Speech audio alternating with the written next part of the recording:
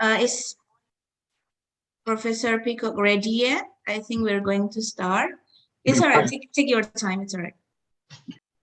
For all of the participants, I hope you to mute the voice, but you can use on camera so we can see your beautiful faces in this morning or evening.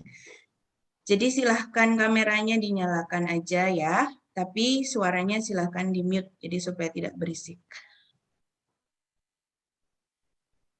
The committee already made Professor Peacock the co-host, so he can control his own material.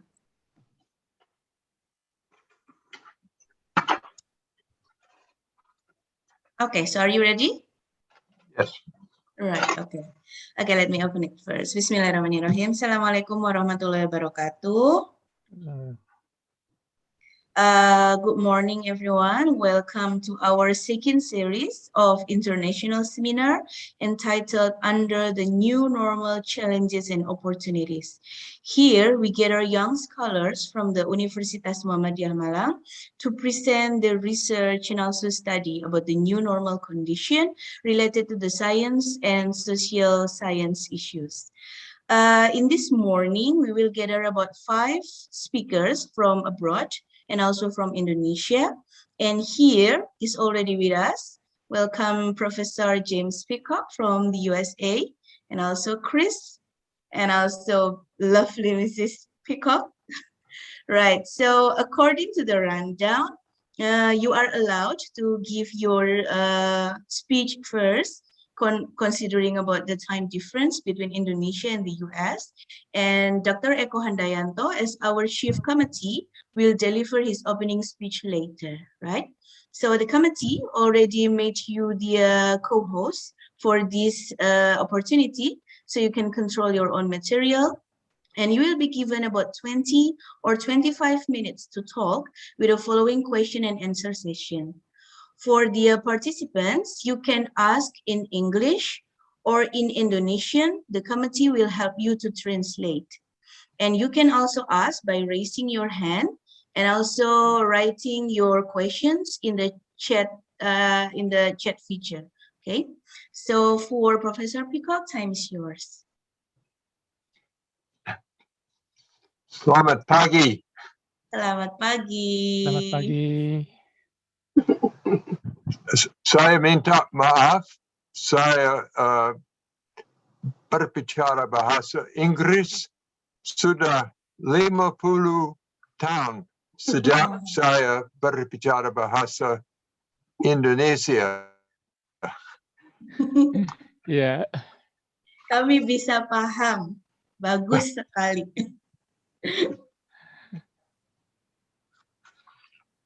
So, last week in my comment, I named 3 problems. First, the pandemic. Second, religious and cultural conflict. And third, the biggest problem, which is climate change. Yes. So today I will suggest some solutions. What is the best solution? Muhammadiyah. Muhammadiyah since 1912 and its founding by Kiai Haji Ahmad Dahlan has offered solutions to problems of life and death, practical and spiritual solutions. You know this very well and can explain it better than I can. The work of Muhammadiyah includes prayers and service. An example of service by Muhammadiyah is hospitals and clinics. These hospitals, for example, and clinics administer vaccines for the pandemic if there are enough vaccines available. This is a pressing need. The USA recently donated 1 million vaccines, which is good, but not enough. So what might help you or us in these practices? spiritual and psychological and educational, as well as medical practices can help. One example is traditional healing. For example, the Tukang Pijit. Tukang Pijit, as you know, does massage and is really quite wonderful.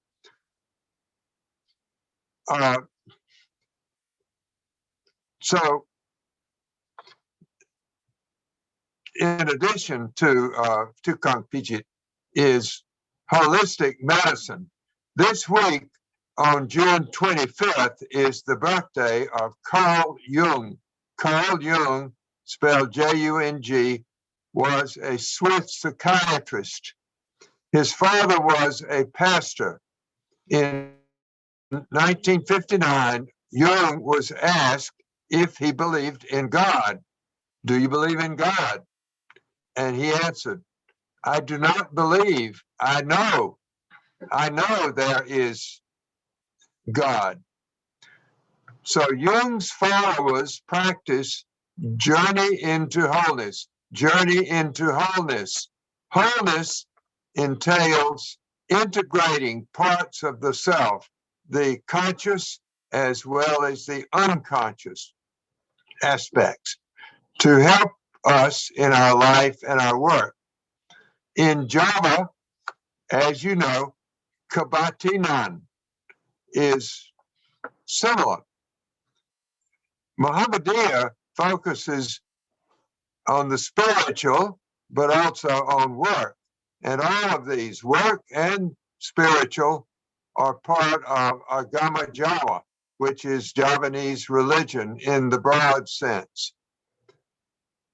Alam and salam are two words that sound a bit similar. Alam is nature, and salam is saying hello. It is also like the Slamatan, I think. So these mix nature and religion, prayer, meditation, healing, and saving the earth are all related. So consider medicine and healing. Muhammadiyan's system of hospitals and clinics is very impressive. One of those hospitals helped my wife in 2010. 2010, we attended the 100th year celebration of Muhammadiyah. That was in Yogyakarta. Before that, in 1963, in Surabaya, a wonderful physician, Ari Awan Suyunus, saved my wife's life. She was bitten by a rabid dog. That was at the same time that Gunung Agung, the great volcano in Bali, erupted. You may remember that. It erupted again recently. So finally, I give thanks to another physician, T. Billy Brazelton. He saved the life of our first daughter, working with her all night to help her breathe after she swallowed amniotic fluid. Recently, Dr. Brazelton called on the telephone and spoke to Florence, my wife, and then 2 days later, he died at the age of 100. Here's another story about medical care. Several years ago, a woman who was the leader in public health for Afghanistan visited us. As you may know, in Afghanistan, it is difficult for women to get health care. To help with health care, this woman built and ran a clinic for women, but then a leader of the Taliban stole her generator. However, at the same time, the mother of the Taliban leader came to the clinic for treatment. So the leader of the clinic said to the leader of the Taliban, you got my generator, but I have your mother. So right away, the leader of the Taliban returned the generator. Even for the Taliban, mothers matter. Similar stories can be told about Aisha, the women of Muhammadiyah. Several years ago, the Ford Foundation asked me what they could do support of Indonesia. And I said, give help to Aisha. And they did so. For as you know, Aisha is outstanding in its service, in health and every other way. Of course, this is true for Muhammadiyah as a whole. Since its founding in 1912 by Kiai Haji Abdallah, Muhammadiyah is truly a healing force, as we say, a balm in Gilead for society. The point is, the world faces huge challenges, including the pandemic, religious and social conflict, poverty, and the climate, and special challenges for young people as you strive to serve and to achieve good while conditions are bad. Muhammadiyah is wonderful in integrating all of these aspects: spiritual, social, medical, and vocational work. Psychology also is important, including the Jungian approach to journey into wholeness.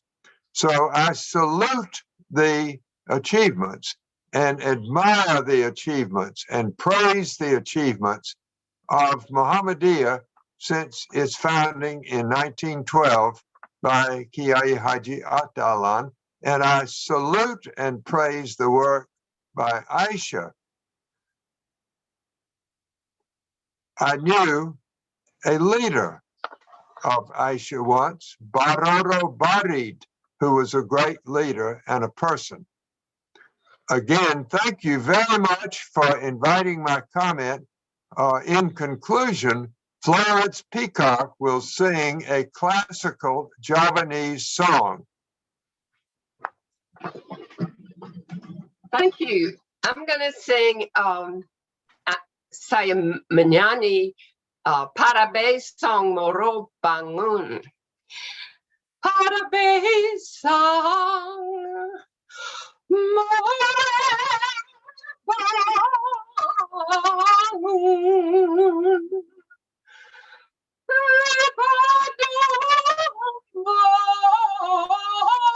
Kali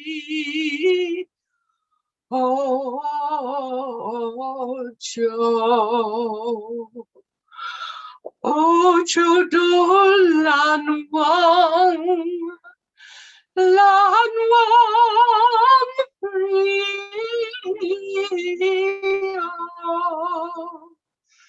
gerameno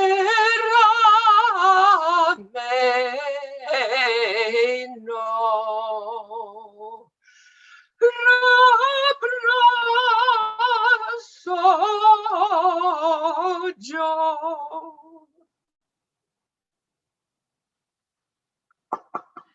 Thank you. Thank you. Thank you very much. You may not hear it, but here everyone is applauding, and that was a very nice collaboration. We just know that an opera voice and tembang can go together. That was very nice, really. Thank you very much, Mrs. Florence. Right. Okay, so for the audience, if you want to ask any question to Chris, Professor James, or Mrs. Florence, the floor is yours. You can ask through chat or also raising your hand, and then you can just unmute your speaker. Okay. So Professor James, yes? I just say, Mongo. Oh, yeah, Mongo. No, please. So you can speak Japanese too? Like Indonesian? Stick it. Oh, sedikit. Yeah, that's great. Right. Okay. The audience, please. We still have like plenty of time. So maybe we open for 2 or 3 questions. That will be okay. So Professor Peacock already delivered about the 3 factors that we have to face within this situation, the pandemic issue, the religious conflict, and also the climate change, and how Muhammadiyah has been offering solution to those issues over times. And also we can heal by working together with the nature, alam and salam. That was a very good theory. Like, yeah, there's a new thing that we have to ponder. Okay, so for the participants, please, Excuse me, Bu Mr. Ria. Restu. Yeah, sure. Okay. We are very delighted. Yeah, it's a big honor to have Professor Peacock and then Miss Florence with her very lovely voice. Also, Chris. Yeah, thank you very much for your coming to our conference. Yeah, Professor Peacock, we have heard that what you studied about Islam, also Indonesian society in 1960s. Also, you still have come again several times to our country, yeah, for many activities.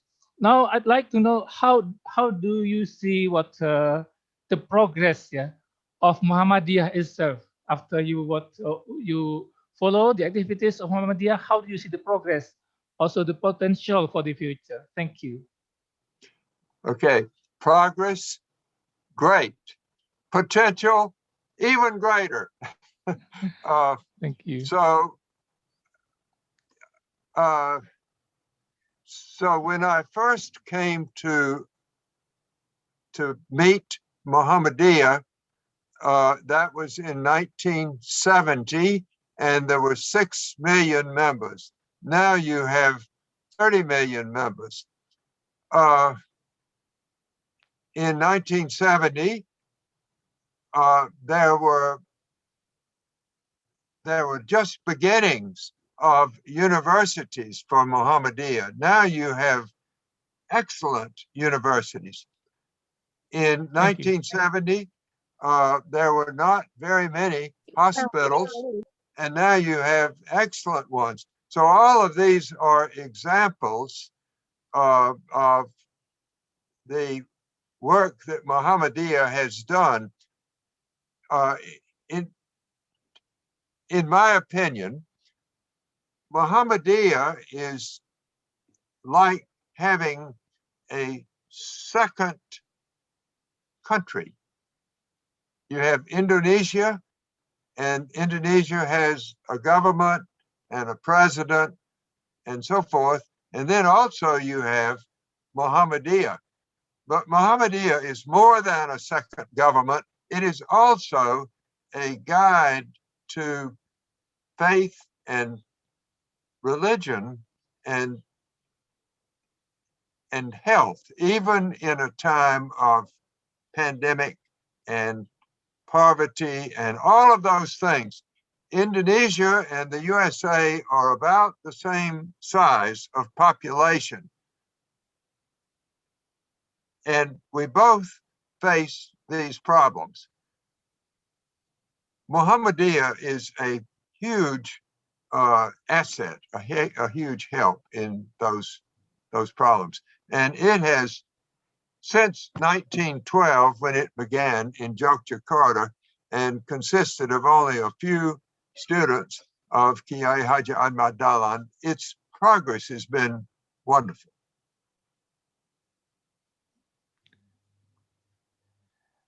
Okay, thank you very much. I'd like to ask more. Do you have maybe we can compare another organization in the US like Muhammadiyah, so we can compare? I'll give one example. Yeah. Rotary. The Rotary Foundation, and you have that in Indonesia also, Rotary is much smaller than Muhammadiyah.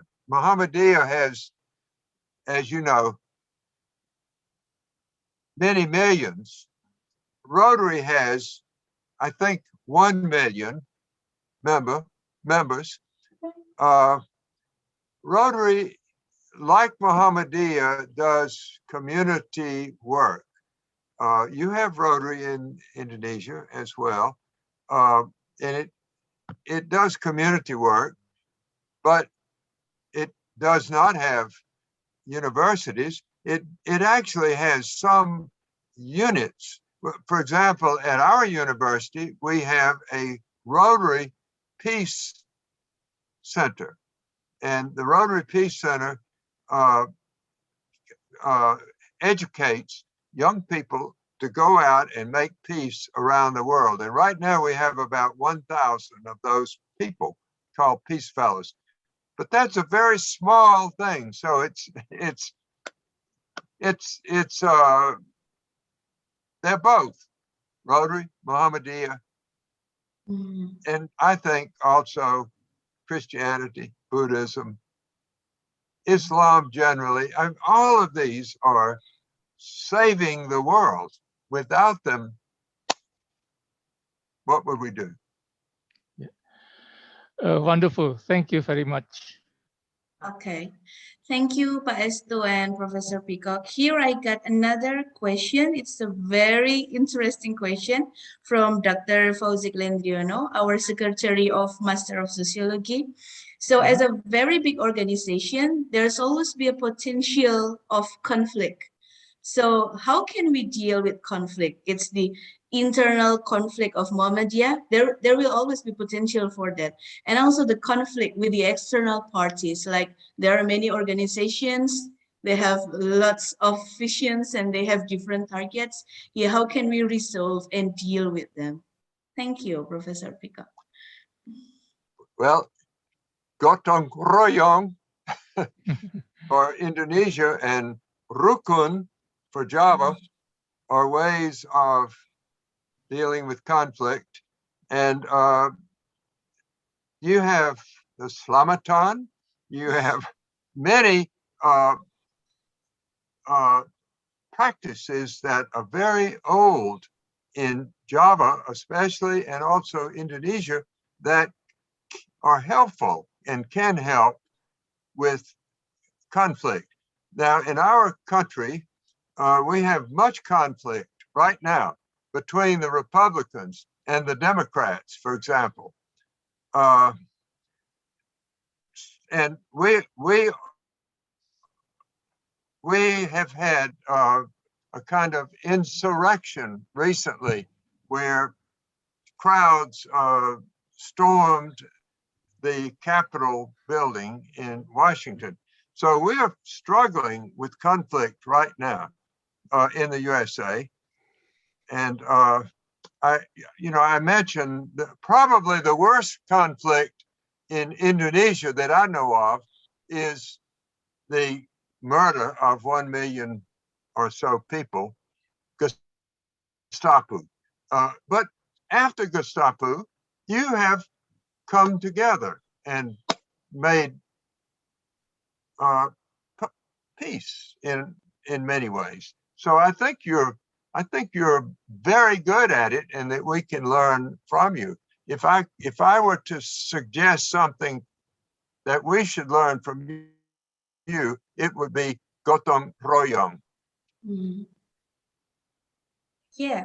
So thank you. Yeah, we just know that we already hold the values for a long time, that now the young generation step into modern life and they tend to a little bit forget about that gotong royong, and also we can sit together and always talk about that. But I saw some foreign countries, they start to have like GoFundMe or fundraising. Yeah, I think they have the same spirit of gotong royong. We can always sit and help each Yes. other. I think so too. I agree. So, Dr. Fauzik, does it answer your question? Right. Okay. Thank you very much to both of you. So, to audiences, any other question? Oh, please, Dr. Dia.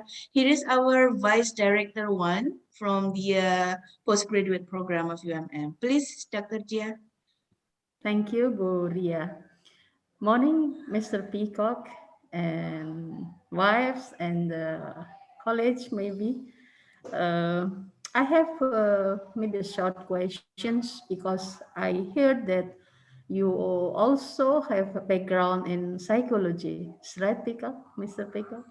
Yes. Yes. My question is, in our country, maybe we have in culturally we have a grade of uncertainty tolerance. Tolerance uncertainty is about our culture. Uh, According to your opinion,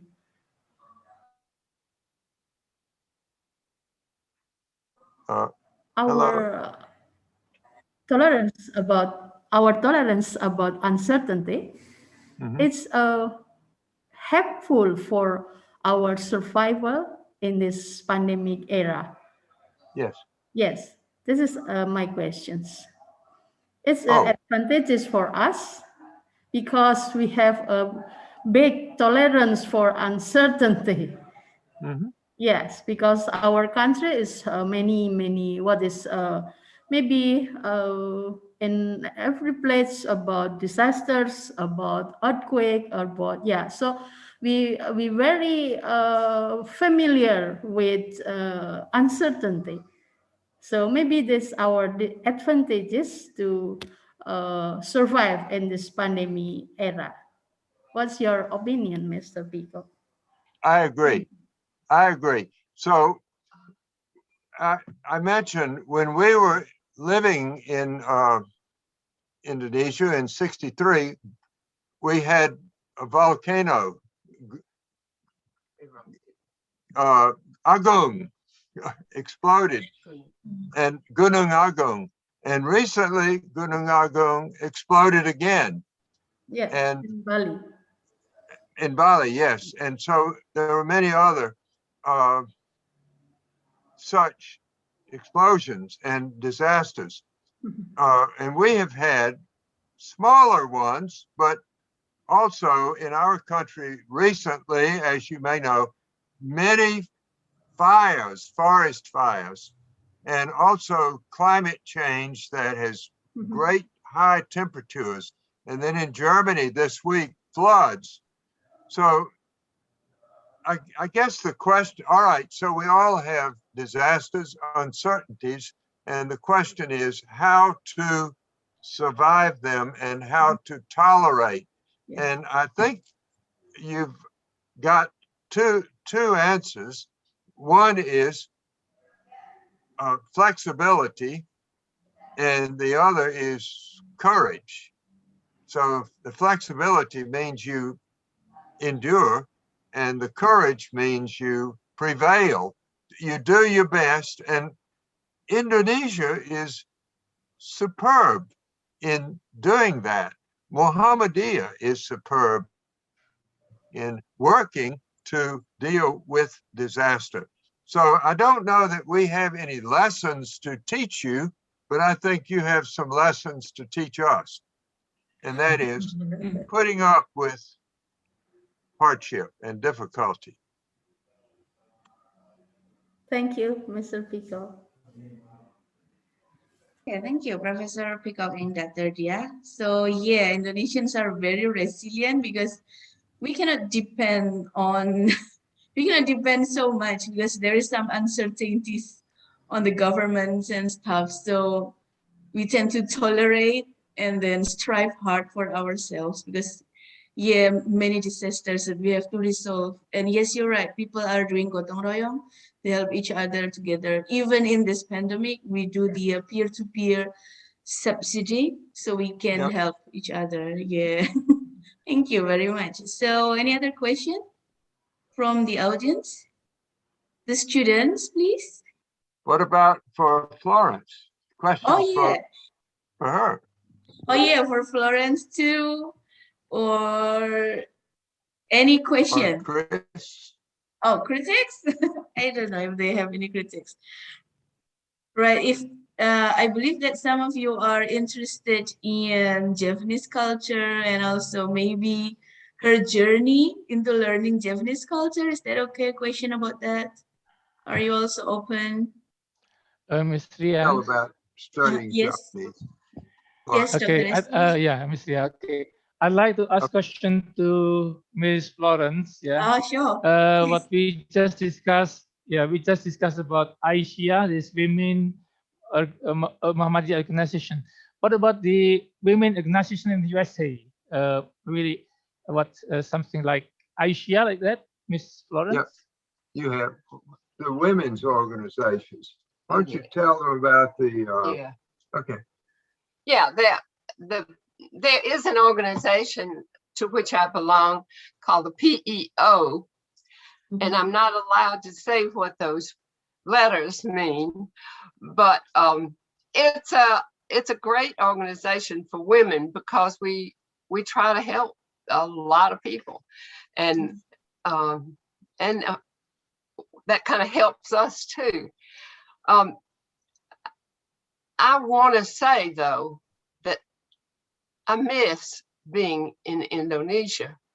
It is a wonderful country, and you all were so good to Jim and me when we were there. We had just married, and the next day we jumped on an airplane and finally got to Indonesia. And we've been happy ever since, and Indonesia was part of the reason. Okay, Miss P, yeah. Terima kasih. Yeah. Sama-sama. I once read that you also become a hero at Chapel Hill, yeah. I think, and then like in this pandemic, I think you can become a model. Okay, what do you think of it? Well, maybe a little bit. I think we're not a model, but maybe a helper for many things, many people, where we can. Okay, thank you. So we have I'll quote our granddaughter. Our granddaughter, Bella, when she was about 4 years old, said this to me. She calls me abuelo, which means grandfather. She said, abuelo, you're very old. You're going to die soon. Meanwhile, you are available. So I think that's about it, to be available. Yeah. She speaks Spanish too. So She abuelo does. and abuela, yeah. Yes, her father is Mexican. Her father Mexican, yeah. From we have two granddaughters who are half Mexican. Yeah. Right. Oh, intercultural family. That must be very beautiful. That's right. Right. Okay. Thank you very much. Maybe one more question. We still have some minutes for Professor Peacock, for Florence, or maybe for Chris, if that's okay with you. Well, Oh, yes. we Yes, have Dr. one. Echo, please. Yeah, thank you. Mhm. For both of you, James and also Florence, because you have an interesting point of view about Muhammadiyah, and also Florence about Asia. Would you like to open Muhammadiyah and Asia in America? Wow. I think that is The branch office, yeah. Yeah, branch Muhammadiyah in America. Special branch of Muhammadiyah in US. Well, yes. As you know, in America, there are many Muslims. So, therefore, Muhammadiyah would be an excellent organization for them.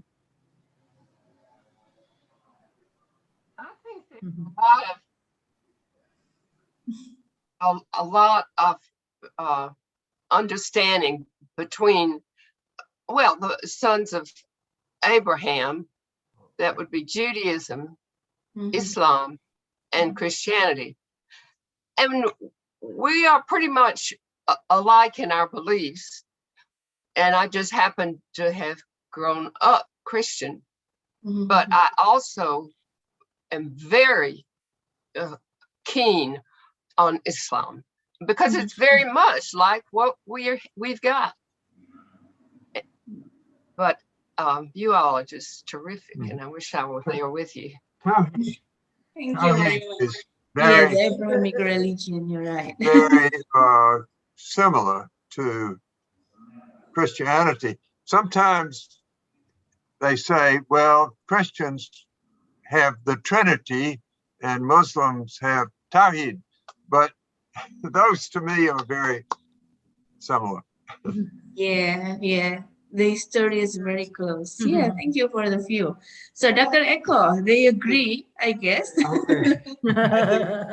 There are lots of Indonesians and Indonesian students in the US, and I believe that some of them are already have like an official branch of Muhammadiyah, because I was living for about 5 years in Australia, and they have the students and also the Indonesians, they have the unofficial branch of Muhammadiyah. Maybe you can start by like approaching them if we are serious on this.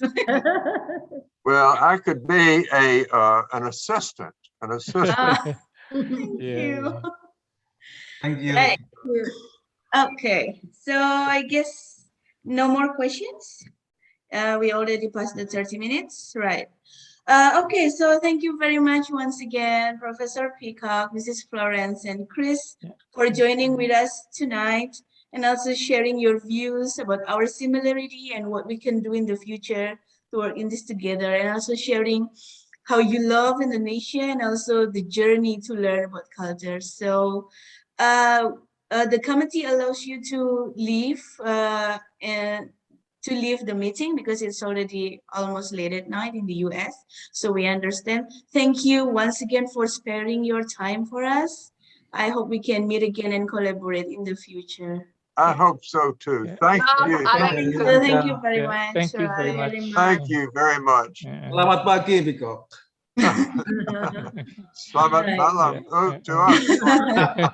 And regards to your beautiful family, may we all make it through this pandemic healthily.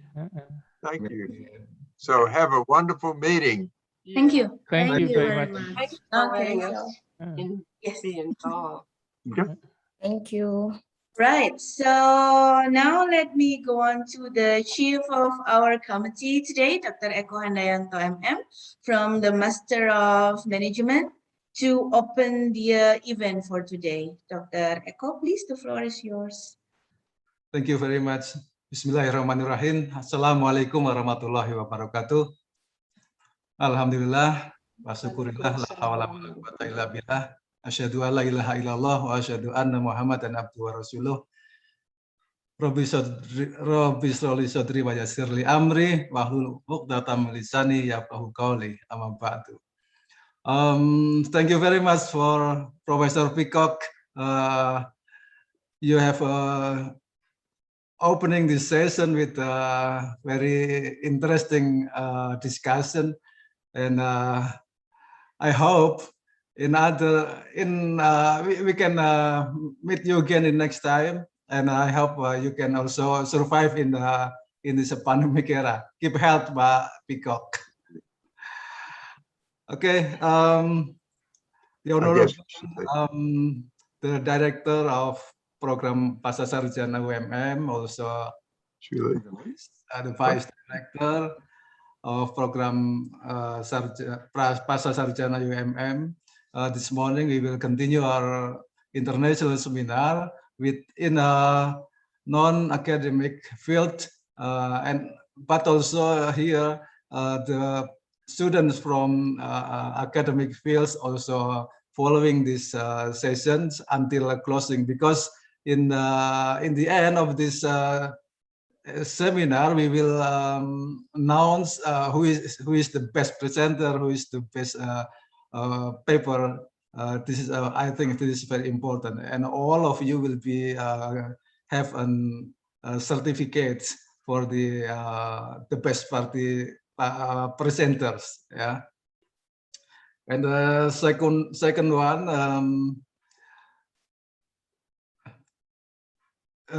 This participant from academic field, it is not this is not necessary for present, because you have presented your paper in the seminar before, and then but you can still join until finish to hear the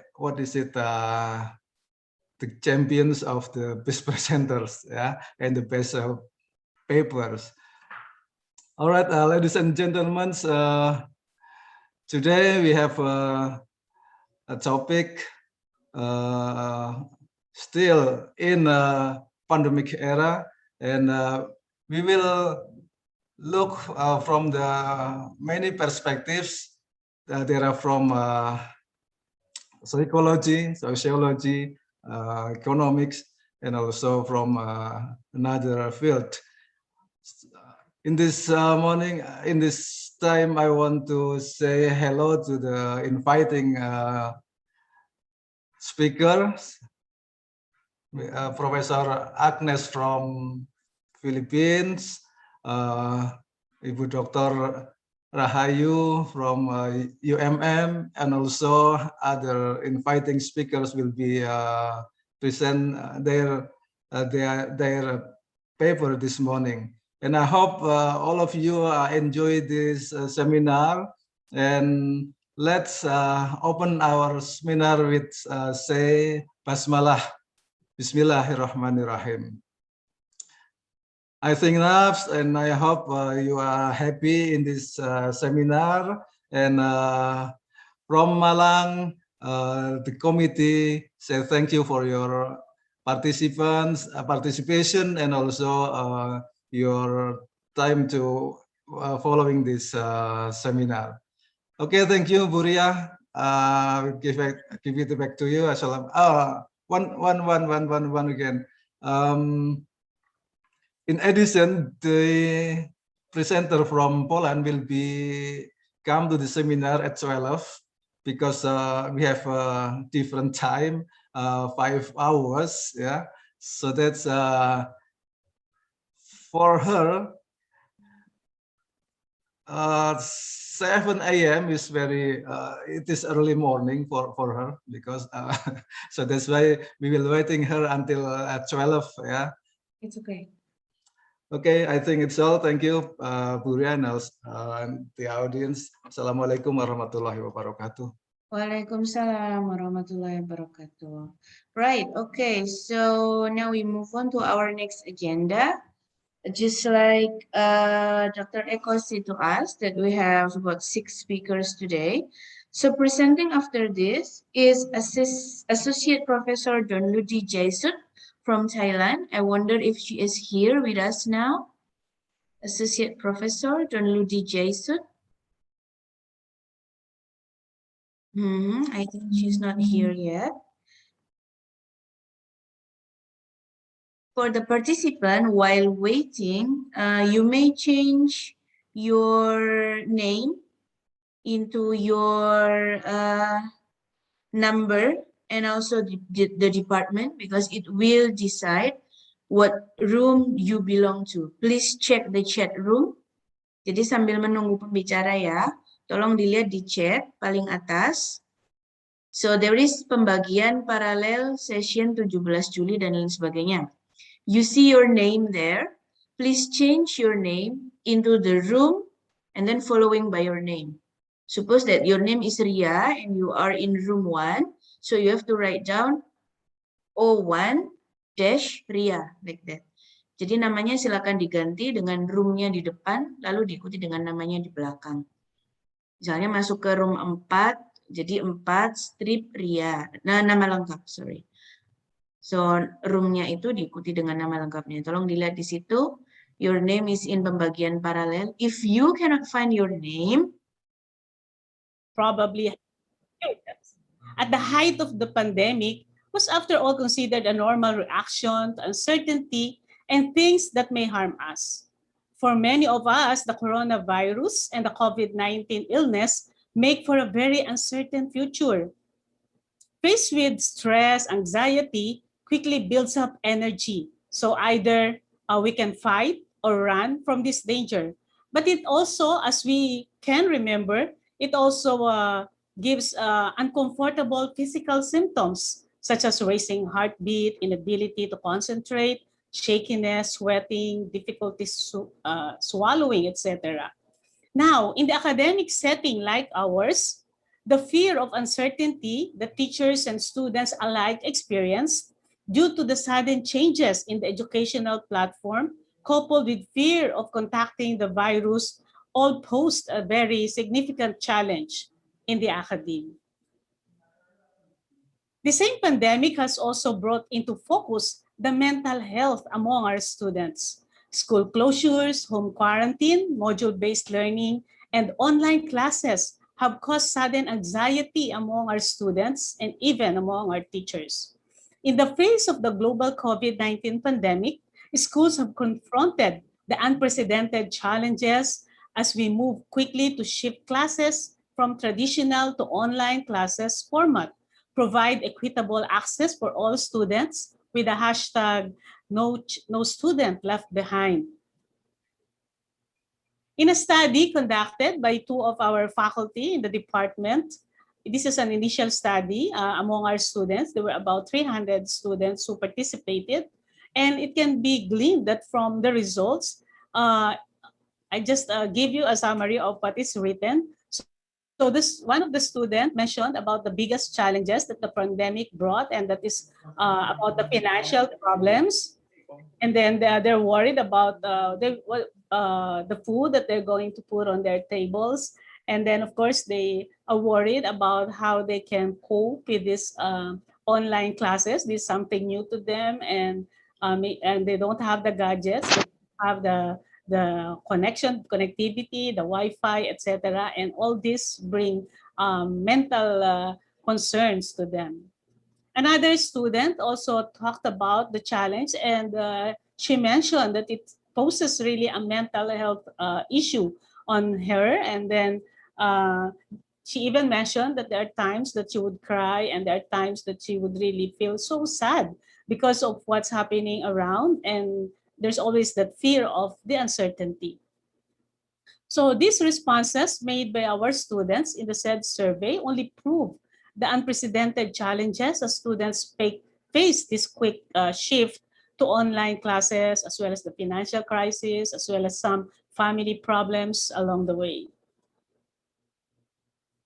At the height of the ECQs, we also noticed some of the headlines in the news, in the social media, which also talked about mental health concerns. Like, for example, this one, educators confront mental health problems amid pandemic, or that coronavirus lockdown could lead to layered mental health issues, or according to WHO, pay attention to mental health and suicide prevention amid this COVID-19. And then the UN warns of pandemic's mental health costs, that according to UN, some of the greatest causes of misery is brought about by this pandemic.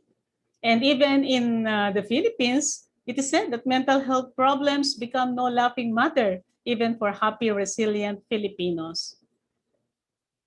Now, in psychology, and that is our field of specialization, there was a time that we always focus when we hear the word psychology. We always talk about the abnormal personality, the disorders, the pathology, the neuroses, the psychosis. But in the recent years, there have been some paradigm shift in the way we look at psychology. And this is through the advent of another special field of specialization called positive psychology. So positive psychology is the study of the good life, the positive facets of human experience, and what makes people flourish and life most worth living. But this is not just thinking positive, as we sometimes think that way. But this is admitting that there are times that we are facing difficulties. There are times that we are faced with unpleasant surprises in life, calamities, tragedies, etc. But doesn't mean that we're going to focus on these negative things. So we can also have to look at the other side of the spectrum, and that is the positive psychology. Okay, so with this, with the advent of this positive psychology, they spend much of its time thinking about topics like character strengths, optimism, life satisfaction, happiness, well-being, and of course, the other variable that we're going to discuss is resilience. So resilience is defined by the American Psychological Association as the process of adapting well in the face of adversity, trauma, tragedy, threats, or significant sources of stress, such as family and relationship problems, serious health problems, or workplace and financial stressors, including a pandemic. Yeah, of course. So resilience means bouncing back from difficult experiences. As we can see in this picture, so we always compare resiliency, make an analogy to the bamboo. I am sure there are bamboos in Indonesia. So what are the characteristics of a bamboo? So during strong winds, the bamboo sways as the wind blows in whatever direction. But after it bends and it sways to that direction, the bamboo shows resilience. It is the trait of being resilient wherein it bends, but it does not break. So it bends, but it bounces back to its original condition. So resilience is the ability to recover for us humans or adjust easily to misfortune or some changes. There would be some tips on how to build resilience, but that would be another focus of another presentation. But the point here for our paper is that aside from individual resilience, we can also have what we call organizational resilience. Organizational resilience is the ability to survive a crisis and thrive in this world of uncertainty collectively, as a group, as an organization. Building resilience in the workplace or in the workforce is a key to adapting the challenges ahead. The good news is that there is opportunity in crisis. And very timely, the thing that you have facing the new normal, challenges and opportunities, and that is the very resilience that we are talking about.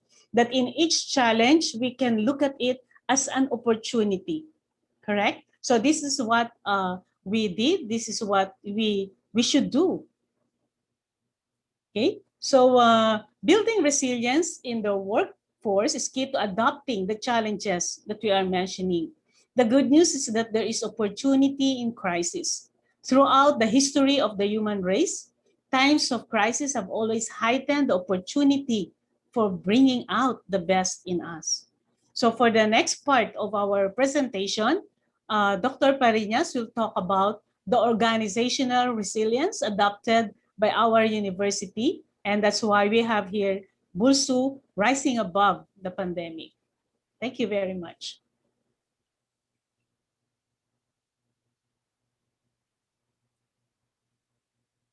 Thank you very much, Dr. Agnes. Good morning po. Good morning, everybody. Good morning, our dear friends from the University of Muhammadiyah, Malang. It's really a great honor to be with you this morning. And to be honest with you, this is my first time to have this international undertaking. And I'm glad that I have it here with your highly esteemed institution, the University of Muhammadiyah, Malang. It's really my honor and my pleasure. By the way, am I audible po? Do I sound clear? Yes, Dean. Okay, thank you very much for Dr. Agnes for that presentation, or wonderful presentation. And let me present and share my screen.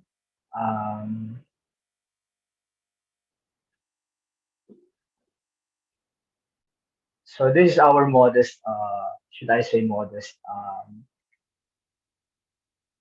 initiatives in order to address this particular pandemic. Bear in mind that none has earn a mastery nor doctorate degree in terms of handling and managing this pandemic. And all of us really were caught, dumbfounded, unprepared, and so all of us really our backs, we do feel our backs are pushed against the walls. However, as what Aristotle said, all of us are rational animals, rational beings, and as rational beings, we know how to come up with this. Is it not that, as what metacognition would say, we know the things we do not know, but we also know how to know the things we do not know. So as first slides presents, Selamat Pagi. I think it's good morning in Indonesia. So let me present my humble presentation. As learning is evidenced with a change in behavior, this pandemic is proof of how we adapt to the here and now.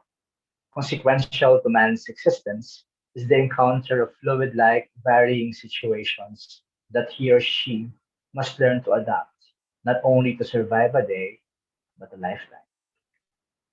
According to Saavedra in 2020, he claimed that this pandemic accentuated problems in the educational system, losses in learning, and increase in dropouts.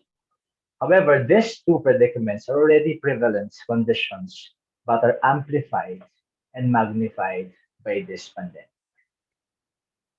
The primordial concern of the educational system is to lessen, if not prevent, the occurrence of these problems by adopting programs that will help the most important stakeholder of the academy, the students, and ensure and guarantee that their welfare and well-being are indeed given premium. So these are our humble initiatives on how we did adopt in this particular pandemic. Since there's what we call an out of school arrangement as compared to the school-based instruction. So there's this particular adoption of a blended learning. So as schools are proactively crafting schemes and algorithms to lessen the impact of this catastrophic phenomenon that indiscriminately devours all parts of the world. In the language of any educational institution, every situation is a learning avenue. As this pandemic poses a threat in the conventional manner of instruction, the academic community tries to come up with a panacea to address this pressing concern.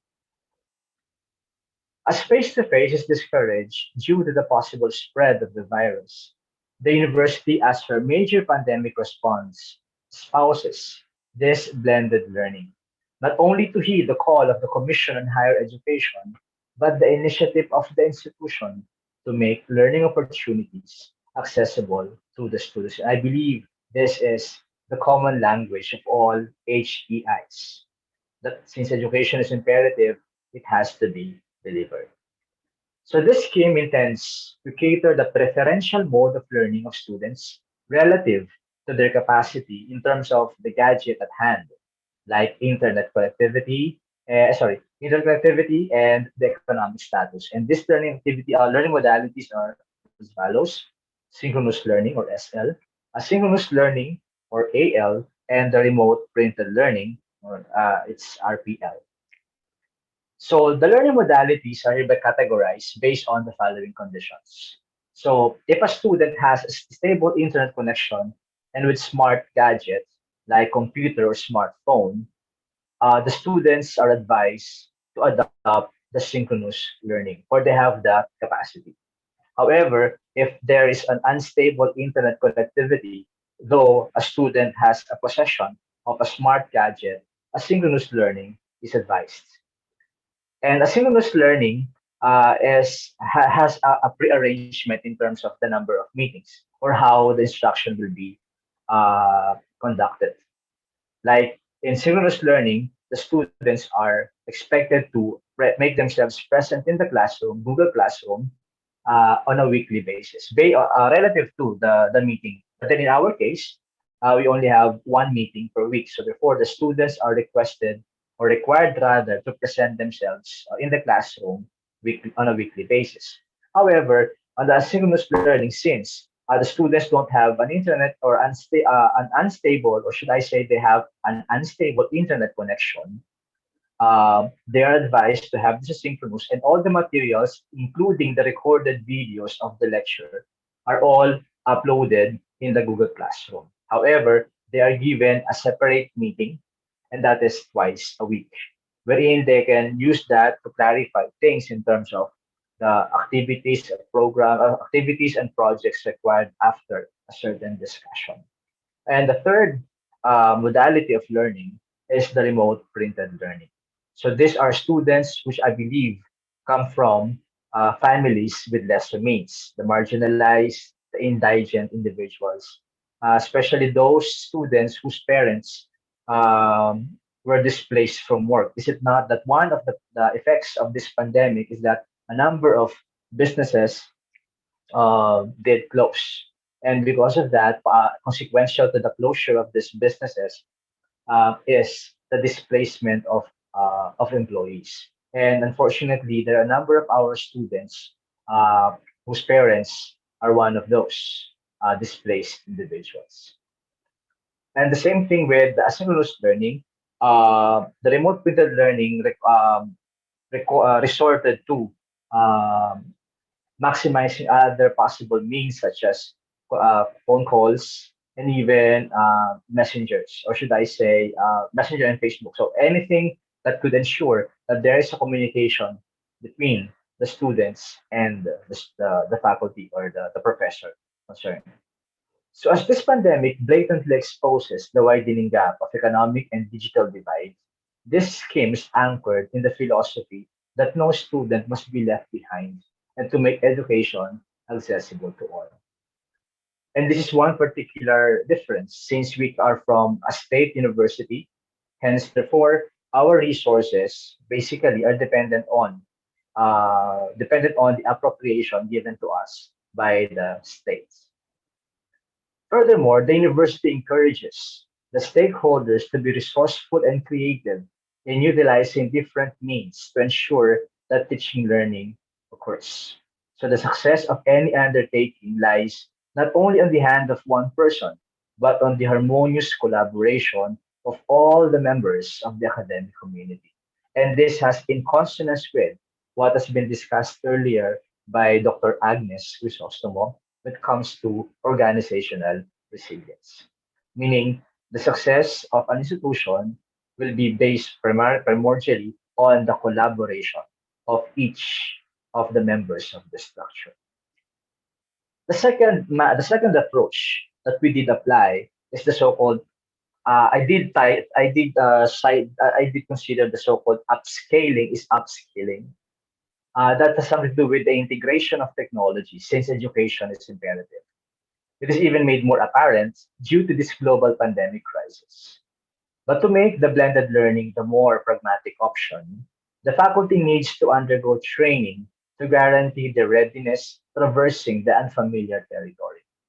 We have to accept the fact that the young ones more likely have the advantage with regard to upscaling and upskilling, meaning to say they have the technological know-how since they are techie, but those seasoned faculty members, so I say seasoned, not the old ones, kasi I think it's more of a euphemism to tag them as seasoned instead of the elderly. You know? Remember that.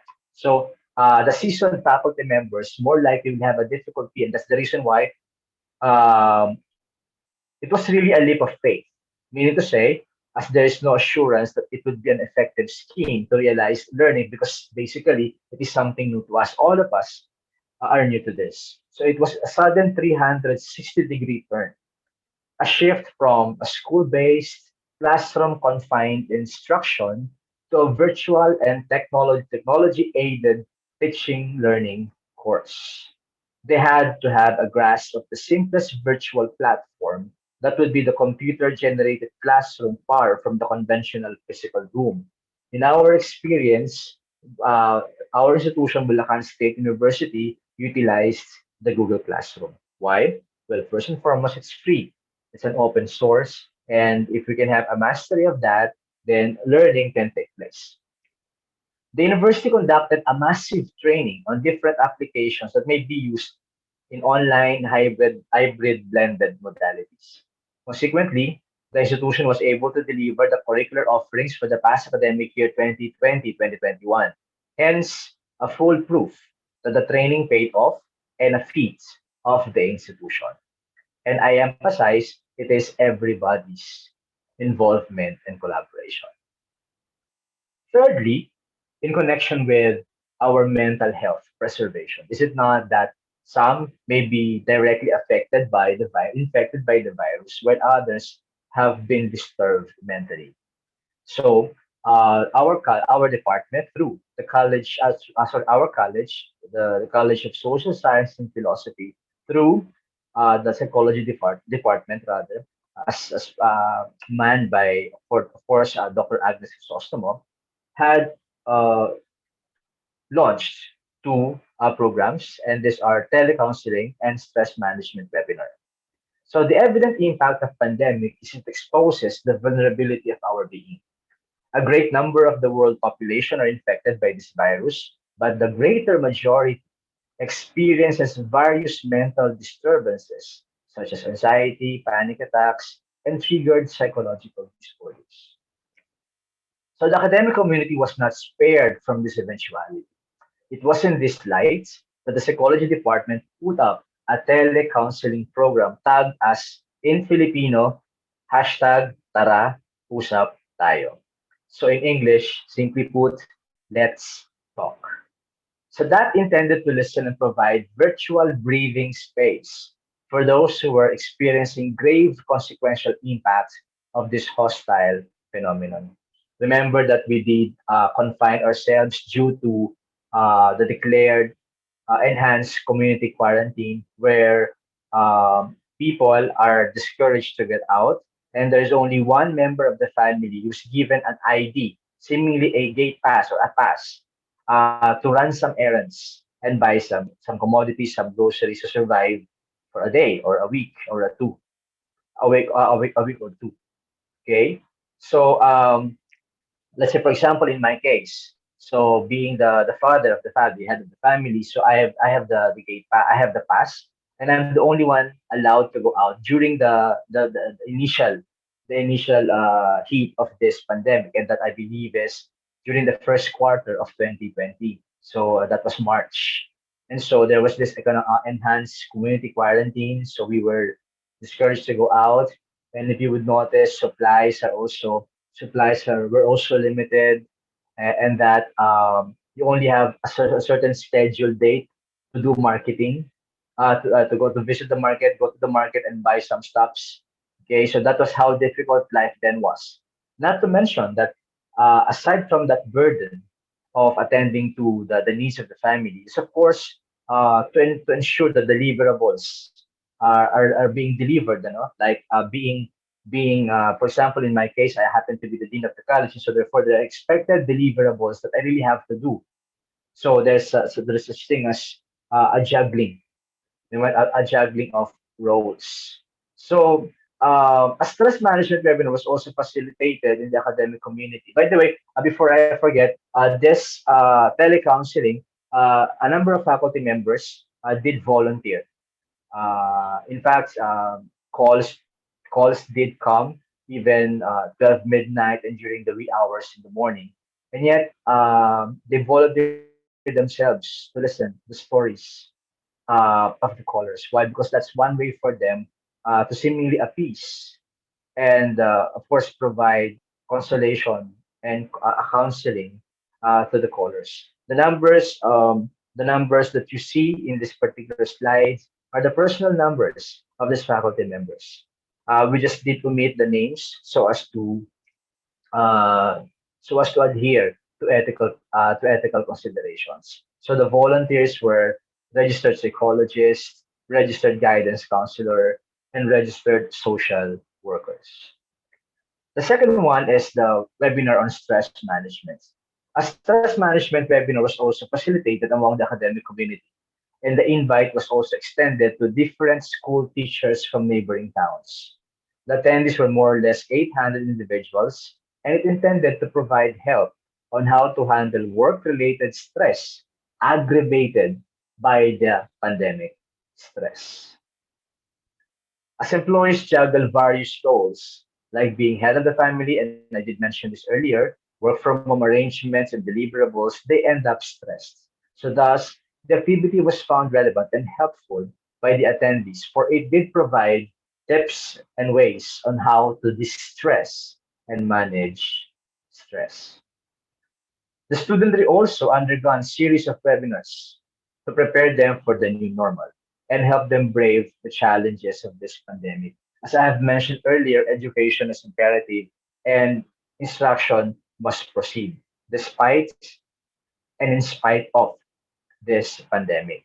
And the series of webinars were the following: social stigma and stress management, embracing a new normal education amidst pandemic, tricks on how to embrace e-classroom, e-learning Google Classroom, orientation and flexible learning for parents. Why we did include the parents? Because the parents would be our complementing partner, since the students are confined in their residences, and so therefore we did ask the complementary roles and secure the complementary roles of the parents so that the students will really be um religiously following their class schedule. Then, of course, HEIs forging partnership with local government units. Why? Because remember that one of our learning modalities is the RPL. And so therefore, the distribution of this printed learning must be secured. And how was that possible? It was done through our partnership with the different local government units. And the LGU unit themselves, the LGU, became our drop boxes. Wherein the students from the particular locality would just simply go there and get the materials, the printed modules. And lastly, we have the project Gear Choose. So it's a play of words. So instead of virtues, we named it as Gear Choose, consonant to the emblem or the logo of the university, that is a gear. Is it not that a gear symbol as the gear is our mechanism for movement? Okay, and that is what we are supposed to do. We have to move on. We have to observe this dynamism because that's what life is. It keeps on moving. And I remember one philosopher in the person of Martin Heidegger. He says, "Being is forwarding. Being is forwarding." So meaning to say, we really have to move on and we really have to stand out. And how to stand out, how to be outstanding is we really have to go beyond this crisis. We really have to brave this crisis. Then this particular pandemic, I don't want to call it the silver lining or the positive side of it, because I think I'll be quite insensitive for those who have lost properties and loved ones. So instead, I kept on using the term realization.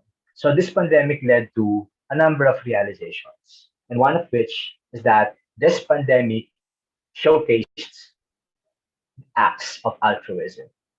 So as the threats were emerging in the first quarter of 2020, and everybody was preoccupied finding for remedy and survival, in the midst of loss and uncertainties, the situation also showcased altruism. So in our college, we did observe five altruistic acts. In Filipino, we call it damayan. So, but in English, it may be interpreted as altruistic acts, generosity, empathy, sympathy. Okay, so and here are the following acts of altruism. One is the student initiative. We're very happy because we find students doing their own initiatives, like passing the hats and food selling for a cause. And all the profits were given to those students who are indigent, who are economically challenged and finding it difficult to attend to their class discussions. The second one is Adopt Iraha. So it is the initiative of the faculty where they do adopt students from their own program whom they find uh, belonging to a family with lower income or with lesser means. Adopt a Staff is a departmental initiative where we have four departments in the college, and each department did adopt a staff and they did give them a financial assistance to survive a time, a month or two. Why? Because since it was pandemic, there was lessening the number of personnel, and so those who were displaced were given assistance, but then they were rehired. Fourth one is isang daan sa pangarap. With all due modesty, this is my individual my own initiative where I did solicit from friends. Okay, I did solicit from friends and former classmates and even some students of mine before, and it was a fun drive. I call it isang daan sa pangarap. It's actually can be interpreted in two ways. No, when we say isang daan in English, it means one way, but it can also be meant as 100. In short, I did solicit 100 pesos from friends, and the collective amount I was able to reach a certain around 40,000. They were given to our student recipients. So they were given 400 pesos as internet allowance monthly, enough for them to attend to their subjects, enrolled subjects. For this particular amount, they will buy a mobile data, and they can now access the Google Classroom and attend the actual discussion. And lastly is an institutional provision where the institution did provide gadgets and of course internet allowances as well to those indigent students. As for the conclusion, this pandemic has put our backs against the wall. However, resilient as we are, and it has been emphasized earlier by Dr. Agnes, we know how to address existing and imminent threats in the delivery of instruction. As aforementioned, education is imperative. Hence, it is the primordial consideration of any educational system. Furthermore, it is the mandate of state-run institution of higher education to educate the young, no matter what the situation brings, through all possible means. Corollary to this is the duty of the institution that the mental health of all the stakeholders at these challenging times must also be guaranteed. There may be humps and barriers along the way, but our resilience is our vehicle to get through all of this. Indeed, according to Moynihan, the CEO of Bank of America, when history books one day recount the COVID-19 pandemic of 2020, it may well be a tale of human ingenuity, adaptiveness, and resilience. With that, terima kasih teman-temanku tersayang. Thank you very much.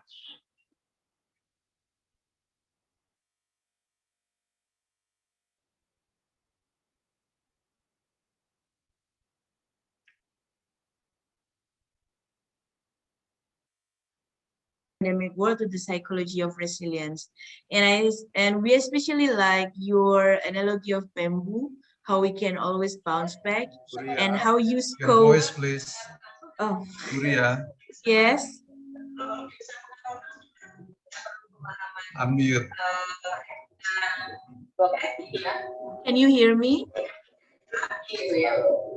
Oh, okay then. So, and how can you scope all of the views placed from the individual resilience, and then because the strong individual will build a strong community. So you put it in the individual resilience and then the organizational resilience. Thank you very much. So here we already have one question from Professor Lily Zalizar. It's our head of the agribusiness department.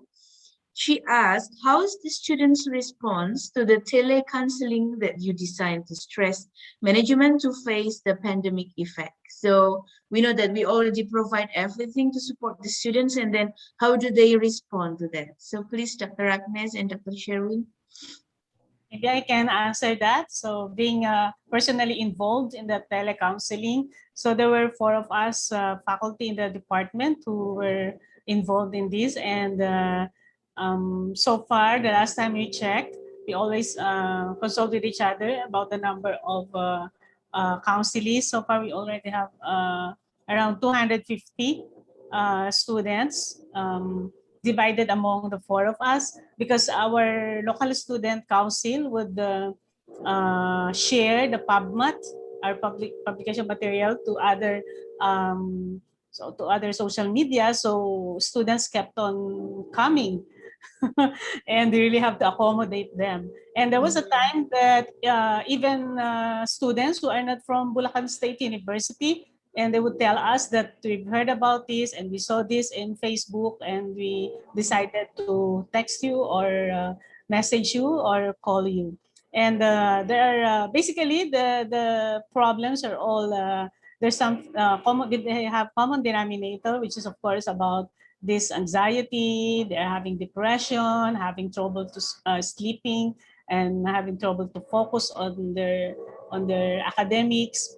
And in fact, there was also a time that a caller from as far as Saudi Arabia, I received a call because according to him, his niece, who is a student of BSU, even forwarded to him because he was having some depression because he wanted to come back in the Philippines. He was an OFW, overseas foreign overseas worker, and he could not come home, so he was having depression. And of course, we're welcome to anyone who could reach out to us, and in any way that we can help, we would do that.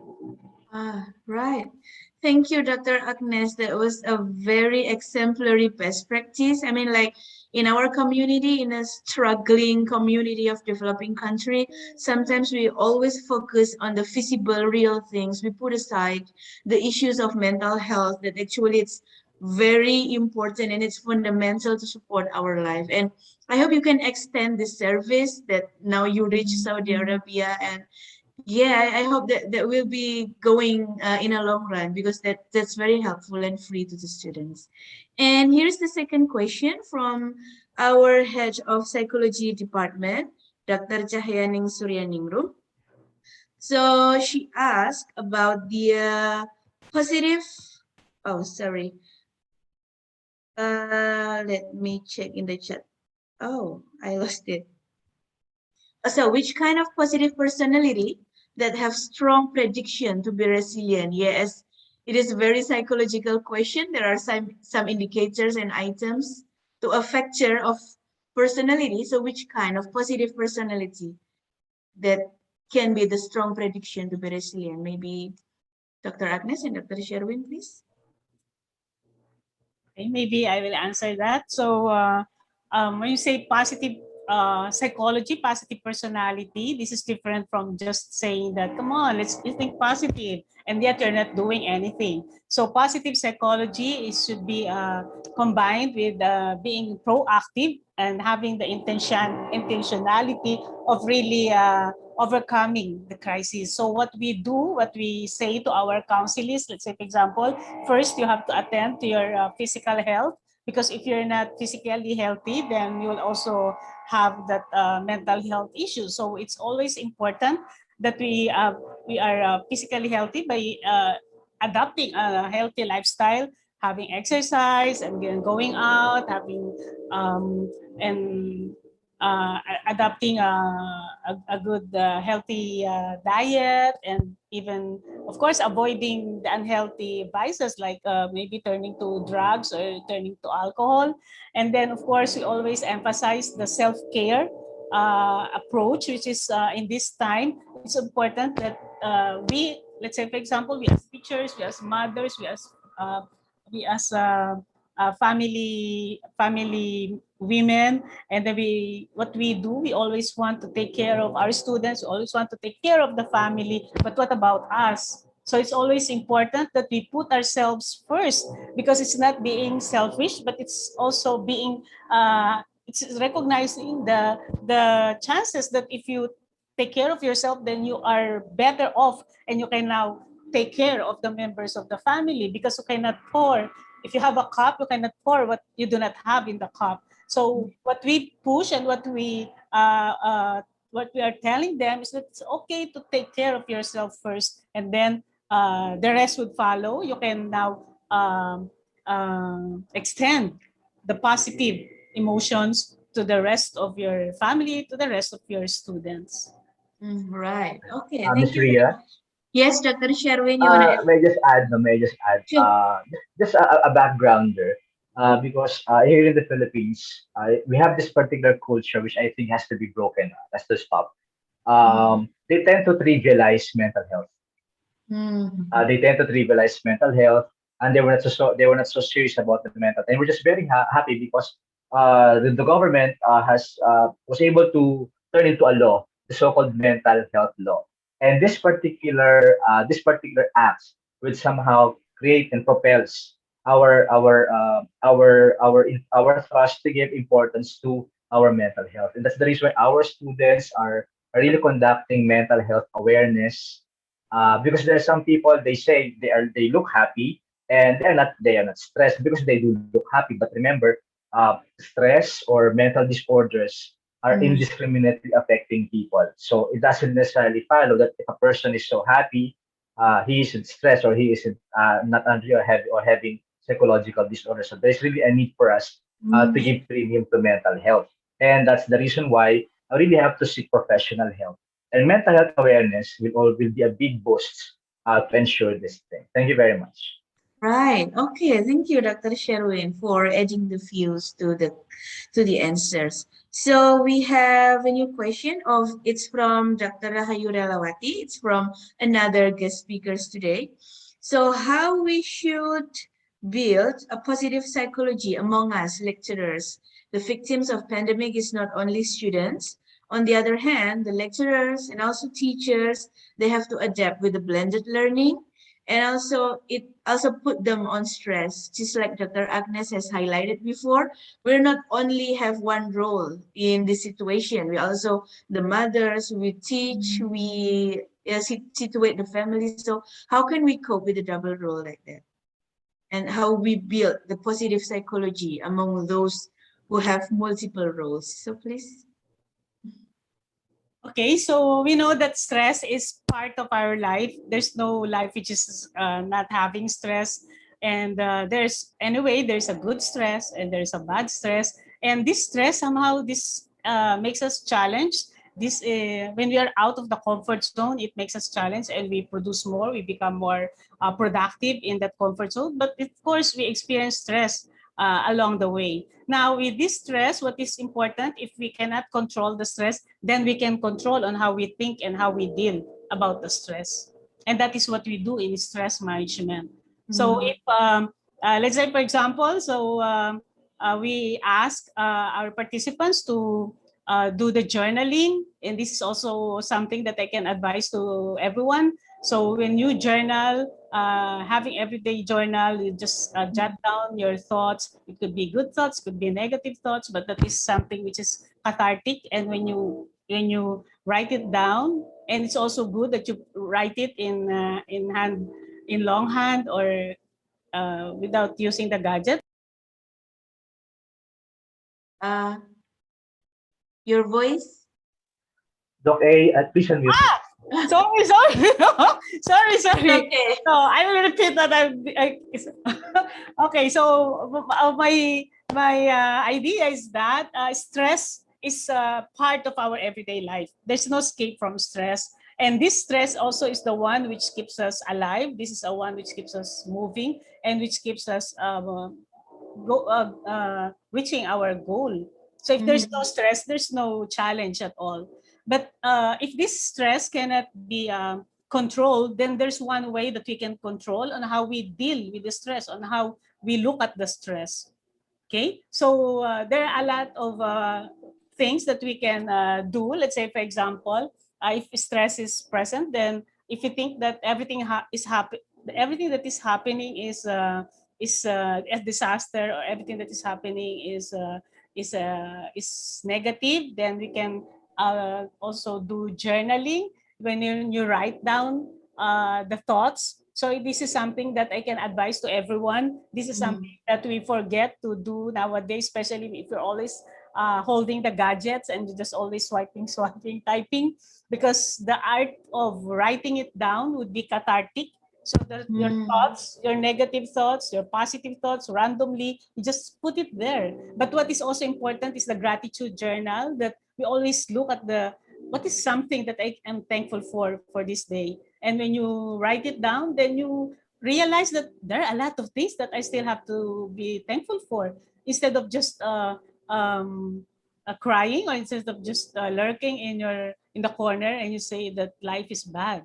And of course, you always have to discover your passion. So there's always, like here in the Philippines, we have this plantita, which is the art of something which has been discovered during the ECQ, is the ability to plant plants, to do gardening, home gardening. This is something that we have neglected in the past, but now we have all the time to plant the various species that we have, and it's always something for me personally, because I also do that, and it's something that you have to look forward in the other day, and the next morning I saw a leaf that is pushing itself from that plant, and it gives me a good feel. Wow! And it's already something which is tells of a promise of a good future, a promise of a tomorrow, and a promise that you really have to look forward to. And then, of course, like what I mentioned a while ago, you do exercise. Always good that you have to sweat it out, and then you enjoy the sun, the heat of the sun somehow in your garden. So do not just focus on our gadgets. It's also good that we unplug sometimes. We give ourselves a relief from the social media. You can unplug, you can deactivate your account, and you will realize, you will experience that, oh, the peace, the peace and the serenity. If there's no social media, and then you're on your own, you can also do meditation, your prayer, like that, and then you're being mindful. And there's some other breathing exercises that we also teach. Imagine breathing, it is a very basic thing that we do, and all along it is important. And there's this what we call intentional breathing, when you inhale the oxygen and you exhale the carbon dioxide, and somehow that is a good practice, because our brain is provided by the good oxygen, and it also relaxes our system, and all along the stress is gone, and you feel good again. Okay, those are some of the tips. Oh, thanks a lot, Dr. Sherwin. Any additional tips? Because there are two new questions. I believe, thank you. But I believe we just have to be true to ourselves. Like, for example, if you're feeling something, you just have to be vocal about it. As much as possible, we have to share what we have in mind. Sometimes we have this tendency to keep it for ourselves, and chances are we are greatly affected. But if, for example, you always have we have somebody to talk to, like, for example, you have your wife, you have your husband, you have your kids. I think since this pandemic, really somehow one of the realizations is it confined us in our residences. So why don't we have to make the most of it? Like before, we have this tendency not to share meals with our kids. Let's say because they're too much into their gadgets. Let's say, for example, they have their own rooms, so they'll just get their plates and then they'll proceed with their rooms. But this particular pandemic, so let's try to make the most of it. Share the meal, share the table. Let's talk. Let's have a dialogue, and let's revive that communication existing in the family. And I believe that's one way for us to be grounded as well. Okay, because sometimes if the youth nowadays are into too much gadget, despite the fact that there is what we call social network, there is still what we mean by social isolation. So because this particular virtual platforms, and not to say it's antisocial, but seemingly it dehumanizes socialization. Remember, because this setup really provides only virtual relationships, virtual communications, but nothing. So there's a need for us to have these warm bodies. We need warm bodies, not only virtual bodies. Thank you. Okay, thank you very much, Dr. Sherwin, for adding your insights. Yes, correct. So there are two more questions, but I guess Dr. Agnes and Dr. Sherwin already answered the questions about how are the other solutions to cope with stress, because stress is manageable, and those are the things that we can do, like, being gratitude of our family that we usually left because of the gadget. Now we can sit together with them and do the real talk. And as Dr. Agnes said, we can appreciate our surrounding and see the nature. So I guess this is the last question. We have to limit. I'm sorry. This is very practical because, and this is a new important question. How can we fix learning and character loss of the students during online learning? So very interesting from Yusah Andriana, because mostly the students ignore learning via online learning. So yeah, this is the practical one. After we cope with stress, how do we deal with this? Okay, thank you very much for that question, po. Uh, so, in our case, ma'am, the Bulacan State University, we have this curriculum development. So we did revisit our curriculum, and we did budget the subjects. We did budget the budgets, the topic schedule, the topic budgets. Otherwise, we can just simply proceed with the usual. Because remember, the schedule of our topics was during the time when everything was normal. But in this new normal, we cannot just simply do with it. So instead, we have to chop down, trim it down in a manner where it will not bring hostilities to our students. Meaning to say, we just have to budget the topics. And at the same time, in our university, we did observe the so-called operationalization. Say, for example, in a 3-unit class, that is equivalent to a 3-hour contact hours, right? However, we cannot just simply require students to stay 3 hours online. Remember that we also have the so-called internet stress, the screen exposure stress, and so therefore we have to limit as much as possible the time of our students exposed to gadgets. So let's say, for example, in our case, in a 3-hour class, we're only supposed to meet the students 1 hours. Sorry, 1 to 1.5 hours. It's the maximum. And then the remaining 1.5 hours will be devoted for an asynchronous activities. Okay, so in that case, the students will not be forced to expose themselves to the screen.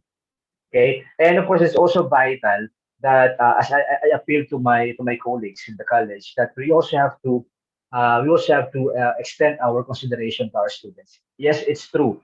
There's no such thing as to validate whether our students really are telling us the truth or not in terms of character. Because, for example, if a student tells us that, sorry, sir, I cannot attend our class because of our unstable internet connection, so we cannot validate that. So we just really have to give the benefit of the doubt. Okay, and there's also one way somehow to let them not feel that we are burdening them. So meaning to say, we just really have to be open as to the manner of how they can attend the classes. Remember, we also have not to forget rather that this pandemic is also a learning opportunity. Meaning to say, it will be added to their learning skills, like how to survive this pandemic, how to live a life in pandemic. All of us are learning into this. It may not be it may not be related to a certain subject, like in mathematics or in science. But what is more important is we learn how to survive this pandemic. Okay, and it is part of our learning. And I believe other learning materials can be addressed, like by giving additional work that is, of course, during the time our their conditions, resources, merit or warrant or allow. Okay, Doc Agnes, I think she also has an answer to the question. Thank you. You have answered it very well, Dean. Siguro, as we end our part, I just would like to share with everybody before we end this one technique which you can use if you feel you're stressed. So everybody, can you follow me? Let's say this is what you call the butterfly hug. I'm not sure if I already have shown this in another conference. Anyway, so a hug is always good. Psychologists say that we need it 4 hugs a day for us to survive, and even more hugs for us to be happy, because it releases the oxytocin, the feel good hormones. But in those times that you're single, no one to hug you, but you can hug yourself. So you just do this with your hand, everybody, and you'll Yes. see the benefit, and then you put it here in your shoulder like that, and then you can just tap it alternately tap it here, tap it there, tap it here. And then you can close your eyes. Come on, close your eyes. And then as you do it, you can inhale and exhale. And as you inhale, you hold it in. And as you exhale, you try to exhale all the stresses of the day, all the stresses of the night.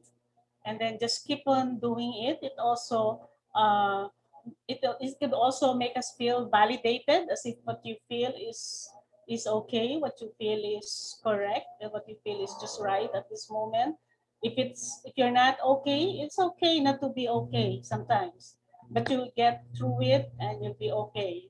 You'll be okay some days, you'll be okay in the next day. This butterfly hug, you can use it not only when you are stressed, you can use it use it when you're sad, when you're angry. They say that when you're angry, you count 1 to 10 or 1 to 100. Why don't you just do this when you're angry, and before you know it, the anger is gone. And you can also use this when you're happy, when you feel victorious, when you've achieved something. It could be a pat on yourself. Okay, that's a good job. It's okay, that's a good job. And also, you can also extend it here in your arms like that. It's good when someone taps you, and why not? You tap yourself and you say to yourself, it's a good job. You're doing okay. Okay, so you can do it before in front of your laptops when you're doing something in between. You can do it when you're in your bed, and you can do it when you're riding in your car. You're not driving, of course. Okay, so you always remember that and always do that. Me, I always do that. Thank you very much in behalf of Dr. Thank you. Thank you once again, Dr. Thank you very Agnes. much. The honor is ours. Thank you, Dr. Agnes and Dr. Sherwin, to keep highlighting that we should put our own first, ourselves first, and then worry less about the things that we cannot control. Because if we put ourselves first, and then things will be okay, and we will be validated. Thank you very much. It was very insightful and helpful. Thank you. Now let me pass you the gratitude from the audience. They say thank you, really relieving, and thanks a lot. That works a lot. Thanks. Okay, so now let's move to the next presenter. But before that, let me send a warm welcome to Associate Professor Abdurrahman. Welcome to this conference. Right, and I would like to invite Associate Professor Luddy from Thailand. Are you here already, Dr. Jason? Yes. Good morning. Oh, yes, right. Good morning, Dr. Luddy. How are you today? I'm fine, thank you. You're But fine, in Thailand, right? this is a bit higher today for the COVID-19 case. Yeah, it's getting challenging for all of us, so hope we all make it through healthily. So, Associate Professor Luddy Jason is from Thailand. Let me introduce her to you. So, she was graduated from the King Mongkut University of Technology Thonburi in 2008. And she's got her master from the King Mongkut University of Technology Thonburi, Master of Engineering. And she graduated from the Kasset Sart University with a Bachelor of Engineering, Agricultural Engineering. So she has multiple publications since 2002 in reputable journals, concentrating on agriculture and sustainable staple food plants, for example, jasmine rice, brown rice, and things. And she also joined training supported by the Netherlands in China. And she already speaks in a number of international conferences, including in Hong Kong. Right, so Dr. Jason, the committee, already made you the co-host, so you can control and share screen your material. So please welcome, the time is yours. Thank you very much. Today, just would like to share experience from in terms of agriculture during the COVID-19 in Thailand. Can you see my PowerPoint?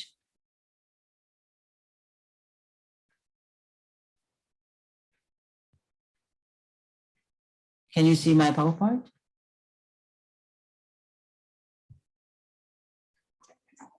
Yes, we can see it. Okay.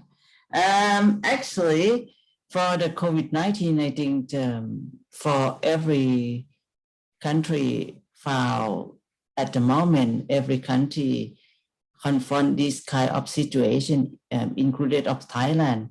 But for myself, I'm from agriculture sector, so I would like to talk and share a little bit about in terms of the research and also how can we survive during the COVID-19 situation for the agriculture. In Thailand, already third wave as I think at the same as in Indonesia, and the number of people who got the COVID-19 is increased in, especially today, the number is reached to 10,000 people who affect from the COVID-19. And the dead people, the number of dead people is more than 100 for today. This is the highest number for Thailand. However, everyone try to survive and hope that this situation will pass as soon as possible. For the Thailand, at the moment, if we talk or we talk into in terms of the research, we not just prepare ourselves listen here, but we prepare ourselves in terms of using the smart technologies. So this kind of technology can be support, especially during the COVID-19 situation.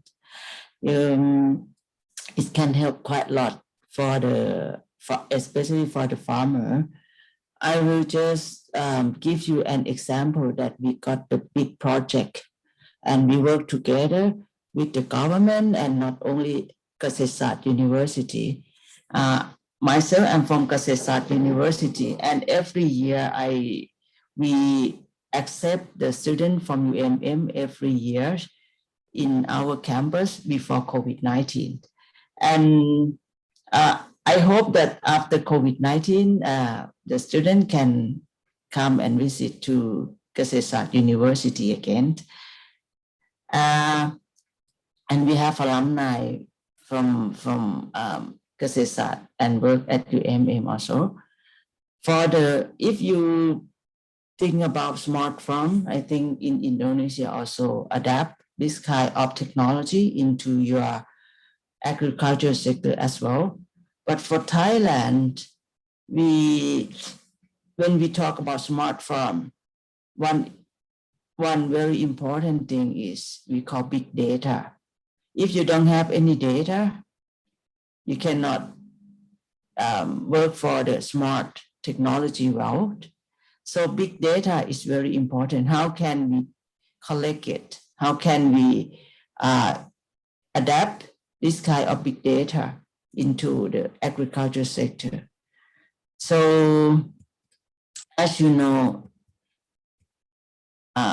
it has many problems in terms of for the agriculture, like for example, the climate change, the limited of water, and less of agricultural land. It have many problems, so that's why we have to find out a good way to solve that solutions. So Thai government, they gave the big budget to many like this project, and not only Kasetsat University ourselves, we work together with our partner, with many university. I think many of you know many university, for example, like Chulalongkorn University, Thammasat University, Mahidol University, and so on, Chiang Mai University. And we separate into discipline, and Kasetsat not keen in every discipline, but we are keen on agriculture. So the other discipline, the other university try to support and help. Like for example, Mahidol University, this time they are very strong in terms of health, especially in COVID-19. They have very keen, very strong, they have very good hospital, can help a lot in terms of health. And for the big data, because we have big data projects, so it can help COVID-19 situation quite well at this time. And another university, for example, Chiang Mai University, they help in terms of climate change. Chulalongkorn, they help in terms of robotic, for example, like this. So together along Thailand, we call the Research University Network Thailand, or RUN. So once you work together, you can solve the big problem of your country. And unbelievable that this project is launched before COVID-19, I think 5 or 10 years. And after COVID-19, we can use this kind of data and this kind of the smart technology from this project help it a lot. Once you collect the data in terms of in each discipline, so not university ourselves, but we work together with the institute of the country, for example, NECTEC or GISDA. The GISDA, they use the data that we collect, and then they help together provide for the mapping, like I will show you later. And then the government will support for the people who would like to use application or the data from this kind of project. So government will look after this one. University cannot work ourselves because we can only do the research, but we cannot look overview for the country data. So we need the connection between institute, the country institute, and also the university work together. And also we work very close to the Ministry of Agriculture. Okay. And first year, we have our area that's not far from Bangkok much, like pilot scale.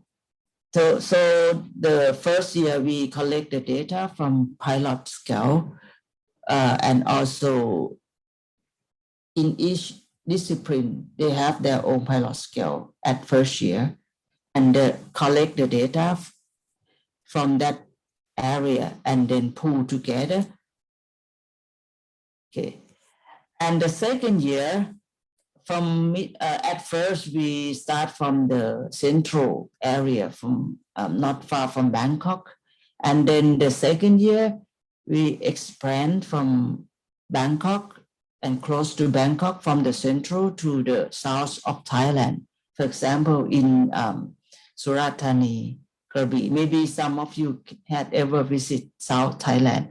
So we expand this kind of project into the South Thailand. And right now we are in the third until 5th year, so until 5 years, so we will expand all along Thailand from this kind of project. Okay. Once you got, I will talk in terms of agriculture because I'm from Kasetsart University. This is example.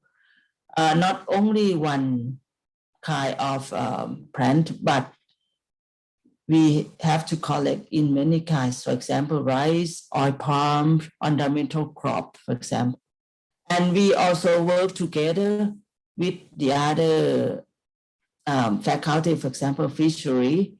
So they collect the data from tilapia, for example, and we work together with food food science, and we work together with Faculty of Engineering. So for Kasetsat University ourselves, not only Faculty of Agriculture, but we work together with many faculty and became the big data project of at Kasetsat University. One, you collect the data from farmer that we have connect, and then all the data will directly to the data bank, and then we will create, we will use all the data and create for the application, and then after that the user can use it for free. Okay. When you talk and when you I think you had ever see this kind of bird and you are very familiar. Smart platform.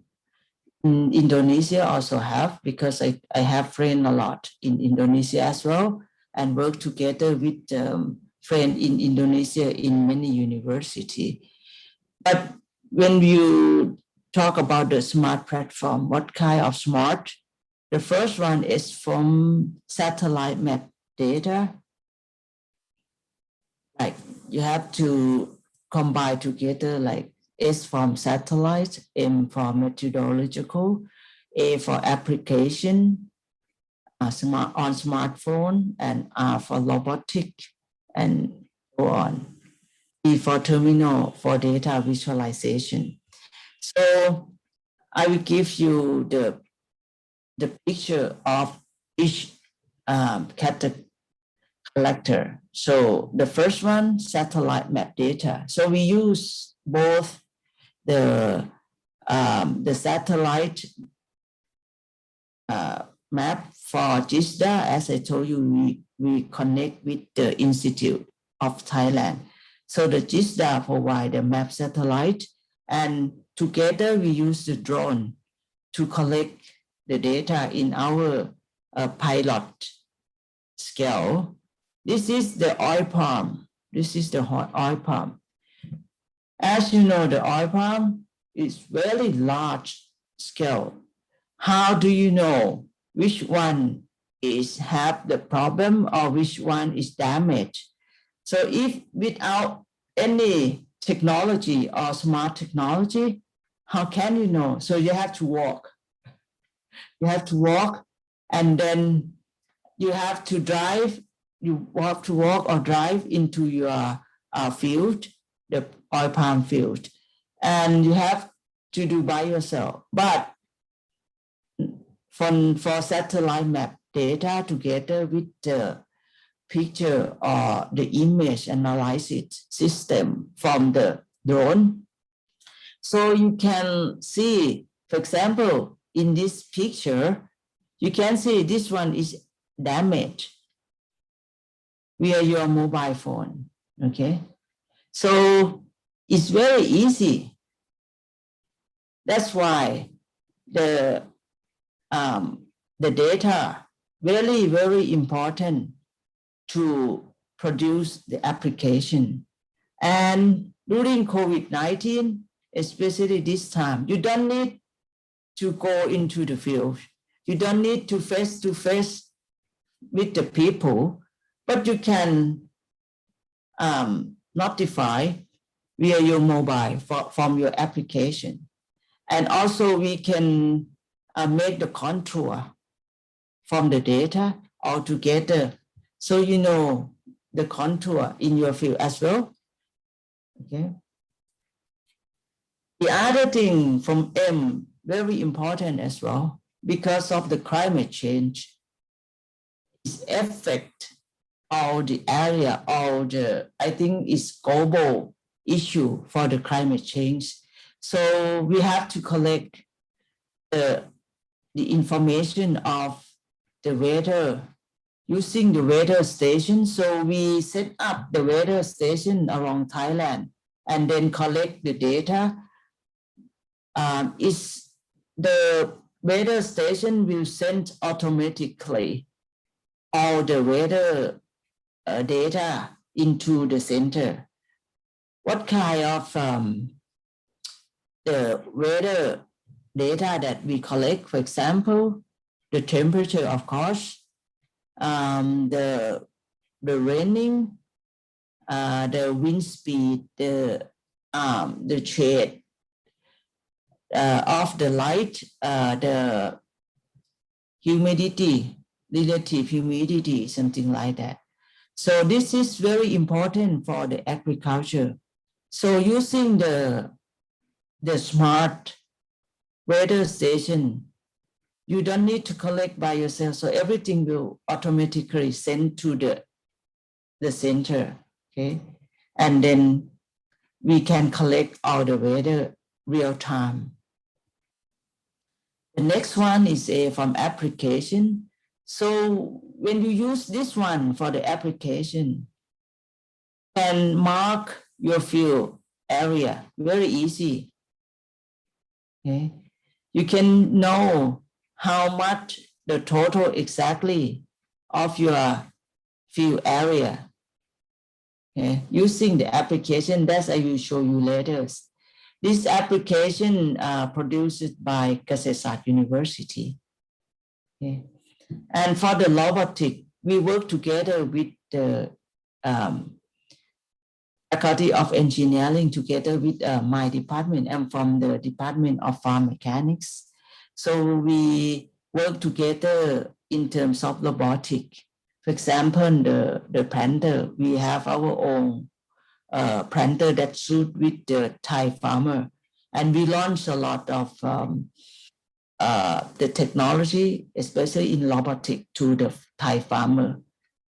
You cannot buy every, like, if you would like to use the robotic in terms of in your farm, you cannot just buy the know-how from other country and then use it in your country, but you have to adapt because soil, climate, it has many effects, it has many functions that not the same as other country that you bring the knowledge. So you have to adapt that suit for your country.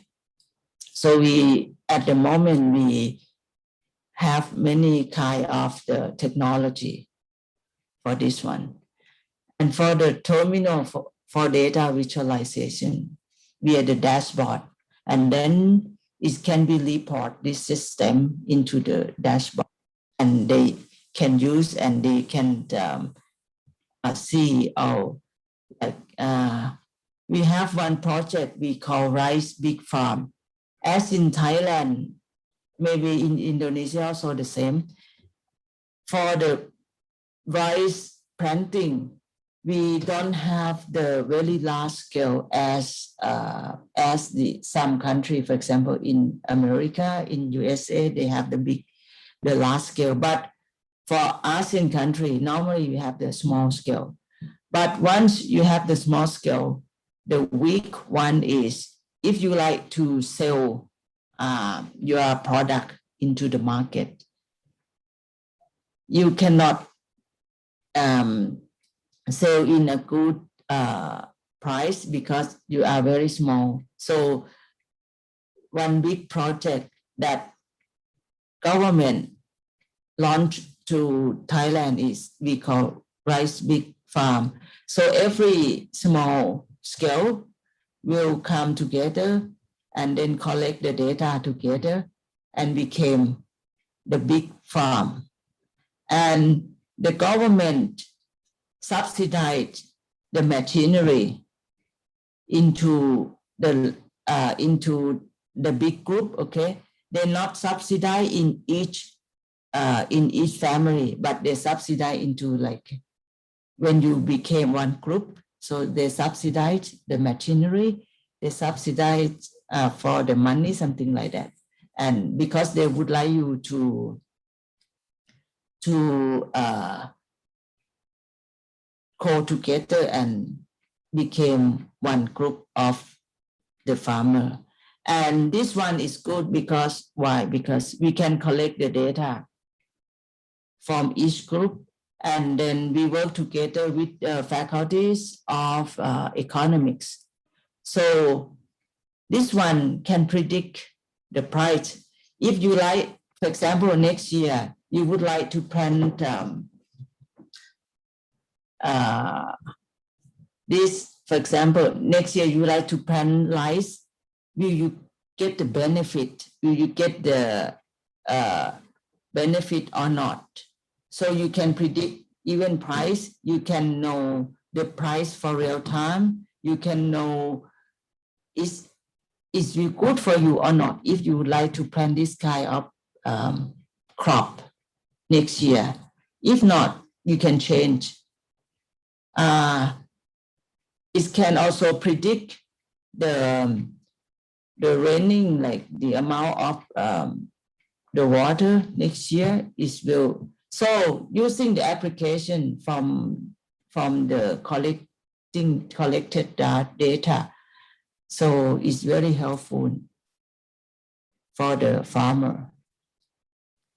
So once you get all things, you can use the AI help you together with this one. This one, even for the fertilizer, in the past, Thailand, if you like to plant something, you use just the standard, or just, for example, NPK, N46, N18, P46, K0, or NPK like N0, P0, and K60, something like this. You just use it because of they recommend it. But nowadays, Kesesat University outside, we have a project that we call like telemate, soil telemate, the fertilizer telemate. So not every area have to use in the same NPK amount, okay? So you can test from our, we call soil test kit. So you bring the test kit into your field and then you test. So your soil need maybe NP, not K, and the amount of NPK can be suited for each area. So you don't waste your money with the fertilizer much. This can save for the farmer quite a lot. So once you use the soil test kit, you don't need to bring your soil into the laboratory. During COVID-19, it helped, and together using with the application that we provide. So you can send your information real time as well. Okay. And this is just for the sample and also the collecting data. Okay. And also the digital watersheds, also we collect this one.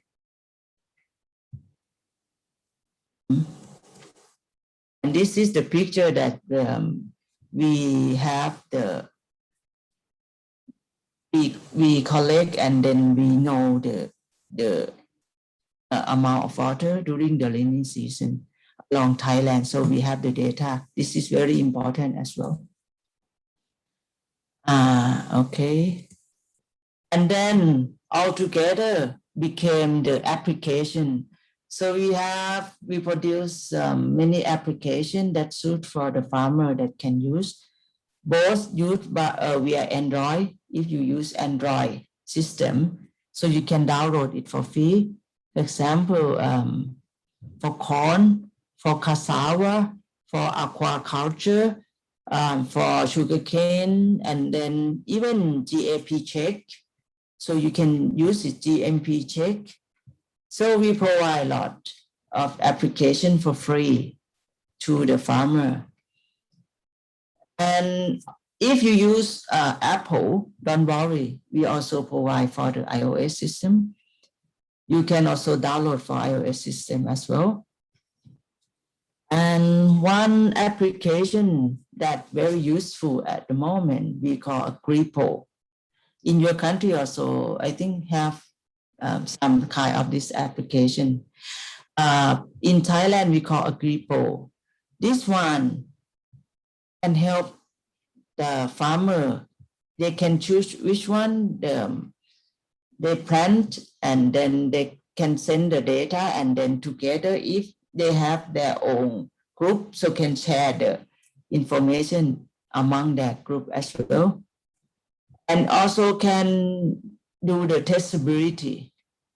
If you scan your mobile, like on the QR code in supermarket, it can trace back from market until the producer. So you know who produced this kind of product. For example, you go to the supermarket and then you like to buy a pack of egg. So you scan QR code, and then it can trace back which farm that this kind of egg came from. This is the testability and using for this one. So I can show you, but I will explain because it's only in Thai version, sorry. But you can see from the application ที่เป็น Digital Farming และ Data Sharing จัดทำโดยแผนงานวิจัยการพัฒนาการเกษตรไทยสู่ระบบอัจฉริยะด้วยการใช้ข้อมูลขนาดใหญ่ของคลัสเตอร์เกษตรและอาหาร So altogether from big data, using for this one. การสนับสนุนของสำนักงานการวิจัยแห่งชาติ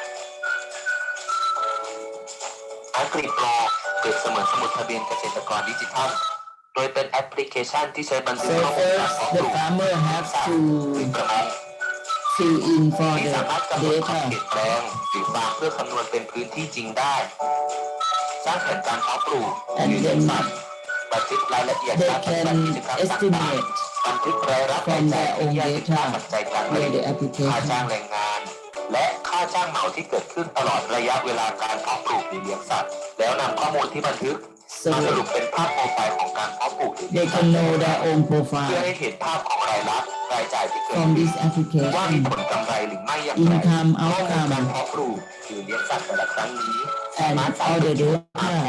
เพื่อแชร์ข้อมูลนั้นให้แก่ผู้ที่สน And ใจ then they ข้อมู can ลการ share จัด their การผลิต own ฟาร์มได้เพื่อให้เกิดการ information ได้เปลี่ยนเรียนรู้ to ซึ่งกันและกันเป็นเครือ their ข่ายเก friend ษตร that กร group เกิดขึ้น via the หรือ QR ส่ง code. ข้อมูลเข้าส่วนกลางเพื่อ And เป็น then การเก็บข้อมูล all โปร the ไฟล์ของเกษตรกรไว้ information we ทาง send ด้วย to การติด the ตามและอัปเดต central ข้อมูล data การเพาะ bank. ปลูกหรือเลี้ยงสัตว์ของเกษตรกรแต่ละครั้ง Okay. ข้อมูลที่ส่งเข้าส่วน We กลาง also provide in จะเก็บ terms ไว้ of ในรูปแบบธนาคารข้อมูลหรือ Data Bank เพื่อสะสมเป็นฐานข้อมูล and ขนาด all ใหญ่ the ทางการเกษตร data ต่อ will ไปได้ be collect น in อก the จาก data นี้ bank. แอปพลิเคชัน Agripo ยังมีประโยชน์ต่อผู้บริโภคเพียงแค่ดาวน์โหลดแอปพลิเคชันบน Then สมาร์ท once โฟ you นและ download สแกน the QR code ที่ติด application อยู่บน and ผลิต then ภัณฑ์ทางการเกษตร scan on the ก็สามารถสร้าง QR ข้อ code, มูลชนิดพันธุ์พืช so you can trace back วันปลูก as I told วันดู you. แลจนกระทั่งถึงวันเก็บเกี่ยวทราบตำแหน่งแปลงหรือฟาร์ม So you know ข้อมูลสอบ all ย้อนกลับ information และทราบถึงมาตร from ฐาน the การเพาะปลูกหรือการเลี้ยงสัตว์ของ this ผลิตผลทางการเกษ traceability.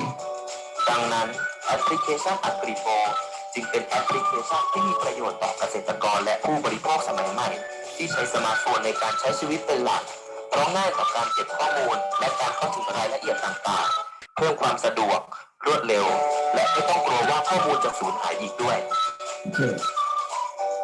From this one, it can help farmer quite a lot in terms of collecting the data because they don't lose the data like in the past. In the past, don't have any this kind of application or this kind of system. They just use collect it by manual, and it maybe they can lose it. But now they want it's use a Gripo.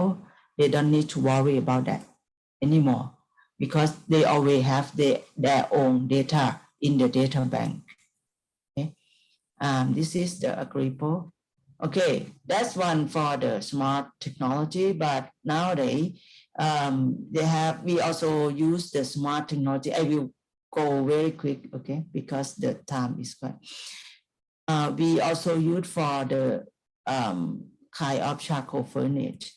In the past, the making the charcoal, you have to have the experience how to make the charcoal. But now, like we use the program control for the temperature, so you don't need to worry much.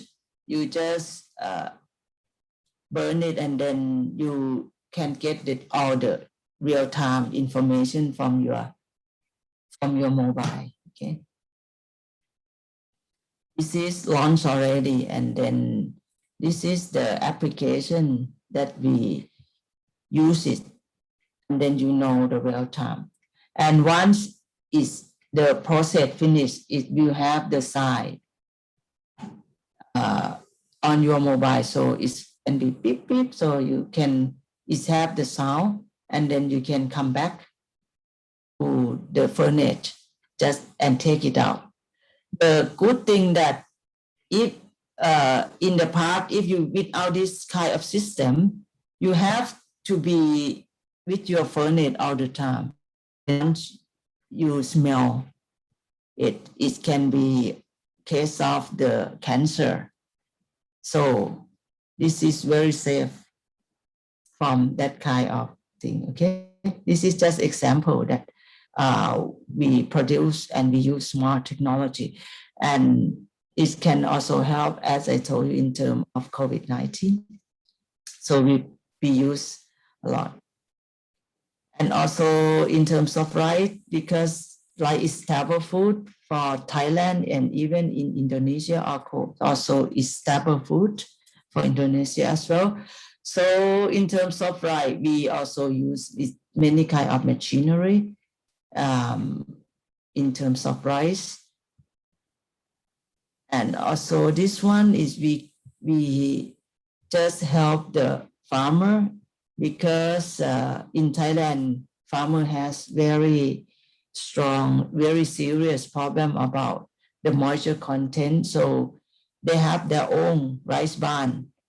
So we just put the drying system, and also they can keep it very easy.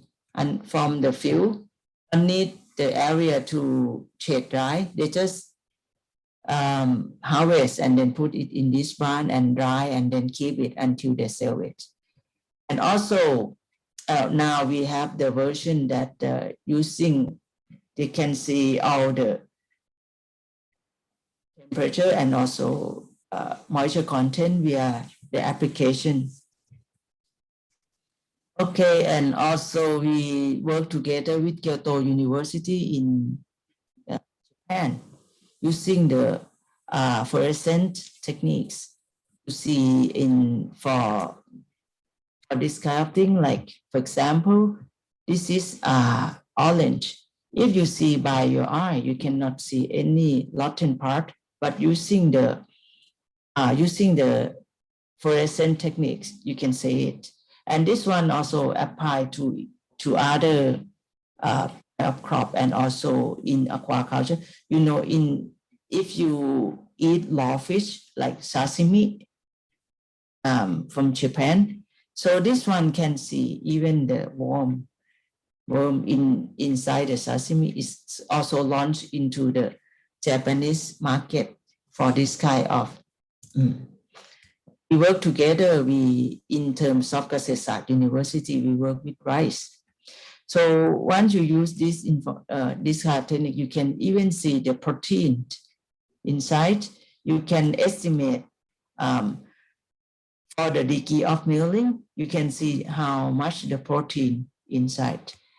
And also you can use it to estimate the alpha toxin, B1, B2 on the rice. It's very important and helpful for the export. So in terms of fruit, I will talk a little bit. Durian. For the durian, in the part, if you like to know which one is ripened or not, you have to destroy, or you have to like we call it. But with right now we have one scenery, like it can tell you where the digital one you use, you put, but this one right now is smaller. This is the pilot. So you just put it on the durian, and then it will tell you how many percent already ripened or not. So you can use this kind of thing. This is from Kasetsat University as well. And also the peeling machine, but not famous much because people can do it better. Okay. For the rambutan and also the mangosteen, we also have the harvesting machinery. So this one can tell you, even we use the sensor, tell you the texture, even the color. So if it's ready, it will automatically pick it up. Okay. And so the freeze-dye, you are very familiar. So this is the freeze-dye that I think you already very familiar with many kind of fruit. Okay. And also in your country, maybe have cacao, but Thailand start the cacao, and in the future, we will expand, especially for the South Thailand, into many products. Okay, I will talk a little bit about the COVID-19 for the Kasetsat University. We have many projects, and we give the budget a lot. We have the budget a lot for the COVID-19. Right now, the students from other countries still keep coming to Kasetsat University, and we have the project that we support for the state quarantine, for example. So in the future, maybe students from UMM can come, and then if you need the information about the scholarship or something, you can contact me. And Kasetsat University, normally we have the Kaset Fair. Maybe some of you can't ever join the Kaset Fair. This is the big fair that the farmer can bring their product, and the researcher can bring our research, and then meet the people. This is very, very famous. But once the COVID-19, we move everything on the online. So we have the platform like KU Marketplace. You can see the member now is more than 150,000 members. And Kaset Fair online, and even KU Opportunity, if you graduate and you don't have any your work yet, so you can come to KU Opportunity. So alumni and KU alumni can help the graduate student via this platform. And KU time machine, you can find your alumni, KU alumni friend in here. Even me, I find my old friend here. And also KU Cupid. If you like to find your girlfriend, boyfriend, so you can come, and right now the member is more than 100,000, unbelievable. So you can find your boyfriend, girlfriend here in KU Cupid. So everything moved to online platform. And also, of course, until now, we still clean our campus, even 100% online at the moment, but we still keep cleaning. And Kasetsat we are very proud that we work together with Julapon Hospital for the vaccine. So many people come to get vaccine in our campus, work together with Julapon University Hospital. Okay, and we have for the canteen, right now you have to be one table, one people.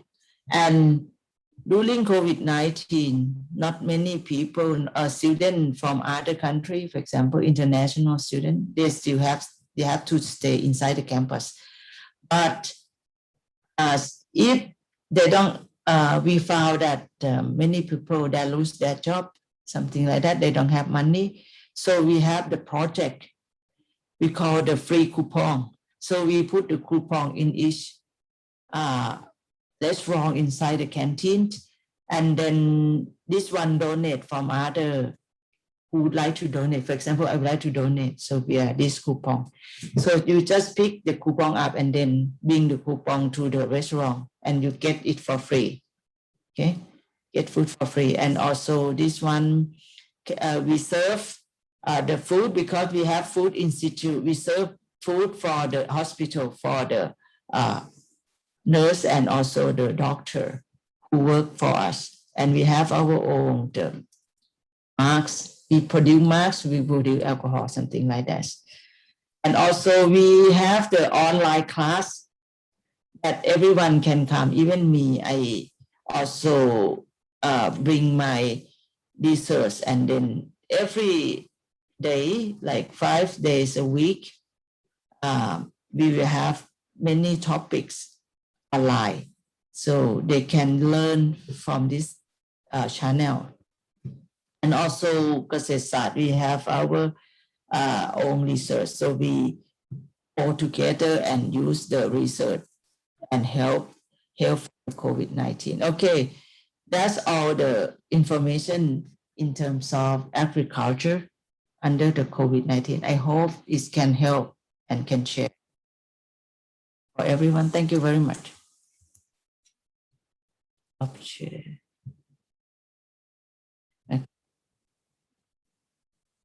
For everyone, including the agribusiness, but we can make out the best opportunities for that. We especially like that you can grab the puzzle together from the farmers and then from the academics and put it together in one app. And then sometimes you can bring it back to the farmers, which makes it very practical. It's like collecting puzzles of research, so we can decide where to go and how to work beyond this pandemic. That's very brilliant. Thank you. And here's one question from Dr. Rahayu Relawati. This is our head of agribusiness laboratory in UMM. She asked about how can you integrate the physical data taken by the drone with the data from the cultural, social, and economics from the farms. So how can we integrate the digital and the, let's call it, traditional data? How did you do that? At first, you have, because Kasesat also, we work together very close to the farmer for long time, and we have our own research station in each part of Thailand, around the Thailand. So once you collect the data from the farmer, so we have the agricultural extension, Department of Agricultural Extension as well. So this one can connect between farmer, and also they can explain the technology or the application, and then collect the data together, the farmer, before COVID-19, okay? Before that. So we collect for a long time. We are the project, because we got the project from government before COVID-19. So that one, once we have enough the data from that one, that's project. And then once COVID-19 came, so it's very easy for us to work together, not only Faculty of Agriculture, as I told you, we work together with Faculty of Social Science, Faculty of Humanities, with faculties of the economics, faculties of business, something like that. Together became Kasesat University application. So it's not too hard for us, because we prepare ourselves before COVID-19. Right, thank you. So does it answer your question? Okay, thank you. So any other question? I think we still have some minutes for one more question. So please, maybe through chat, or you can directly ask or raising your hand. Professor Lily, I see you want to say something. Please unmute the voice. Yes, Thank Professor Lily, please. Thank you very much, Mrs. Ria. Hello, Professor Jailut. How are you today? We have been met a long time ago in Kansas with Bu Heni.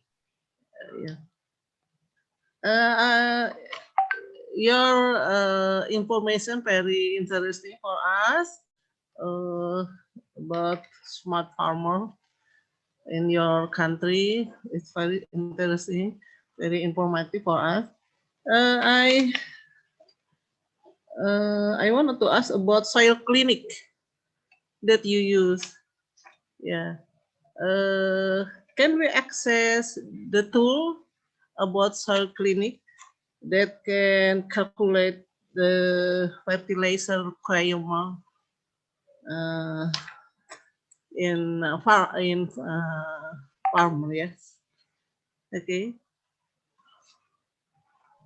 Okay, for the soil clinic, we met at the Kesesat University last time with Henrik. It has been dipasarkan komersial. Okay. For the soil clinic at the moment, as I told you, we have the project about soil tailor-made before the application came. So we collect the data via that project quite long. So once to have the data, we have the data from the soil tailor-made at that time, and then we use and then we produce the application. From the application, the farmer can know so what kind of nutrition if they put the data about their soil information, and then it will show you what kind of nutrition that your soil needs. It's like you tailor-made it. Yeah. So you just, so you don't need to, at your field, you don't need to bring your soil into the soil clinic for the face-to-face. So you can estimate or you can test your soil with the soil test kit first, and then you put the information into the application. After that, it will tell you what kind of nutrition. And also you can connect with our specialist expertise. You can send your question or you can ask the information with the expertise via the application as well. So you can success you. Okay, thank you. So this application open to the public or just for your farmer? It's open, but it's in Thai language. Okay. If you can read Thai language, you can use it. You can understand Thai language, no problem. Maybe later they can develop into bilingual with English. Because it will help smoothen the export process. Thailand has the biggest export commodity, I think. Yeah. Right. So thank you very much, Professor Lily, Associate Professor Don Luddy for the presentation today. So now let us welcome Associate Professor Abdul Rahman from Brunei Darussalam. Good morning.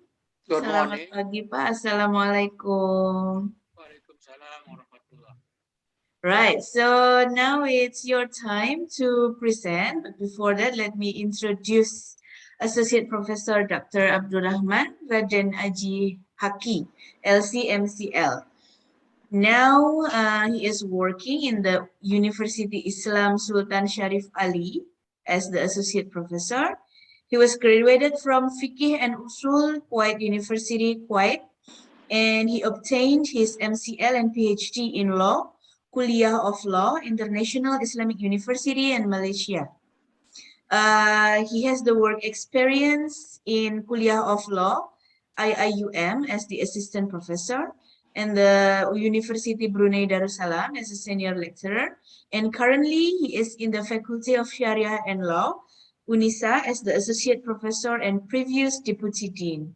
He has published about 19 books, 49 articles in journal, and more than 700 articles in newspaper and magazines. So welcome, Abdurrahman. I see you already share your screen, so please, time is yours. Okay, thank you much, Mr.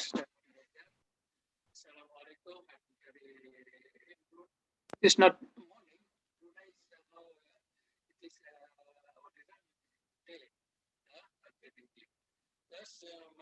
presentation.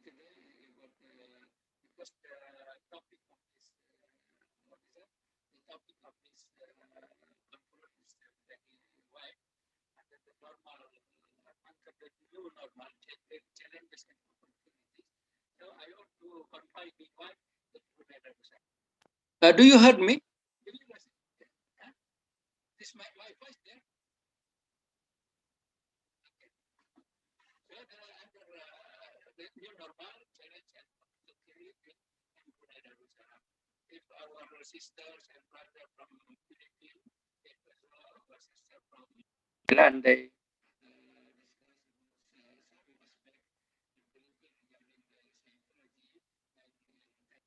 this regarding the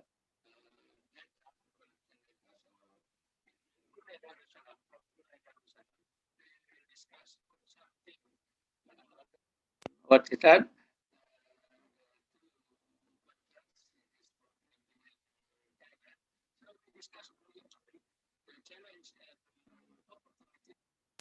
Relating to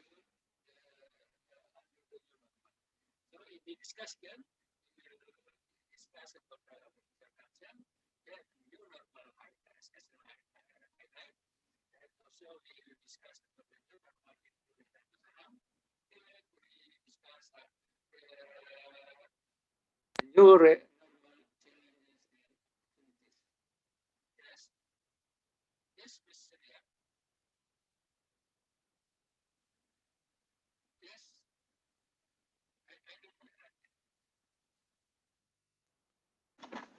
And conclusion. So we discuss here without exception. We already so many of our friends or small were thrown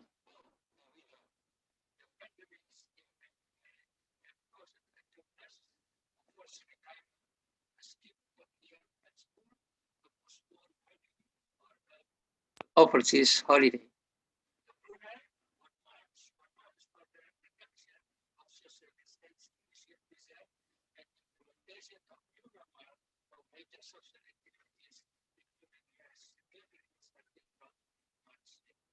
Because in Brunei Darussalam, then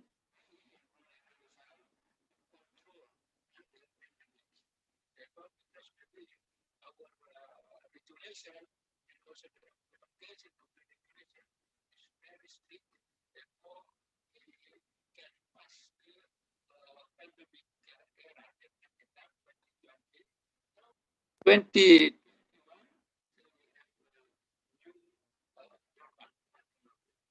COVID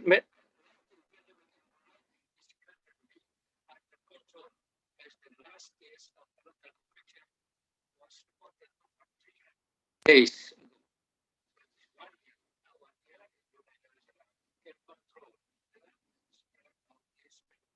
Taking into account the situation, the Ministry has announced more changes in the reduction social distancing measure.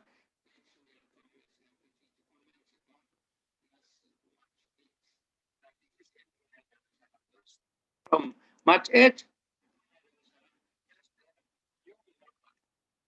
Darussalam.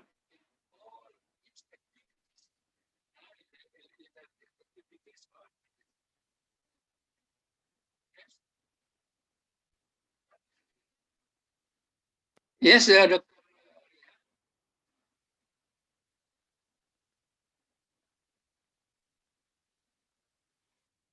So we have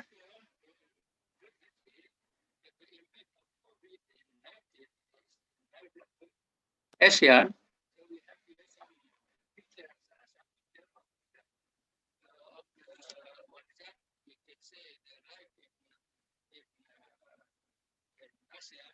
ASEAN countries.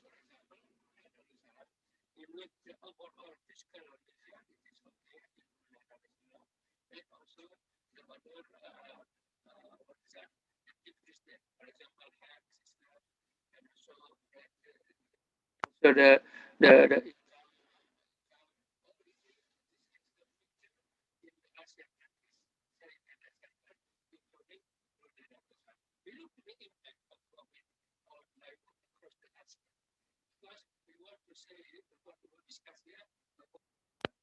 about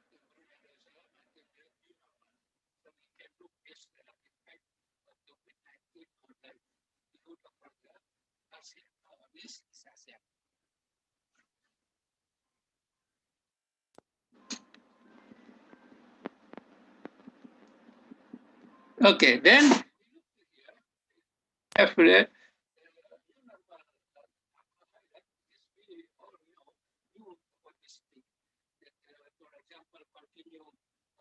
social distancing, frequently wash your hands, cover your mouth, routinely clean and disinfect, receive a viral or antibody test. But we do not discuss about the thing because we want to discuss about the normal in Brunei Darussalam.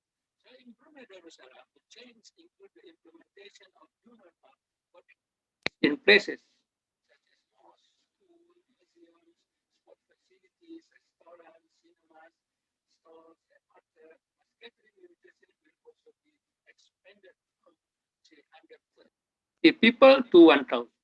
So nowadays in Brunei Darussalam, gathering can gather more than 1,000 people.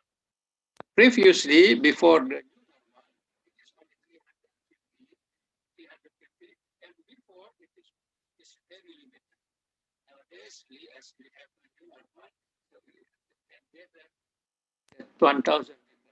And also the public tools can help you out at all premises and always practice personal hygiene. Because in Brunei Darussalam, if you go to any premise in Brunei Darussalam, in every premise there, you have a QR there. You have QR, but then we have, and we make in our smartphone, for example, Brunei Health. So to make this to scan QR in any premise, and even to our university, in the school, so mosque and all premise. Hello, excuse me, Associate Prof. Abdurrahman Haki. Yes. I'm sorry, I have to cut your presentation because we don't hear your sound. Maybe on your place have a connection trouble. Yeah. So what? Maybe you can turn off your video to make the sounds can hear to us. Maybe I use the other one. Just try to turn off your video for a while, then try to talk with us.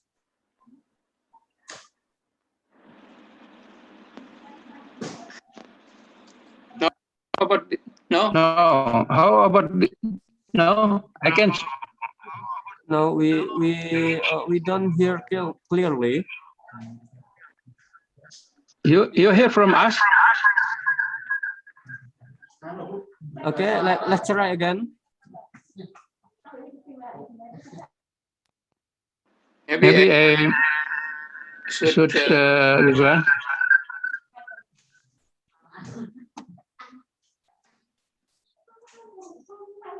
Okay, let's try to talk with us, Prof. Abdurrahman. Hello.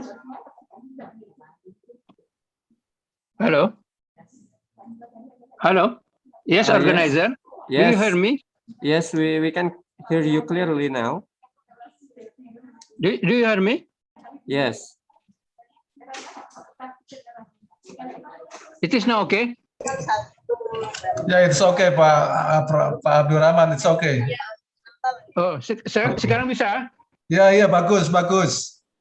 Mbak, bisa didengar ya? Bagus. Okay. So we next to the presentation, as we mentioned previously regarding what you said, especially the Brunei Darussalam in its effort to have this new normal. So we have in the situation that the gathering now in Brunei Darussalam is it can gather up to 1,000 people. 1,000 people, so we can all this thing 100 people. Then we look to what we have in where is my presentation, because presentation here I don't see any presentation in this regard. So we can look to the presentation in where is he? Okay, you give us the what is that for your my presentation, because I do not find my presentation in this bisa.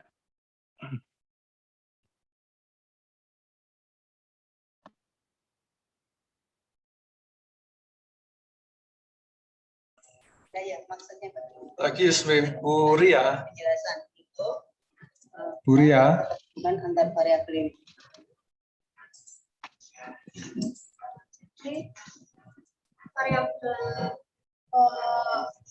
Because I'm using the handphone here.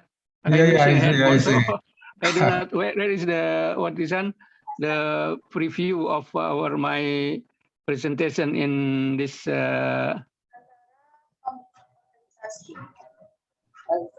Okay, wait a moment. I'm sorry for this for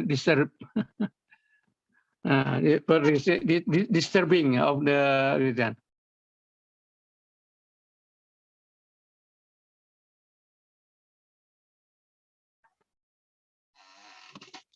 Okay, so we look to the what Brunei do in this situation.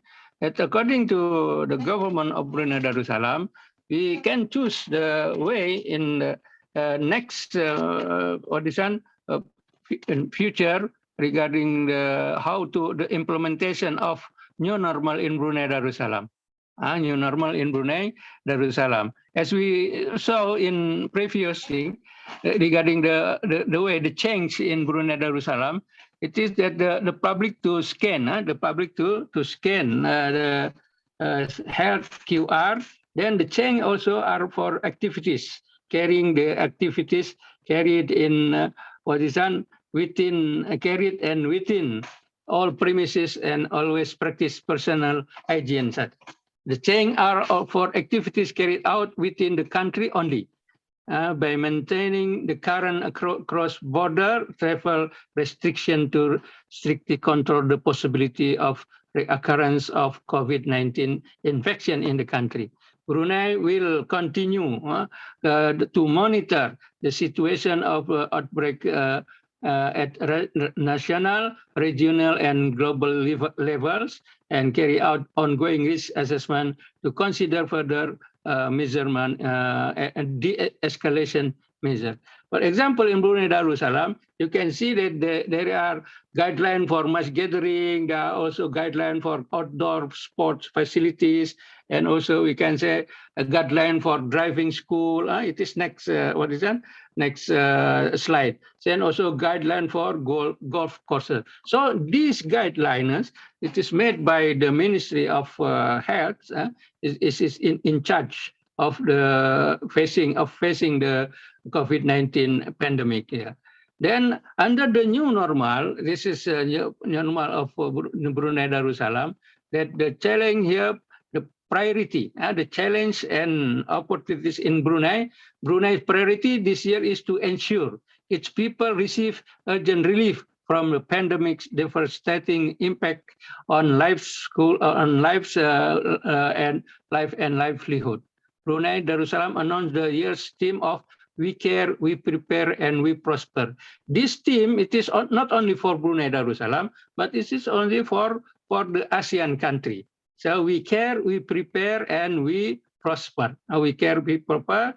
These priorities can be more included in ASEAN socio-cultural community to plans to each sector.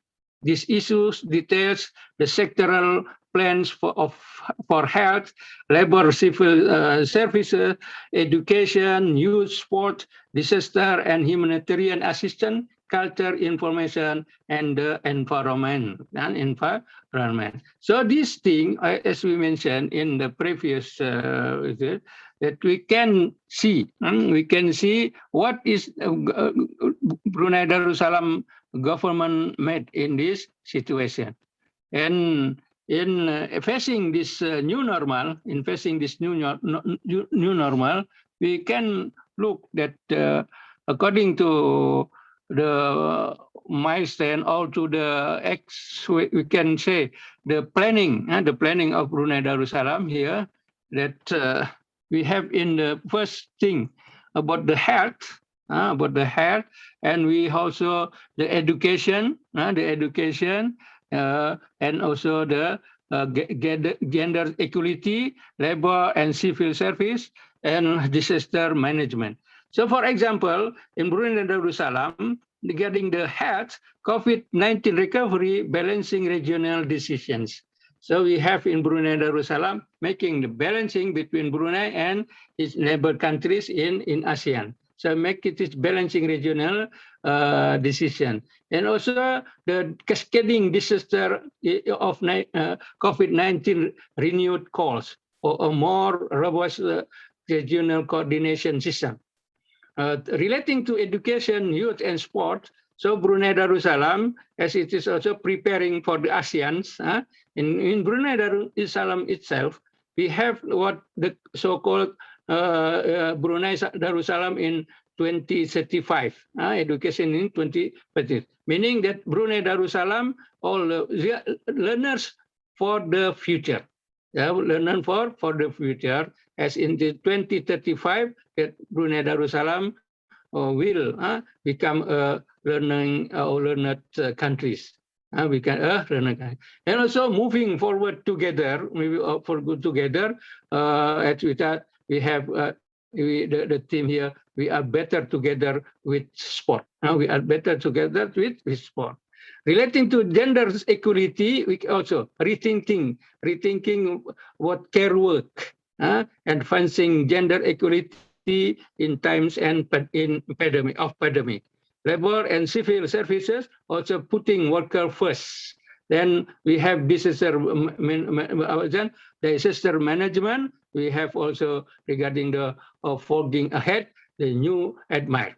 But here we look to the how to plan for the new normal. We have certain point, a certain action for this one. For example, we have the first action for facing the new normal here. Yes, relating to the so-called rebalanced global order. In new normal, we have in balancing global order, because there is the east, there is the west, there is the south, and then the north. So in new normal here, we have a rebalanced global order. So how to make this global order in all the competition. Then also we have more equitable societies and economies. In the new normal, we have more equitable societies and economies. How in south, how in north, east, and also west, we have this society, new society. And also the third one here is the transformed firms and market. So as we know, in Thailand, for example, there is a fruit agriculture here. It is the transformed firm and market. So we can make all the order in any place in this world. Therefore, we have also the last point in new order, change individual and household behavior. So here we have also change behavior. We look to the how individual and also household in behavior in any place because of this new normal. This new normal. Then we have how to make this one that there are guiding principles to face this new normal. What is the guiding principle? At least we have three, that we have a plan for the unthinkable. Nowadays, there's unthinkable previously, but nowadays it is thinkable. Because, for example, in the previous time, it is very odd, but nowadays it is acceptable. So here, as a guiding principle for for this new normal, first one, it is about the plan for the unthinkable. And the second, it is scan and wait. Scan and not see and wait, wait and see. No, it is scan and wait, meaning that we will likely see huge swings in public health outcome, for example, economic recoveries, and also investor. So we can look here. The difference between, for example, in ASEAN, we look to this second principle. And the third principle for the guiding principle in new normal, it is be flexible and move quickly. Flexible and move quickly. For example, in this regard, our previous saying, alon asal kelakon, it is not flexible in this regard, because we have here, be flexible and move quickly, because it is very fast. You face in this one, it is very fast. When you have anything, that meaning you can go to any place, then this is very fast. So we must have flexibility. We must have flexibility. In conclusion, that we can say unassuming and quiet is sometimes the best way to govern in a pandemic. Southeast Asia's most overlooked nation, Brunei, has proven its bureaucratic grasp and state system functionality, and its success gives credence to its effective leadership and recent reform in the Sultanate. So this what can I said is that, but I'm sorry, because maybe there is a technical problem. So maybe you have this thing, and forgive me for this thing. Thank you very much.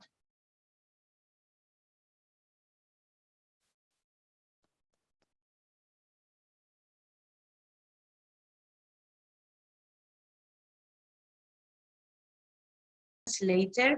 Thank you for highlighting the principles. In facing this pandemic, we have to plan for the unthinkable and then be flexible and move quickly. So yes, sometimes it's too noisy. Things are in this pandemic. We better to assume to be quiet and listen so we can plan better for the future. Thank you very much. So to the audience, we open for 2 questions. For Associate Professor Abdurrahman, please, about the pandemic, especially because we are neighboring countries between Brunei and Indonesia. Maybe we can share our experience and also how do we face this pandemic together and sharing the best practices, how to overcome the challenges. So please, any question to the keynote speaker today?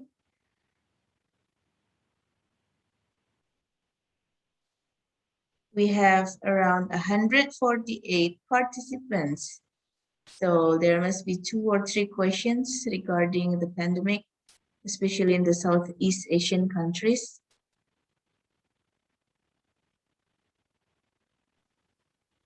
Aistu, you want to say something? Yeah, excuse me. Okay, please. Okay, Professor Abdurrahman. Yeah.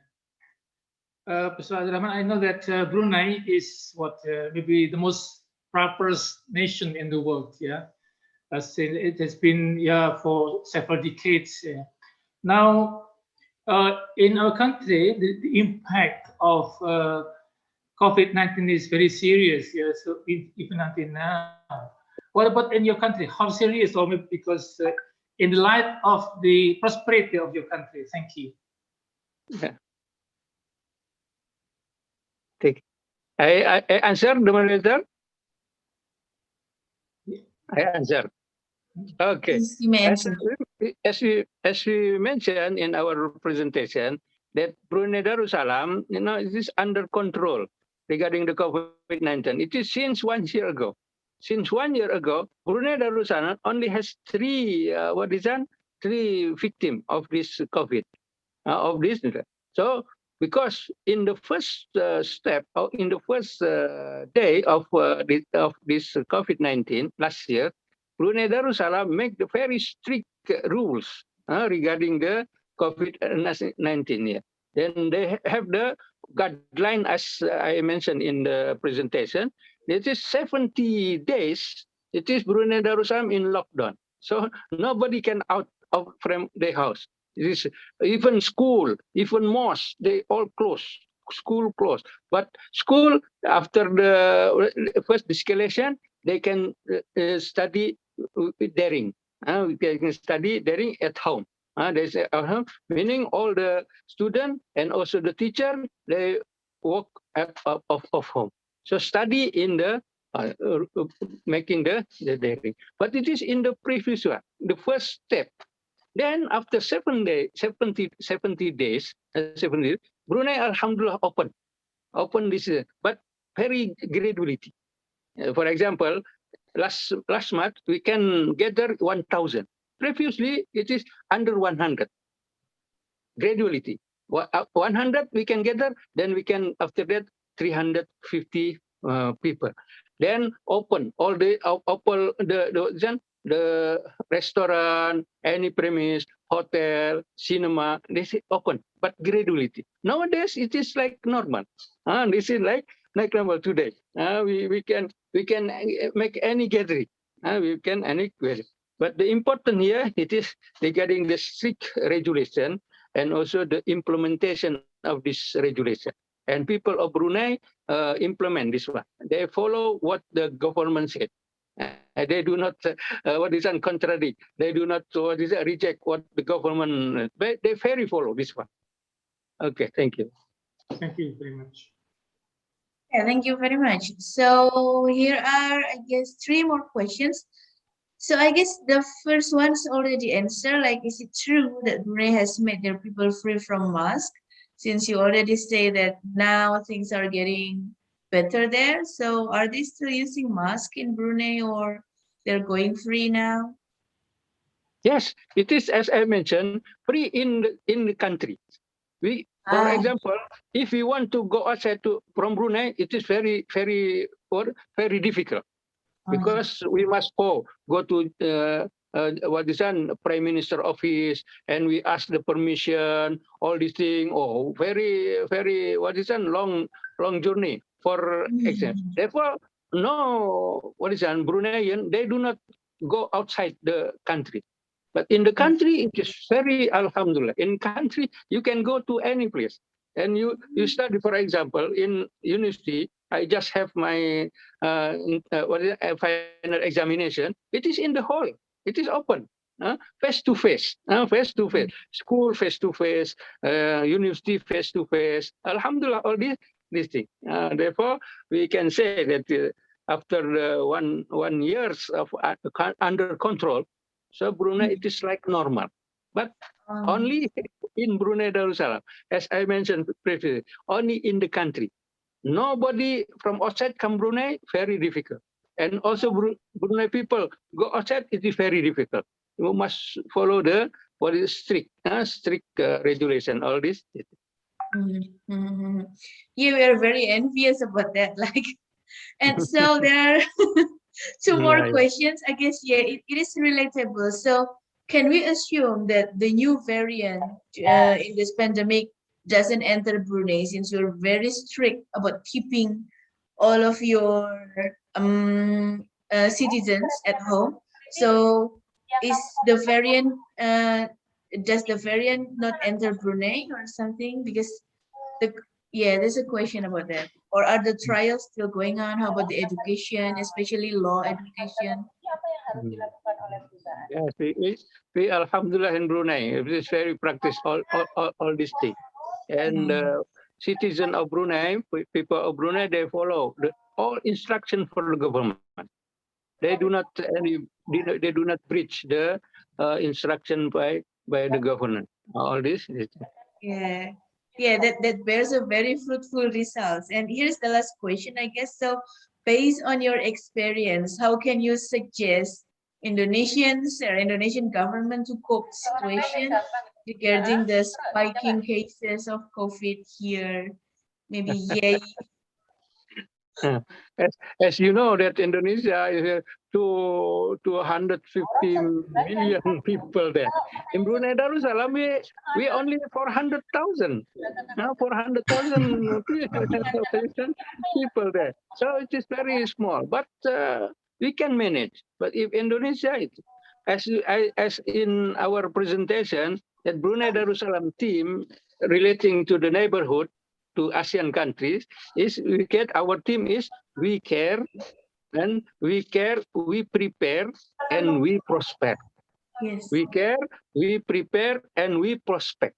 Prosper all the country. So we can making together. I'm making together in this region, inshallah. Okay, thank you. All right. Okay, so that's the answer. I guess we care, we prepare, and we prosper. And for the Indonesians, especially if we want the result, I think that we have to follow the process. You cannot be envious of Brunei or every other country that's already free of mask, but you don't want to follow the process. That will be very difficult. Right. Thank you very much, Professor Abdul Rahman. So shall we move on? Next presenter, it's from Indonesia, our own Associate Professor Rahayu Relawati from the UMM.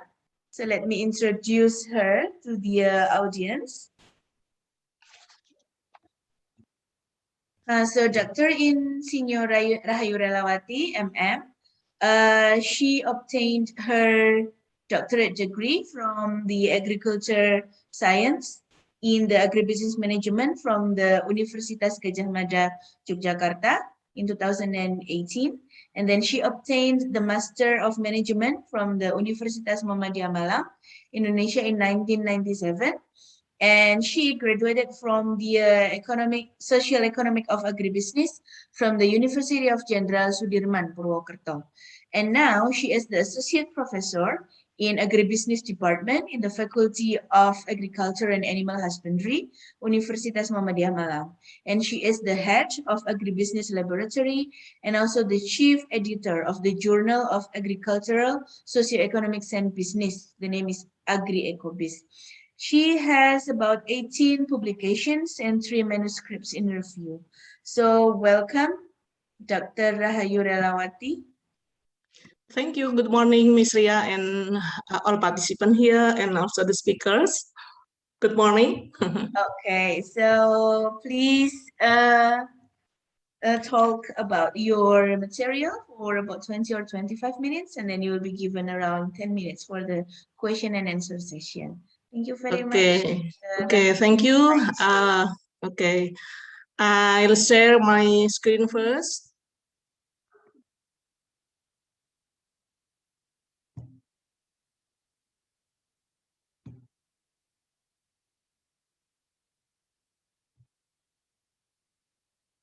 Okay, can you see my screen? Okay, thank you. Thank you, Ms. Ria, for introducing me. Okay.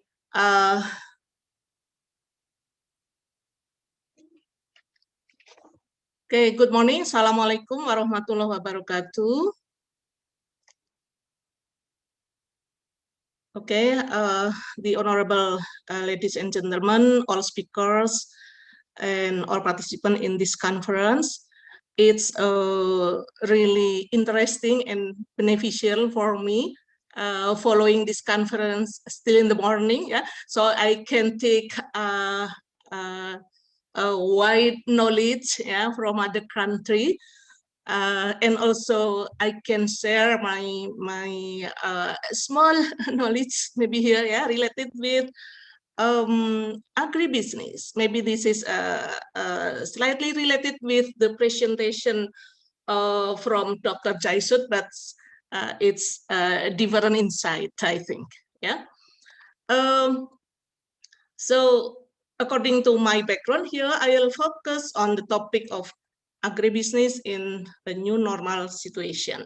Yeah, of course, this is in Indonesia and also mainly in East Java. Okay, this is my outline of this presentation. I think just slow this slide fast. And then this is the brief overview of agribusiness. That agribusiness is consists of 3 subsystems, namely input, process, and output. That among all systems should be integrated. That's why I also asked Dr. Jaisut how to integrate both in the system. And in the input subsystem, there are seed, breeder, many agro industries of fertilizer and pesticide, etc. At the process subsystem, there are farming, including small farmer, yeah, and plantation, a small plantation or people plantation and big plantation or corporate plantation. And at the output subsystem, there are marketing of the agricultural product, and there are also food industry. And if we compare between the 3 subsystems, the output is the most affected by the COVID-19 pandemic. Yeah, that is related with food. Yeah, related with food. So marketing and the food industry have been badly affected by the COVID-19 pandemic. Okay, we know that the COVID-19 has changed the way of life in all sectors, yeah, including agribusiness, including psychology, etc. Yeah, we know that mobility restriction also had an impact on agribusiness. Yeah, although there is mobility restriction, food distribution is still permitted. Yeah, food distribution is still permitted. Yeah, that is priority of that to done the activity to distribute food from other country to the other. Yeah, but the distribution costs become more expensive. Yeah. And with this restriction on mobility, food distribution is still permitted, but beside cost, also the procedure. Yeah, the procedure need the letters. Yeah, trip permission, etc. Yeah, so it's more terrible, I think. Yeah, comparing with the normal situation.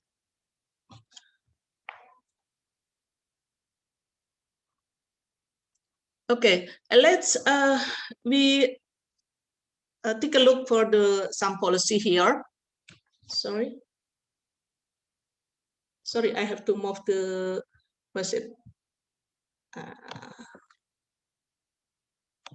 okay, I changed the. Okay, the pandemic has a huge impact on food-based business. On the other hand, there will be substitution business opportunities. Yeah, I think there are challenges, but also we have opportunities. Okay, we have physical social distancing, large-scale social restriction community activities that still done now. Yeah, and the impact on agribusiness, food distribution costs, closure or time limitation of mall, restaurant, yeah, and tourism place. Yeah, that all business related with food. Yeah, so it means that food-based business is really affected by the policy of policy to control the COVID-19 pandemic. Yeah, but we have to follow that, like Brunei, Darussalam, that every people follow the rule. So I think the pandemic will be finished as soon as possible. Yeah. Okay.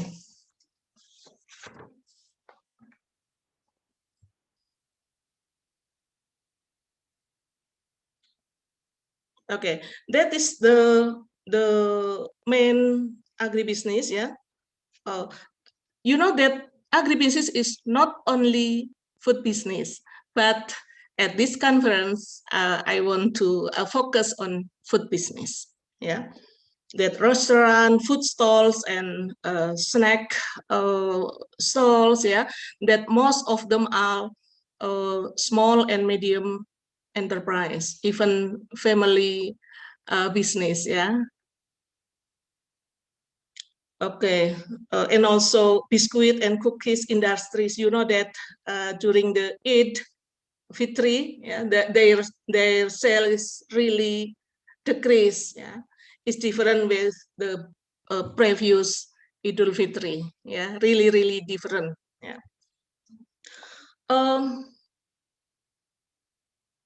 Okay. Their demand decreased due to social distancing itself, and also the decrease of people purchasing power. We know that many people lost their jobs, so their buying ability is really decreased. So this is directly impact to the food business. Yeah. Okay. And let me share our research result about food purchase during pandemic. Yeah, it's already published on the journal. Sorry, I just want to show you because this is the proof of my research, our research. Yeah, here. The first graph showed that there is an increase in rice consumption. Rice consumption as staple food in Indonesia. It's surprising that pandemic, but the rice consumption is increased. Yeah, like Dr. Chai should tell us that in Thailand also have the staple food rice. Yeah, but he doesn't tell us about the consumption. Maybe it's different there. Yeah, but this is Indonesia, always food. Always eat rice, yeah, like Pak Estu and Pak Eko maybe already take breakfast with rice. Yeah, sorry.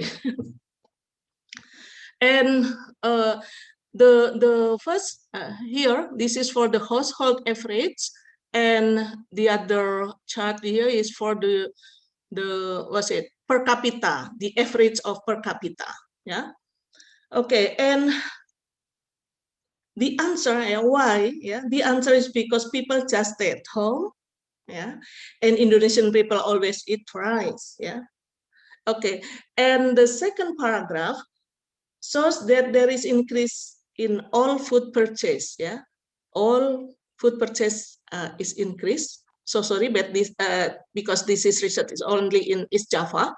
Yeah, by online survey. Maybe the case is different in if we take the data from the overall Indonesia, maybe it's different. Yeah, so all food purchase, yeah, except cooked meal. Yeah, except cooked meal. So here rice increase, yeah, cooked meal decrease, and snack increase. If we test it with the t-test, so rice increase significantly, cooked meal decrease significantly, but snack increase not significant, yeah, statistically. Okay. Why the purchase of cooked meal decrease? Yeah, this cause is consumer distrust of hygiene. Yeah, customer distrust of hygiene because they are worried about COVID-19 contamination on the food. Yeah, and it's also because consumers avoid crowded area. They just stay at home. Yeah, at least this is our result of our research here. And next, we are have the challenge of food business here. Yeah, we identify the challenge here that agribusiness actors should pay attention for this challenge. Yeah, hygiene and consumer trust. Yeah, information technology, business innovation should adapt with the new situation right now. Yeah, and then digital marketing. Yeah, digital marketing noise and need. Yeah, is really the need of our agribusiness here. Yeah. Remember that people keep physical distancing. And also we have to think that less cash transaction right now. Yeah, business people should think about this less cash transaction. Yeah, and of course, human resource are also a challenge here because we have to improve digital literacy, hygiene, food processing, etc. This is really the big challenge for our agribusiness.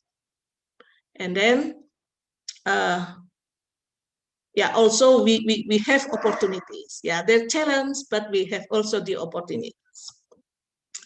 The opportunities are wider open for several fields of agribusiness. Yeah, food distribution or logistic business. Yeah, because food should be delivered to the consumer. Food and meal delivery order.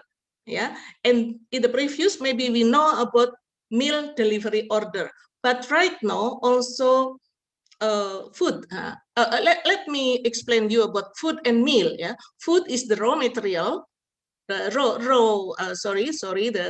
raw material of meal, yeah, and meal is ready to serve meal. Maybe Pak Estu can explain this about clear, more clear than me. Okay, so in the previous, I think food delivery order is not so famous, yeah, but at the beginning of pandemic at 2020, so the like hypermart, so sorry if I mentioned the name, yeah, already offer us to purchase from home, something like that. So and also the marketplace for the traditional market in Malang, yeah, we have also the platform named Tumbasin, yeah, Tumbasin. But I do not know whether this is really running well or not. Yeah, okay. And okay, frozen food. Yeah, frozen food. Why frozen food? Busy people want to cook at home for their food safety. Just cook at home is for the mom is feel more safety. Yeah? But they need to cook meal faster, like me. So sorry, because we have to finish cooking before conference, something like that. Yeah? So we need to cook faster. So frozen food is the solution. Yeah, although we know that is not better for us to eat frozen food too much. Yeah. Okay, and also the other is healthy food. Yeah, organic. Yeah, functional food. Yeah, prebiotic, etc. Yeah. Okay, let's we also take a look for the opportunity for other agribusiness. Remember that agribusiness is not only about food, yeah. So urban farming, yeah, urban farming, people produce food from their mini garden surrounding housing, yeah, at the verticulture, something like that, yeah. This can be for the purpose of producing food or vegetables for family consumption, yeah. And it can be for hobby when people stay at home. And according to Dr. Agnes' presentation in the morning, it can also cope the stress, yeah, that she also does gardening at home, yeah. So beside hobby, also can we can manage our stress by relaxing by gardening, yeah. Okay, so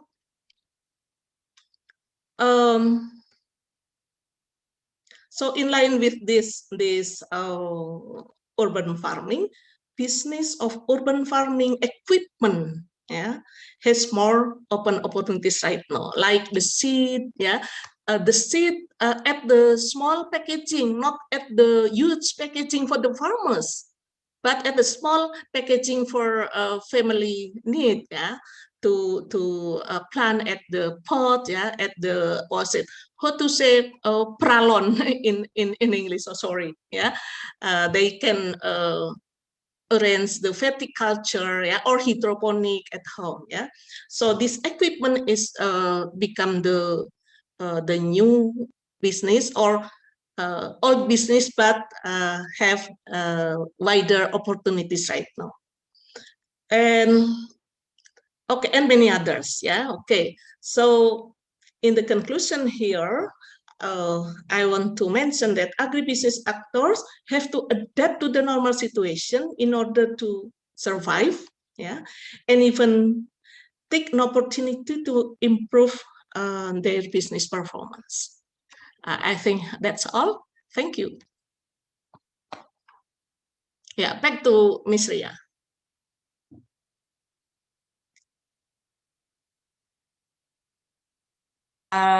To us in a daily life, and that's very interesting. And yes, who knows that during this pandemic, the consumption of rice is increasing because we just stay at home and nothing we can do except eating. While doing conference like this, we can also eating. That was, yeah, very relatable with our daily lives. Thank you very much. So for the audience, for anyone who wants to ask question, we still have plenty of times. Maybe 2 or 3 questions for Dr. Rahayu. So this is a topic that relates to our daily life. We experience it every day, and who knows that now it made it into research. It's very interesting that people observe our behaviors during this pandemic, and that's the result of the pandemic influence on the outcomes of the agribusiness. It impacts the outcomes a lot rather than input and the process. So please, any question from the audience, you can just unmute your speaker and then ask questions or through chat. Oh, it's from Indira Rafli Reza Putra from Mapro Psychology, I guess. So can I ask your opinion about the PPKM, which will be extended? Of course, it will have a big impact on the middle to lower economy. So yeah, we heard that the PPKM will be extended until the end of July, or if not, the middle of August.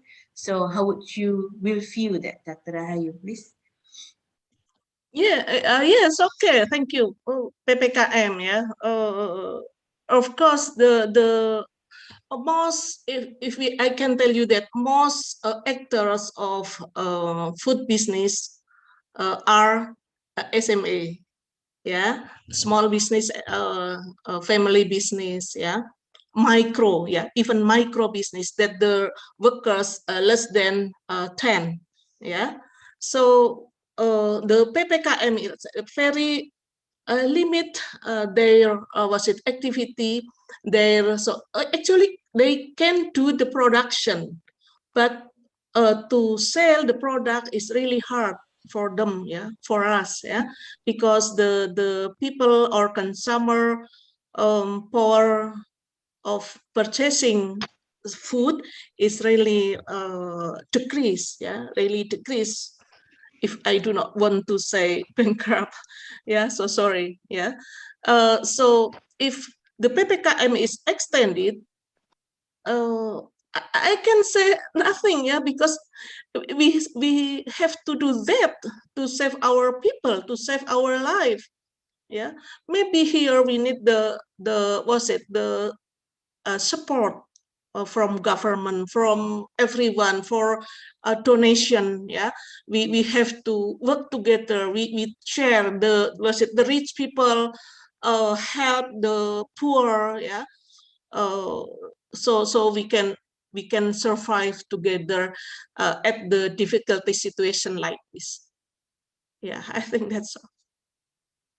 Okay, thank you, Dr. Rahayu. So it's like there's nothing we can do except just striving and go on and maybe help each other. I saw some SME, small business enterprise, they promote their product each other so to help boosting their advertisement. So yeah, that gotong royong we have to really rely on. Right. Okay, so any other question? But the impact of COVID to the agribusiness and also food. It's very relatable to our daily life and it's very interesting topic. Always exciting to talk about food. So, Professor Lily, maybe any questions?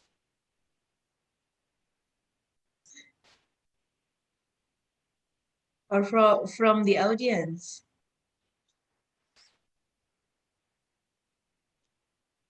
No question? As to maybe? Oh, answer is good.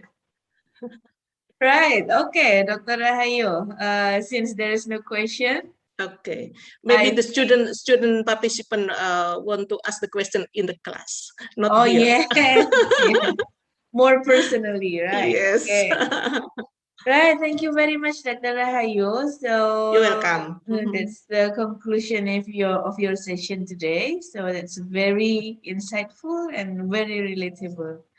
So for the participants and audience, there is an announcement that we will have a break for about 25 minutes because our last presenter from Poland will join us at 12.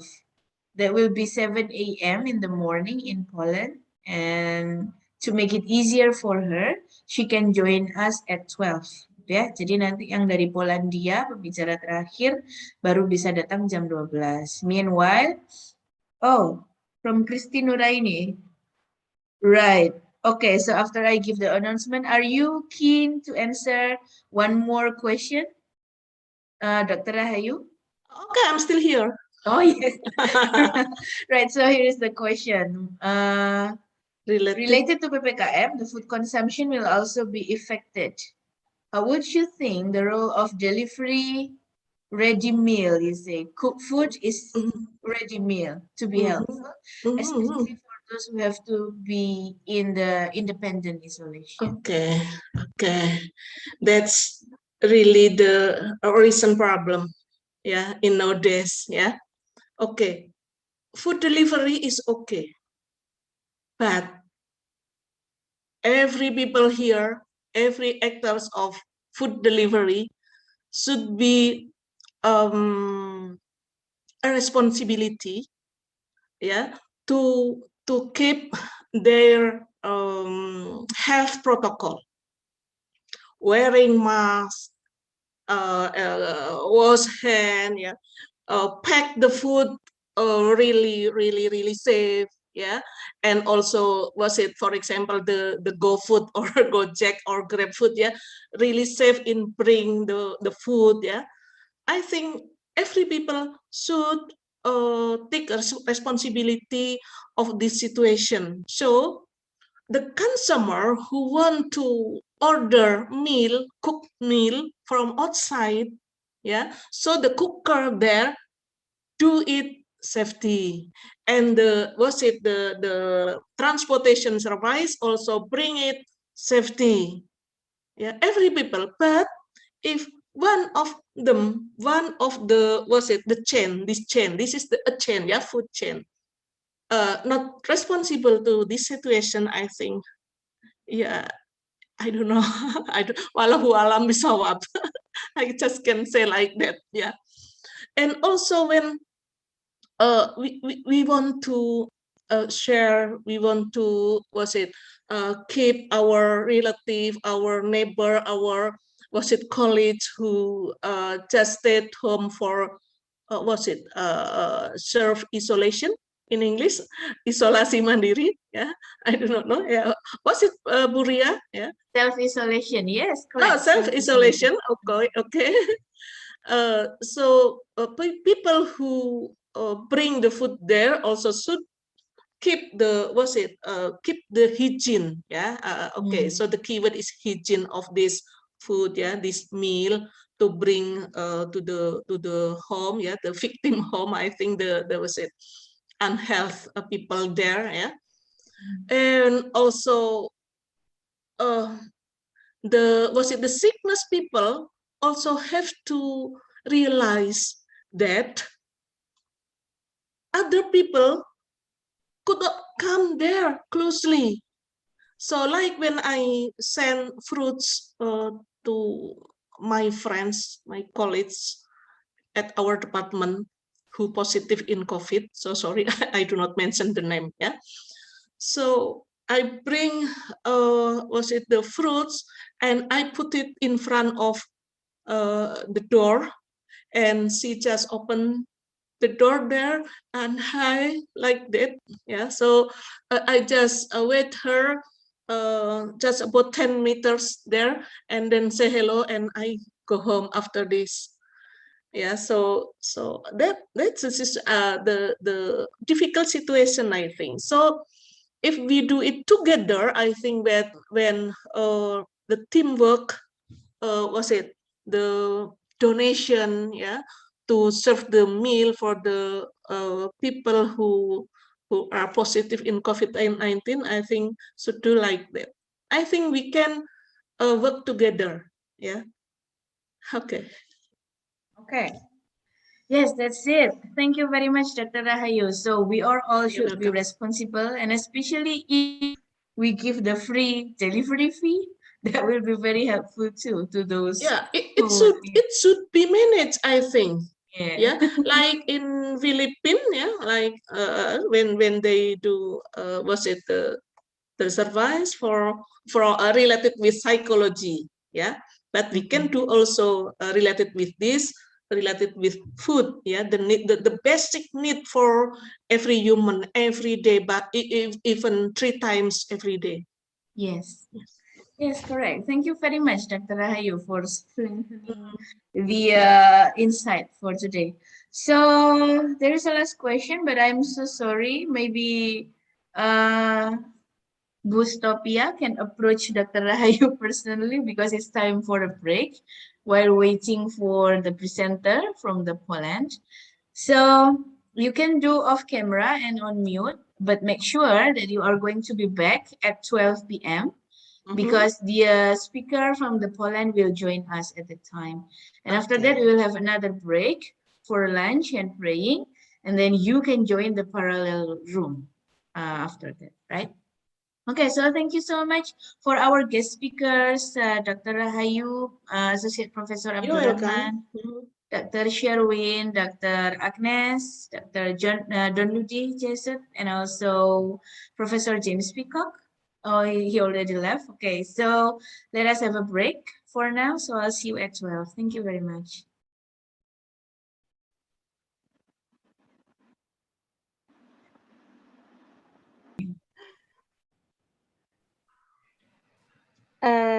Okay, so how are you guys today? Fine, pretty good. good. How are you? So it's nice to have you here, Dr. Magdalena. How to pronounce your name? I'm sorry. I don't want to forget it. I try. Stukiel. Stukiel. Yeah. Stukiel. Dzień dobry. Dzień dobry. Right. So I'm Ria. I'm the moderator for today. So before you jump into your presentation, let me introduce you to our audience today. So Dr. Magdalena is the Dean of Economics Faculty in WSB University in Szczecin, Poland. And now She is the Doctor of Economic Sciences, expert in the field of strategy implementation, strategic analysis of the enterprise, state aid, change management, and EU funds. She has many years of business practice, experience in implementing strategies for a state-owned company in chemical industry, small and medium-sized enterprises, and state aid, especially aid to rescue the enterprise. And she also has the expertise to control of the implemented strategy. So welcome, Dr. Magdalena. You will be given around 20 to 25 minutes to present, and the committee already made you a co-host, so you can share your material and you can navigate throughout your materials. So please, Dr. Magdalena, the time is yours. Thank you very much for very nice introducing. It's very nice to hear about ourselves. So anyway, okay, thank you. So let's jump to my presentation at this time. So I try to share my presentation. So let me just take a look. How can I share my screen? And then I try to find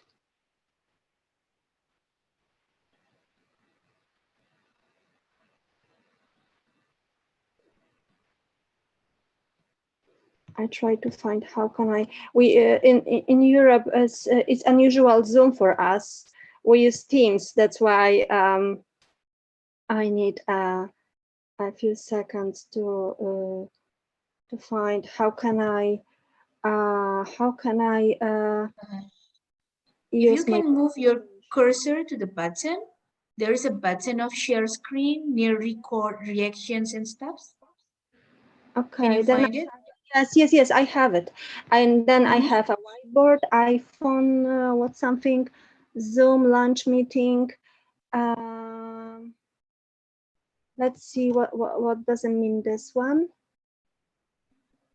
Yes, perfect. It's excellent. But before you do that, make sure that the material that you are going to share is already open. It's pretty much like Teams.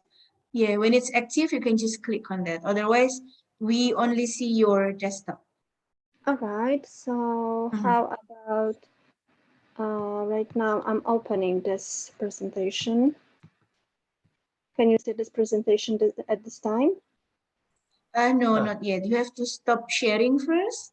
After you stop sharing and then reshare again. Yeah, that's how it works. Sorry. It's kind of complicated. Okay, I think it's going on. How about this one? Yes. Yes, right. Perfect. Thank you very much. We can see it. Thank you for your help. All right, what do we have here? So I prepared a short presentation about situation right now in Europe, also in Poland, in very special time for us. I'm thinking, of course, about COVID. And this is, of course, unusual time for all of us. I'm thinking about every one country around the world. Here in Europe, we are saying that a pandemic, this is unusual, very unusual situation which is appearing one time for 100 years. So for our countries right now, this is absolutely new time, especially for economy, because 100 years ago, almost, we had another pandemics, and it was really, really long time. So how the situation looks like. Somewhere in internet, I found a picture. This is airport somewhere in Europe, this is Great Britain, where this picture was appeared just right after when pandemic appeared in Europe. And this picture is showing us that this airport and planes, they are just stuck. So this picture is showing us that nothing is going on, and then we have to wait. Wait for what? well, wait for some changes. This is my interpretation of this picture. And this picture is a kind of symbol of situation which we had, especially in 2020. So in Europe, it was the hardest time because then in Europe, we had a few lockdown, which is absolutely stopped, exist a lot of branches. So what's happened? First of all, the first full quarter of 2020, after the outbreak of the COVID pandemic, was catastrophic for European economies. As I said before, everything absolutely was stopped. Everything was stuck in a place, and absolutely our governments. I'm not thinking only about Polish government, but governments in Europe didn't have really good idea how we're supposed to manage our branches, our economy in the special time. And of course, right now it's a little bit different. We try opening step by step, branch by branch, but our experts saying that the second wave, I think the second wave, or sometimes we call this fourth wave, they are still possible, especially right now we are observing time with Delta, which is very, very dangerous. Probably it's more, this virus is more dangerous than regular COVID for us here in Europe. And countries which they are noticing that Delta is appearing very fast. It's first of all this Great Britain, then it's Germany, it's our neighbor, and of course it's Spain. So our government is preparing to another lockdown, and we are expecting that this lockdown can be appear around August or very early autumn. So unfortunately, another hard time before us. If you can take a look about the decrease in GDP. Now we have a picture which is showing us, of course, countries in Europe. And if you just take a look on the colors, this purple, this is the biggest decrease in GDP in Europe. First of all, on your left side, up, I can show you, but 21.7% GDP is growing down. It's Great Britain. Great Britain, with this is country who existing with very, very huge export, of course, very huge import. This country was absolutely stuck in 2020. Of course, this data, if you just take a look, it's going from the second quarter 2020 and compare to a second quarter 2019. So this data are pretty fresh. Another countries which they had trouble with GDP was, of course, Spain. It's down here, like southwest, 22.1. Another country was France, 18.9%. And of course, we 15.2%, it was Greece. Please pay your attention that, for example, Spain or Greece, these are countries which they have a very, on the high level, a touristic branch. And during the COVID, this touristic branch are absolutely went down because nobody couldn't travel. Of course, over here, 17.7. It's a Italy. Italy was probably, if not probably, it was first country in Europe which had absolutely huge trouble with hospitals in 2020. So they had a lots of trouble with manage the COVID over there. So how about east side of Europe? So this is my country. My country had 7.5% decrease in GDP, but that's good result. That's good result for how can I say, for this trouble situation. But this good result only it's showing us how good economy we have. So absolutely we are not a leader. Of course, we have to remember that our export it's pretty big, but we cannot compare with, for example, Great Britain or Spain. Also, we don't have a touristic branch. That's why this situation with COVID, it's hard, but it's not terrible for us. My country is existing, for example, in a branch which we connecting with logistic, so deliver a lot of things. That's why this 7.5%, it's only for us, and we are glad that it's not more. If you go north, so when you then you can see the 7.7. This is Sweden, and I think that's the result. It's very close to ours. So so our neighbors, the closest neighbors are had very similar situation. So, of course, we are talking about 2020 years, and we have to remember that this year was absolutely the hardest one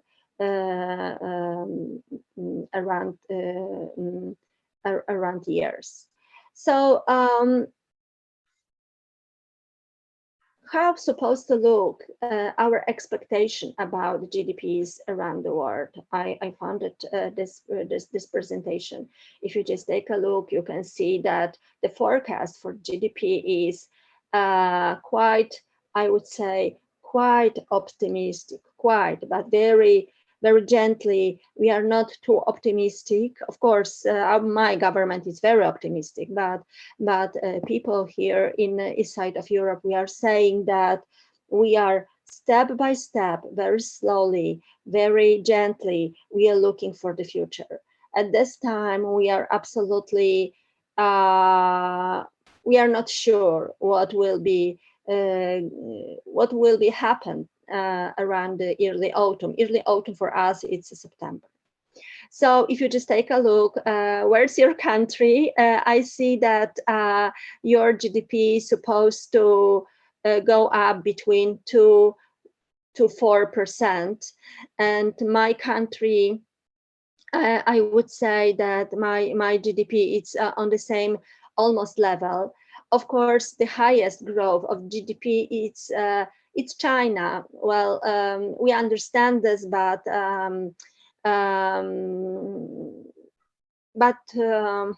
what can I say? We a little bit upset on China because COVID, because our information are saying that this COVID came from China, and China, also United States are saying this, have the same statement that China knew about COVID time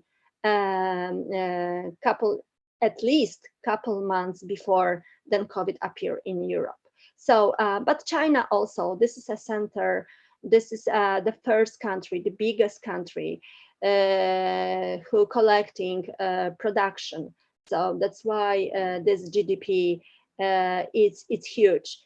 I cannot agree with India because India right now, they have a lot of troubles this health system, it's broken over there, and the delta is coming from India. So I think that International Monetary Fund, this is source, is supposed to analyze once again situation over there.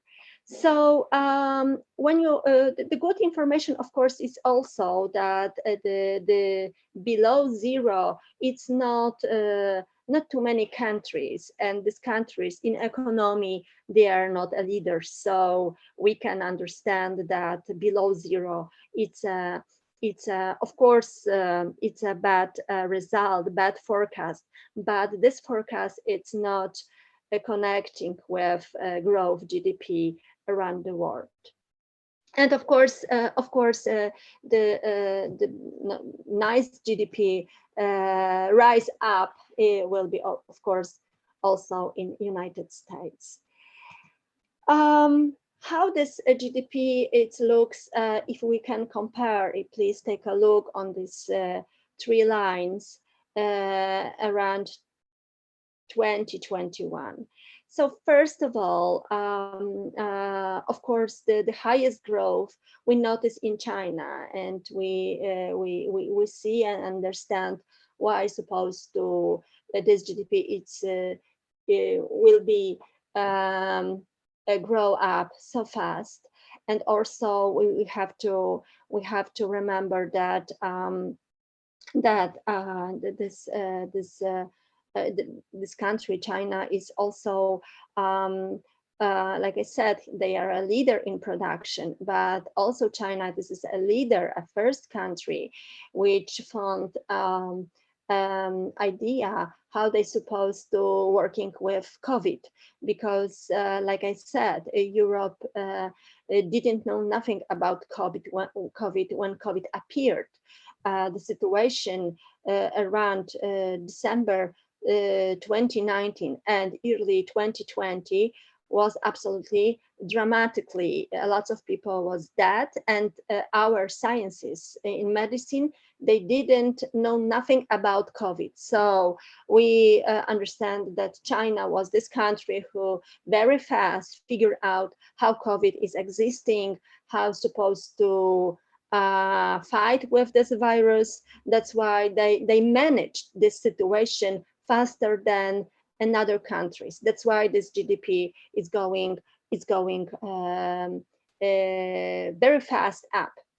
And the another country, as you see, the blue line, it's of course United States, another strong, one of the strongest economy around the world, and also United Europe as general, United Europe. But in United Europe, you have countries which they are leaders. For example, as like our neighbors, Germany, Great Britain, and countries in east side of Europe, also my country too. Also, I would like to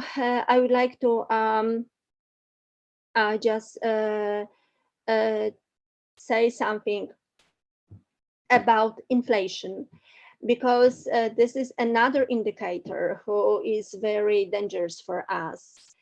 And if you just take a look, this data is from April this year, and this inflation is going higher and higher, practically week by week. And Poland right now, this is the second from the right side, have inflation on the level 5.1.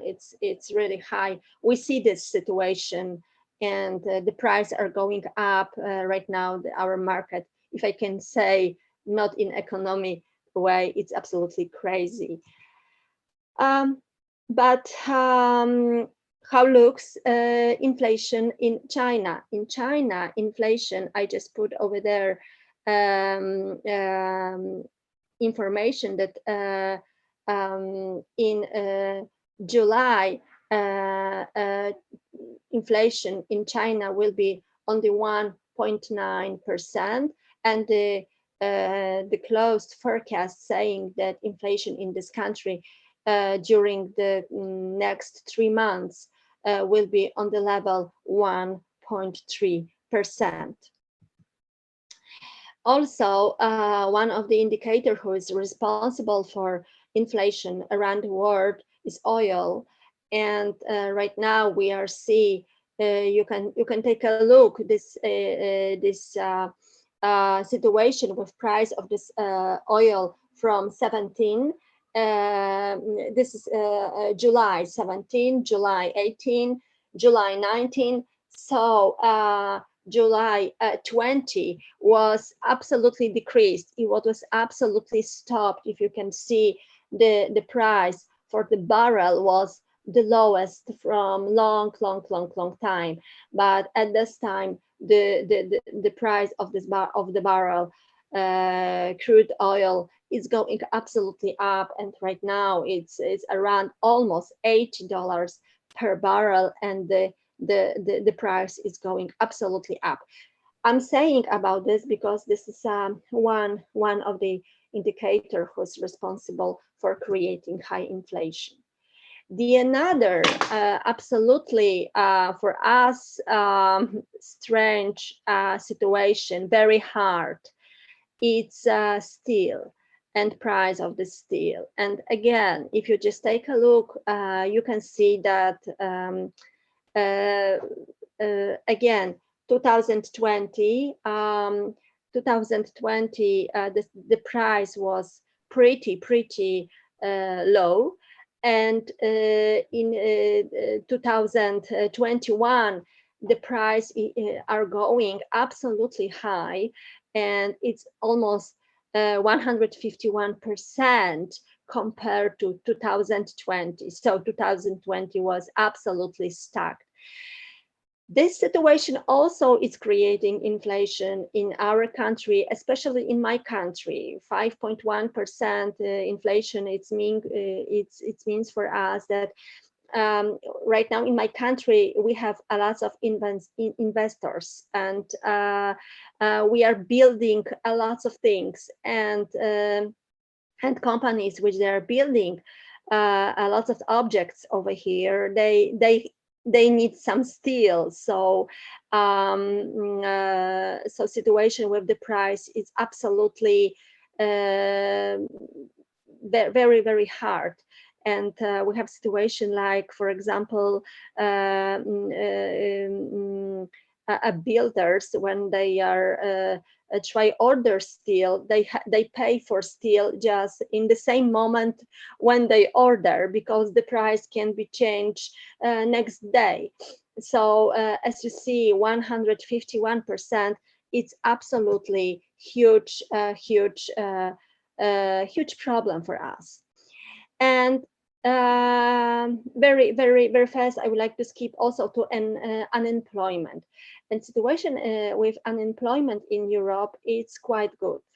I mean quite, because of course we have branches which they have absolutely problem, and I said that this is touristic branch, and this problem it's going through to United Europe. It's not only my country. But at this time, situation in with unemployment in Poland, we have unemployment on the level 3.1%, so it's absolutely low. We need workers at this time. We have a lot of people from east side of Europe, especially from Ukraine, from Russia, from this side, and these people are working for us. This is for us quite a good situation, because we have to remember that, for example, Ukraine, this is the same group of languages. It's very easy to adapt for them to our countries, to our country. Also, it's very easy to communicate, because even if Ukrainian people, they don't speak Polish, but we can understand each other. That's why the situation is for us okay. And in Eurozone, it is average data, it's 8%, and for Eurozone, we are not belong to Eurozone, and United Europe, so this is 27 countries, then this unemployment rate, it's lower, so 7.3. So I would say that we have trouble, but not too big as we could expect it. So what our government try to do with this problem, and also I would like to just show you that we have financial support for companies, and this red column show us that Poland is one of the, maybe not a leader, because the Great Britain is a leader, absolutely leader, who transfer a lot of money to Polish companies to help to survive. For example, they let them in 2020, they didn't have pay too many taxes. So this is kind of help which supposed to support them going through this problem. Also, income taxes. Like I said, Poland is, well, here is a leader. I mean, we cut taxes 2020 to let companies just survive. Of course, it's not every one company could had this opportunity, but I have to say that a lot of branches absolutely had this support. And okay. Also, I would like to just show you how looks investment and consumption in Poland. Those two indicators absolutely important to create opportunities in our country to go up. And red line is investments in our economy, in our market as generally. So if you just take a look, we have again 2020 first quarter, second, third, and fourth quarter. So it's whole year, everything went down, everything was ruined. Then on the end of 2020, this money for investments again appeared on the market, and we start working with investigation around our country. Once again, we transfer a lot of money, especially this money are coming from government. Government start order a lot of projects, especially we building a lot of things at this time. So they transferred this money on the market, and this red line, as you see, is going up. How look consumption, a private consumption? So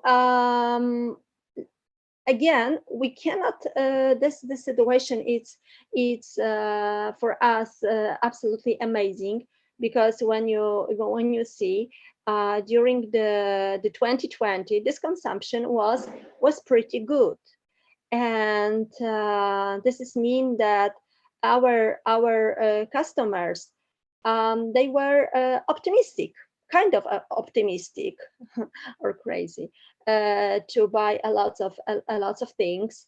Of course, our markets they were closed, but we have to remember that we have e-commerce. So e-commerce in Poland is absolutely growing up.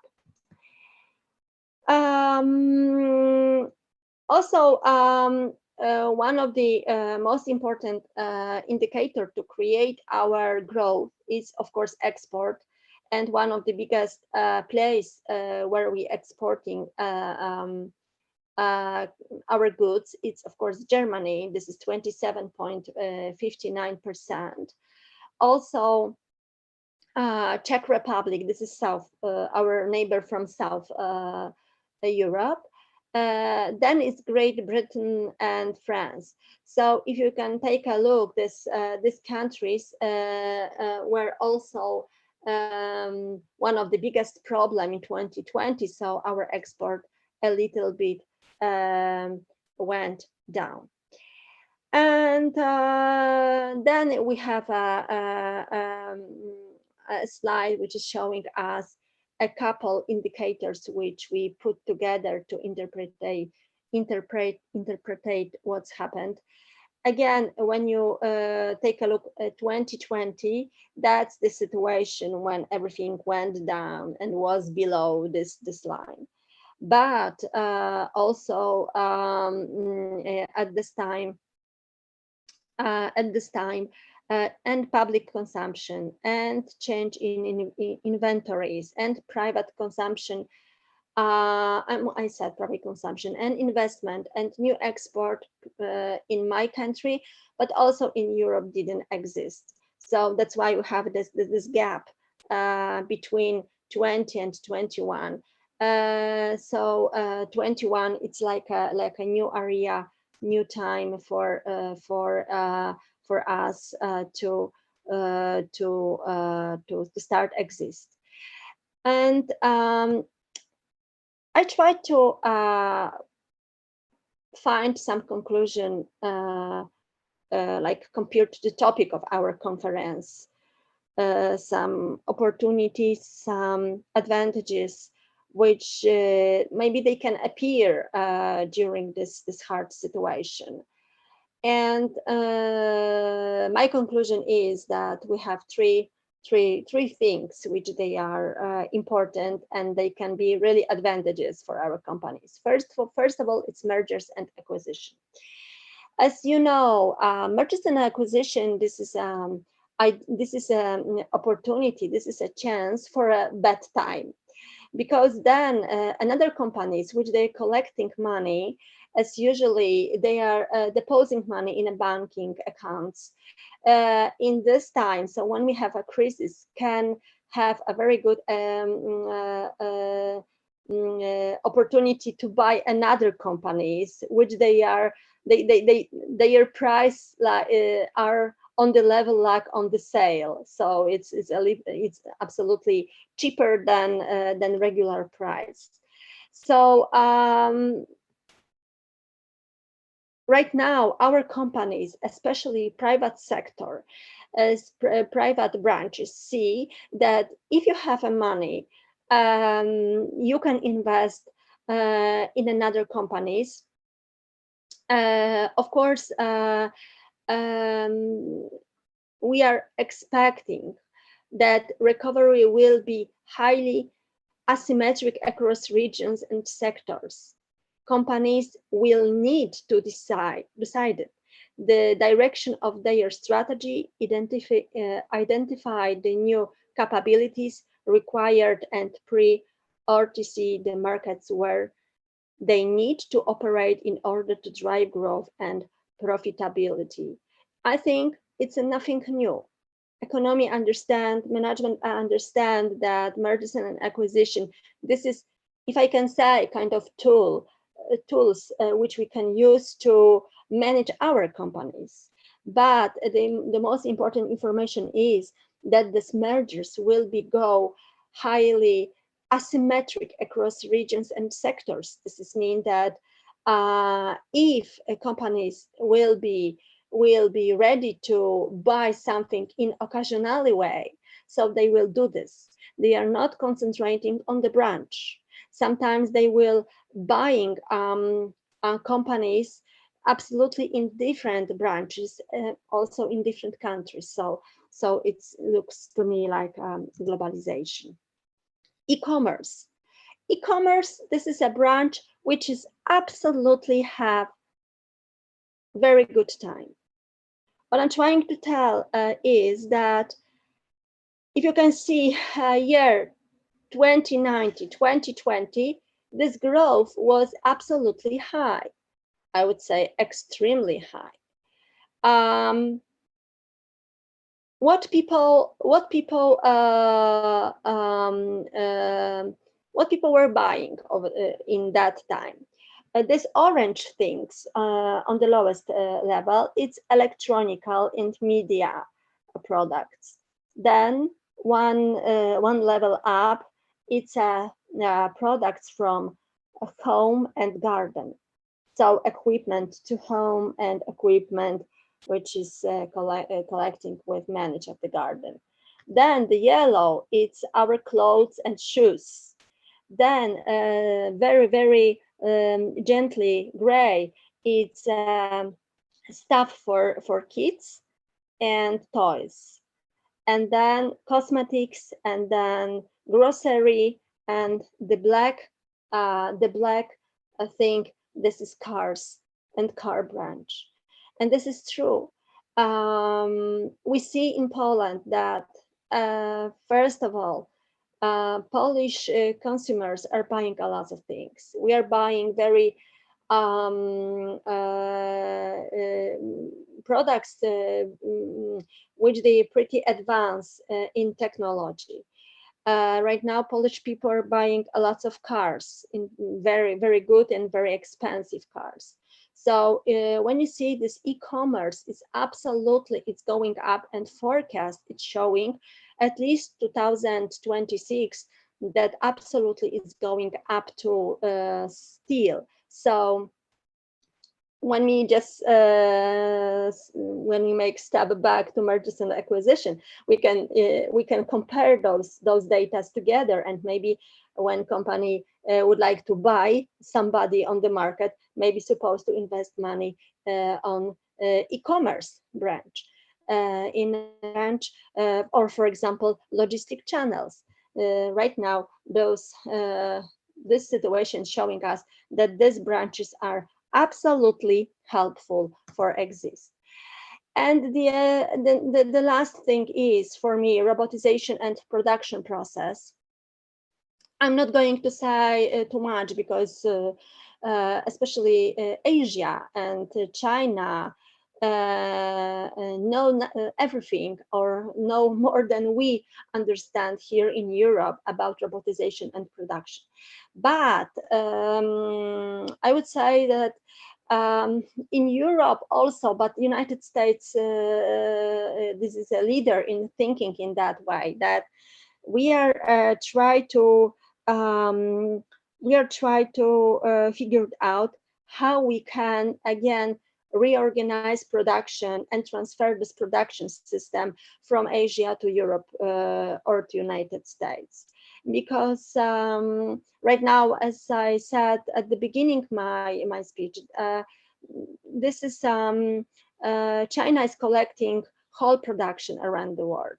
But we understand that robotization production process, this is a thing which absolutely give us competitive distance. But the problem is that especially United Europe have very strong law which is connecting with support environment, natural environment. So I think this is the biggest problem at this time, but maybe next future will change something. So I think when we talking about some changes, and I prefer to talk about changes, about changes, opportunities, advantages, because we have really, in our way of thinking, we have really enough information about a crisis. So we are preferring to find in a close future something which will be helpful and will lift us up to rise again and again. That's all what I prepared here for today for conference. Thank you for your attention. I will be glad if I can eventually talk about this, or just I can try ask on your questions. Thank you very much. Right, thank you very much, Dr. Magdalena, for your sharing. So we can see how the European countries make out all of the opportunities from this pandemic. It's always been interesting to look at the scope from another continent, because we are here in Southeast Asia and also Asia are obviously struggling with that. And maybe if we can share all of some of the successful practices that you've done. Let's see that the GDP is increasing, and also you're leading in the employment sector, like all of the countries are collapsed. but Poland has the lowest unemployment percentage. That was very good. So thank you very much, Dr. Magdalena. So any question from the audience? So she was talking about how the European countries also face similar challenges to us, with us, but they can make out of that by making some of the opportunities and also things that deal with the industry and robotical engineering, right? So question from the audience concerning the time, maybe we limit to only 2 questions. You can just raise your hand and ask your questions, or you can ask your question from the chat. Okay, please. Especially those who are studying in the Master of Management, Business and Economics, I believe that you have lots of questions or maybe concerns from your practices or sharing your experiences, how you deal with the hardship in Indonesian economics during this pandemics. Eko, do you have question maybe?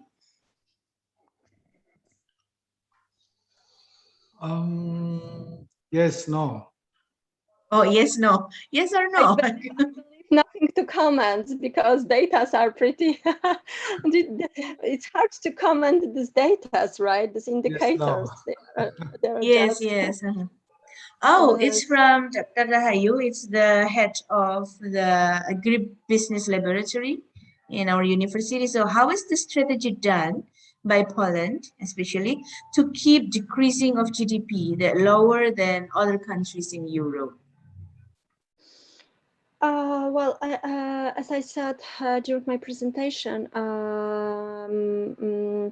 my government, maybe another way. I said that governments in Europe didn't have idea how supposed to manage situation with COVID, from, of course, economical way. So I would say that we don't have any strategy for sure. We're in Europe, all of countries in Europe are going step by step, and we are observing how our markets will react. So we are going very gently. So of course we have to remember that when you try manage GDP, this is mean that in Europe, how Europe is thinking is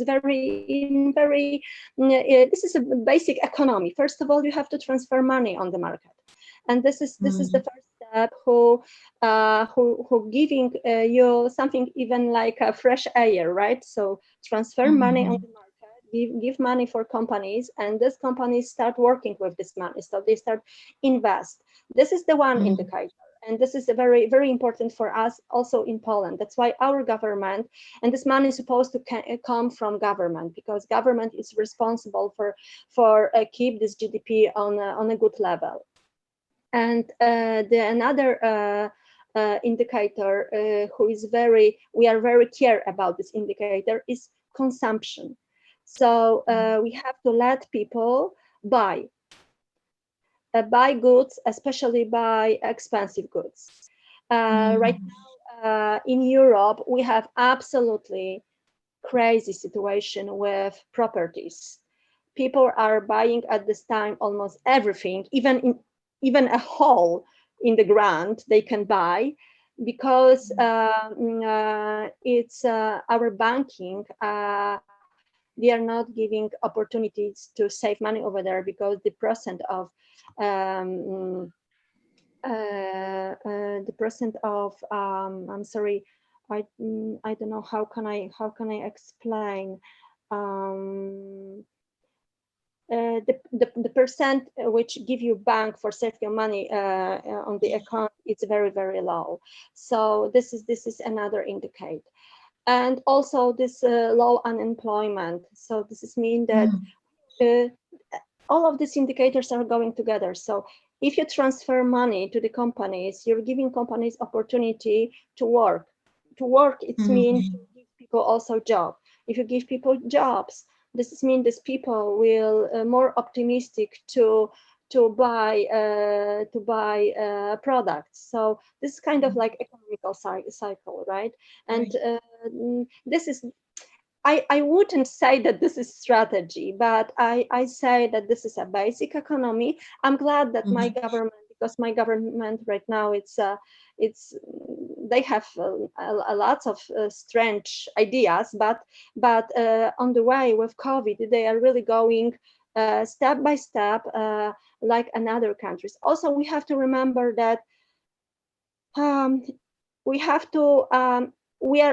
a very strong connection with export. We have to remember about this. So export, this is another indicator who's showing us how strong condition our economy is, and how strong condition of economy has our neighbors. And so you see, everything is connecting. But anyway, we are transferring our goods. We are buying a lot of things in China, a lot of products over there. So if my answer is clearly, I would say it's no strategy, but it's a basic economy during this crisis. Right. Okay, thank you, Dr. Magdalena. So it's the basic economy, because here we kind of amazed, because although we are all collapsed together, the European countries seems to a little bit stabler, more stable, tend to strive, maybe like the fewer residents, things like that also influence how do we grow up together within this pandemic, right? So any other question from the audience? We still have one more question, like 3 minutes left. Ria. Yes. Okay. Thank you very much, Magdalena, for very interesting topic. Also very enthusiastic presentation. Actually, I'm not an economist, yeah, but I studied American history, yeah. So when you said about cycle, I was also thinking of maybe kind of very big cycles, yeah, because we know that we had World War I, and then Great Depression, also World War II, and then after that, in 2008, we have economic crisis, and then now we have pandemics. Yeah, can we say this is like a very big cycle in the world? Yeah, because as you said that there are many countries collapse, but also there are many other countries what grew faster because of production. Yeah, that is my conclusion. Right? Is it like very big cycle in the world? Thank you. Yes, thank you for your comments. Of course, yes, of course, I have to agree. This is this is a big cycle, and also, you know, this is globalization. So the truth is that we belong to each other, and but in this cycle we have a strong leaders which they're creating this cycle, because I'm thinking once again, I'm thinking about Asia, especially about China, and we have to notice that 2020 was depressed because China also stopped with production. So that's why we stopped too, and I would say that absolutely we are. I said we belong to the one probably today to the one globalization world, and absolutely some changes in a situation, economical situation in leaders in the cycle, supposed to that we call this like a domino effect. You know, when you just put one block, another blocks fell down, and as fast as possible. And I'm not sure that this is good situation. Well, I would like to say that I'm not crazy about globalization. Globalization giving us a lot of opportunities, especially in a situation when we can traveling, when we can going to the other countries and work over there, study over there. That's absolutely absolutely advantages. But right now, I have to say that if we concentrate in this cycle, the problems with production systems in only one place in the world, or we are belong from this production in another's branches, especially in logistic. This is mean that if this only one country will have a trouble, this is mean that we will have trouble also too. So we are absolutely depends. And yes, I would say that of course I cannot share the cycle on European and world, but or international. But I would say that yes, we are one cycle, but anyway. I try to show how also the situation it looks only in Europe, who is depends from Asia. Absolutely, for sure, we know this. So thank you for your comments. It was good to talk. Okay, thank you for very good answer. Thank you very much.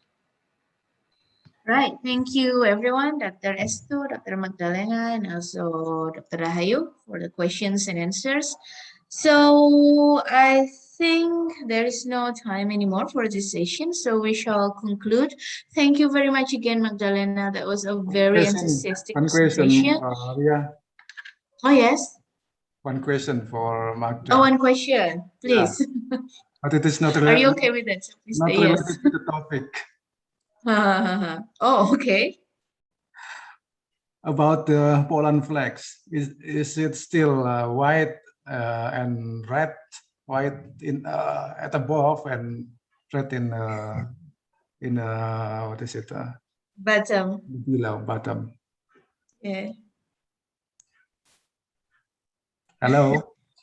We just reverse flags. I just turned off microphone. If you could just can once again. No, because I had again a problem with internet and something interrupt. So if you can, I will be happy. So please. Okay, right. Go on, Paiko. Yeah, I just want to ask you about the Poland's flag.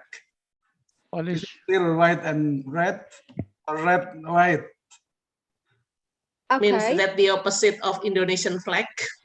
Yes, your country. We just reverse. You see, we're supposed to be one country, Eko. I mean, that's beautiful. Thank you. Yeah. So, I'm not. I don't understand why we're locating in Europe. We're supposed to be just, one of part of Indonesia. That's interesting. So, yes. Yeah. So we know this. Well. We know that yes, we have some mentally connections through the flag too. Thank you. Okay, that's nice to know, right? Okay. So if you have no more questions, then we shall conclude this session. Thank you once again, Magdalena, for sharing how the European countries face the hardships during this pandemic. And I hope, although we're not same geographically or even the number of residents, maybe there are some of the practices that we can adopt, especially with the government, because whatever the country is, the government must work hard to take care of their citizens, right? Okay, so thank you very much for all of the audiences. We are going to have a break for how long, Pak Eko? How long? The break? No, without break, directly to come to. Oh, directly? Are you sure? Yeah. Oh, come to the breakout room? Right, Yeah. okay. For Magdalena, you may leave. That's all right. We already conclude the main session. Now is the time for the parallel presentations by the students. So thank you once again. Have a good day. Good morning. I would like to also thank you, all of you guys, and Eko especially. I'm sending my greetings to you to have opportunity to meet with you and change ideas about interesting topics, especially right now in COVID. So this is absolutely incredible experience as usually, and usually in contact with you guys. So that's why all the time when I have a proposition to be with you, I'm very happy. So I would like to, if I can, leave this meetings, because I have to say I'm starting my vacation, so my baggage are ready to go. I was waiting for this conference. My family is in another room, and they are ready, study, and go. Okay, so happy summer. So, but anyway, I hopefully maybe Echo, let's think about another meetings between academic to talk about some interesting situations in economy and in management. It was very good to see you, Echo, and you guys. So thank you very much. Thank you. Okay. Okay, so bye. Take care. Bye-bye. Take care. Thank you very much. So for all the participants, we just go directly to the break room. As we already announced, please check. There is a new parallel session. And we already tell you that if you cannot find your name, please check Pasca Sarjana so they can include your name in the new list. All right? Okay. So let me repeat once again. Kalau namanya tidak ada di dalam list, tadi sudah diingatkan ya, jadi khusus untuk mahasiswa yang akan presentasi hari ini, karena tidak semuanya, jadi silahkan untuk private chat saja dengan Pasca Sarjana, di situ ada di partisipan, silakan dikasih tahu namanya siapa, lalu dari jurusan apa untuk dimasukkan ke room berapa, seperti itu. Untuk mahasiswa yang tidak presentasi hari ini, seperti dari Mapro atau dari Education, yang sudah presentasi Sabtu kemarin, boleh meninggalkan ruangan, tidak apa-apa. Tapi nanti kembali lagi jam 2, karena akan ada pengumuman pemenang. Jadi yang merasa presentasi Sabtu kemarin dari jurusan PAI, Biologi, Bahasa Indonesia, Bahasa Inggris, dan Matematika, silahkan tinggal dulu, karena nanti akan ada pengumuman pemenang the best presenter for every room. Jadi kemarin ada 7 room dan 1 ruangan itu ada 3 pemenang, ada juara 1, 2, 3. So please stay tune, karena siapa tahu nanti Andalah pemenangnya, seperti itu ya. Jadi langsung saja ke breakout room. Bagi nama-nama yang belum diganti, silahkan diganti. Tuliskan roomnya paling depan. Misalnya room 1, tulis 01 strip Ria, gitu. Tulis dengan nama lengkap. Oke, untuk penanggung jawab dan pendampingnya, terima kasih sudah hadir. Nama-namanya sudah ada di situ. Room 1 akan didampingi oleh Bapak Dr. Bambang Yudi Aryadi untuk room 2 dengan Ibu Dr. Herwastuti, room 3 dengan Bapak Dr. Fauzik, dan room 4 dengan Bapak Dr. Eko Handayanto. Jadi silahkan untuk panitia dibagi roomnya. Sekarang kita langsung ke breakout room. Terima kasih. Bagi yang namanya belum ada, jadi silahkan. Breakout room akan saya buka, nanti para mahasiswa yang akan presentasi akan otomatis pindah ke breakout room tersebut bersamaan dengan penanggung jawab atau moderatornya. Terima kasih. Saya umumkan, guys, pengumuman untuk Prodi PAI, silakan bergabung di Zoom yang sudah saya tentukan karena mau rapat sejenak.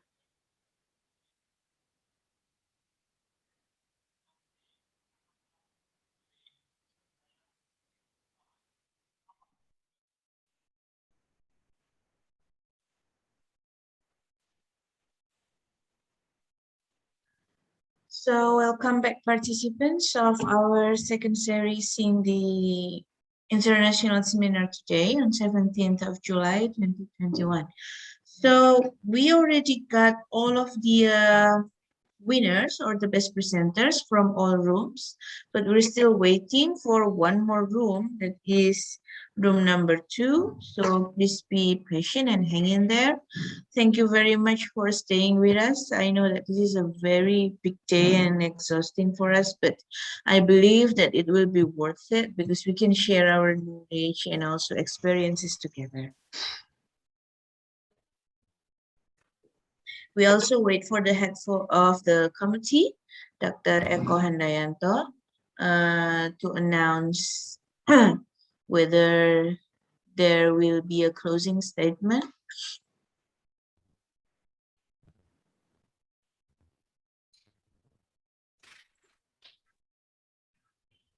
Buria, I think you can directly. So how is it, Pak Eko? Can we start?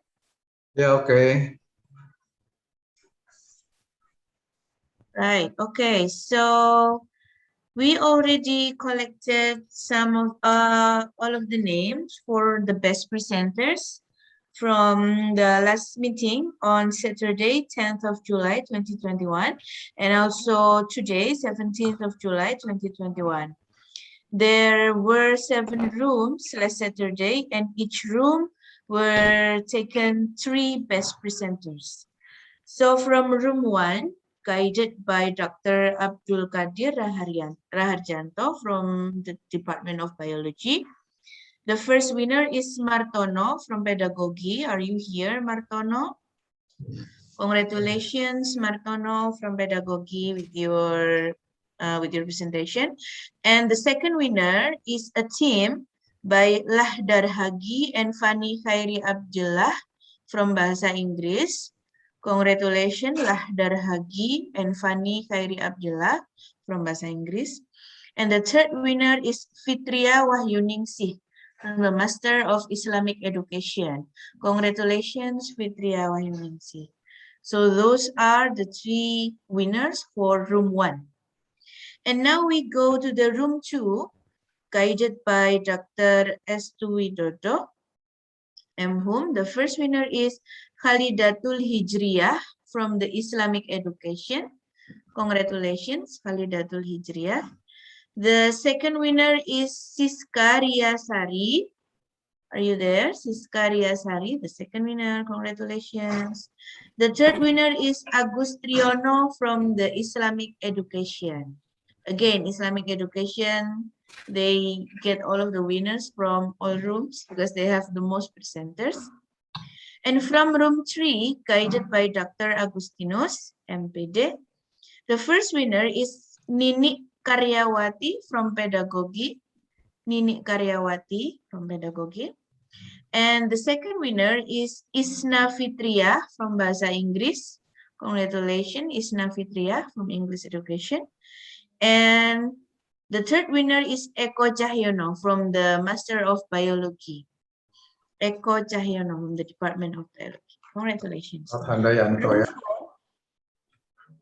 Not Eko Handayanto, no. So room 4, guided by Dr. Dwi Priyo Utomo. The first winner is Imran from English Education. Congratulations, Imran from English Education. The second winner, again, Nyono from Biology. Mr. Nyono from Biology. And the third winner is Feda from the Mathematics Education. The third winner is Feda. Congratulations for all of the winners from room 4. Still from the presentation on last Saturday, room 5, guided by Dr. Ribut Wahyu Erianti. The first winner is Padmawati from Biology. Congratulations, Padmawati from Biology. The second winner is Reni Farida from the Islamic Education. Again, congratulations, Reni Farida. And the third winner, again from Islamic Education, Muhammad Fahruddin Ghazali. Right. So the Islamic Education is dominating the presenters. And from room 6, guided by Dr. Romlah. So the first winner is Unjang Tajul Arifin, again from the Islamic Education. Congratulations, Unjang. The second winner is Diah Aulaning Ilmiah from English Education. Actually, it's a very tight score between Unjang and Diah. Unjang is the first winner and Diah is the second winner. And the third winner is Muzakir from the Islamic Education. Congratulations again, Muzakir from the Islamic Education. And here is the last from last Saturday, room 7, guided by Dr. Eko Handayanto. Number 1, the first winner is Karimah from Bahasa Indonesia. Karimah from Indonesian Education. And number 2, Yuni Listiana, again from Islamic Education, the second winner. Congratulations, Yuni Listiana. And the third winner is Andre from English Education. Andre RK, you are the third winner of room 7. So congratulations to all of the winners. The names will be sent to the head of the department, and then it will be distributed through your WhatsApp group. And then you will be given the certificate of appreciation, which will look good on your CV, and also another achievement during your study in the university. Now we move on to the winners for today. I just got a report from the last room, from room 2. So let's start from room 1, guided by Dr. Bambang Yudi Aryadi. The first winner is Wiwi Sulistiorini from Sociology. Congratulations, Wiwi. And the second winner, Sulistio Khairun Nisa from the Law Science. And the third winner is Dea Ratna from the Agribusiness, from the Agriculture Department. Now we move on to room 2. Let me check. It's a brand new, fresh information from the oven. So the first winner is Wahid from Agriculture Department. Wahid, Agribusiness. The second winner is Nikmah from Sociology. Congratulations, Nikmah. And the third winner is Asadian from the Law Faculty. Congratulations, Asadian. Now we move to room 3. The first winner is Irhamna from the Master of Management. Room 3 is guided by Dr. Fauzik Lendriono. So the first winner is Irhamna from Management. The second winner is Yulia from Sociology. Congratulations, Yulia. And the third winner is Erin Novi and Jamaluddin. So there are 2 third winners in room 3 because the score is very tight, reported by the guide of the room. And the last for today, hope your name belongs to this group, room 4, guided by Dr. Eko Handayanto. The first winner is a team by Muhammad Haikal and Dewi from the Master of Psychological Profession. Congratulations, Haikal and Dewi. Thank you for approaching the committee too. I do appreciate your work. And the second winner, Stopia Wanita from Sociology. Congratulations, Stopia. I can see your bright smile there. And the third winner is Subi Haryanto from the Law Science. Congratulations, Subi Haryanto. So once again, you can unmute your Zoom, and then let's give a big applause to all of the winners. You all did a good job, very excellent and brilliant, and thank you for hanging with us in this very long day seminar. So welcome to the academia. That's how it works. So hope you will get used to it. Right, so I give back to Dr. Eko Handayanto to have some closing statements to end the whole series of our international seminar this month.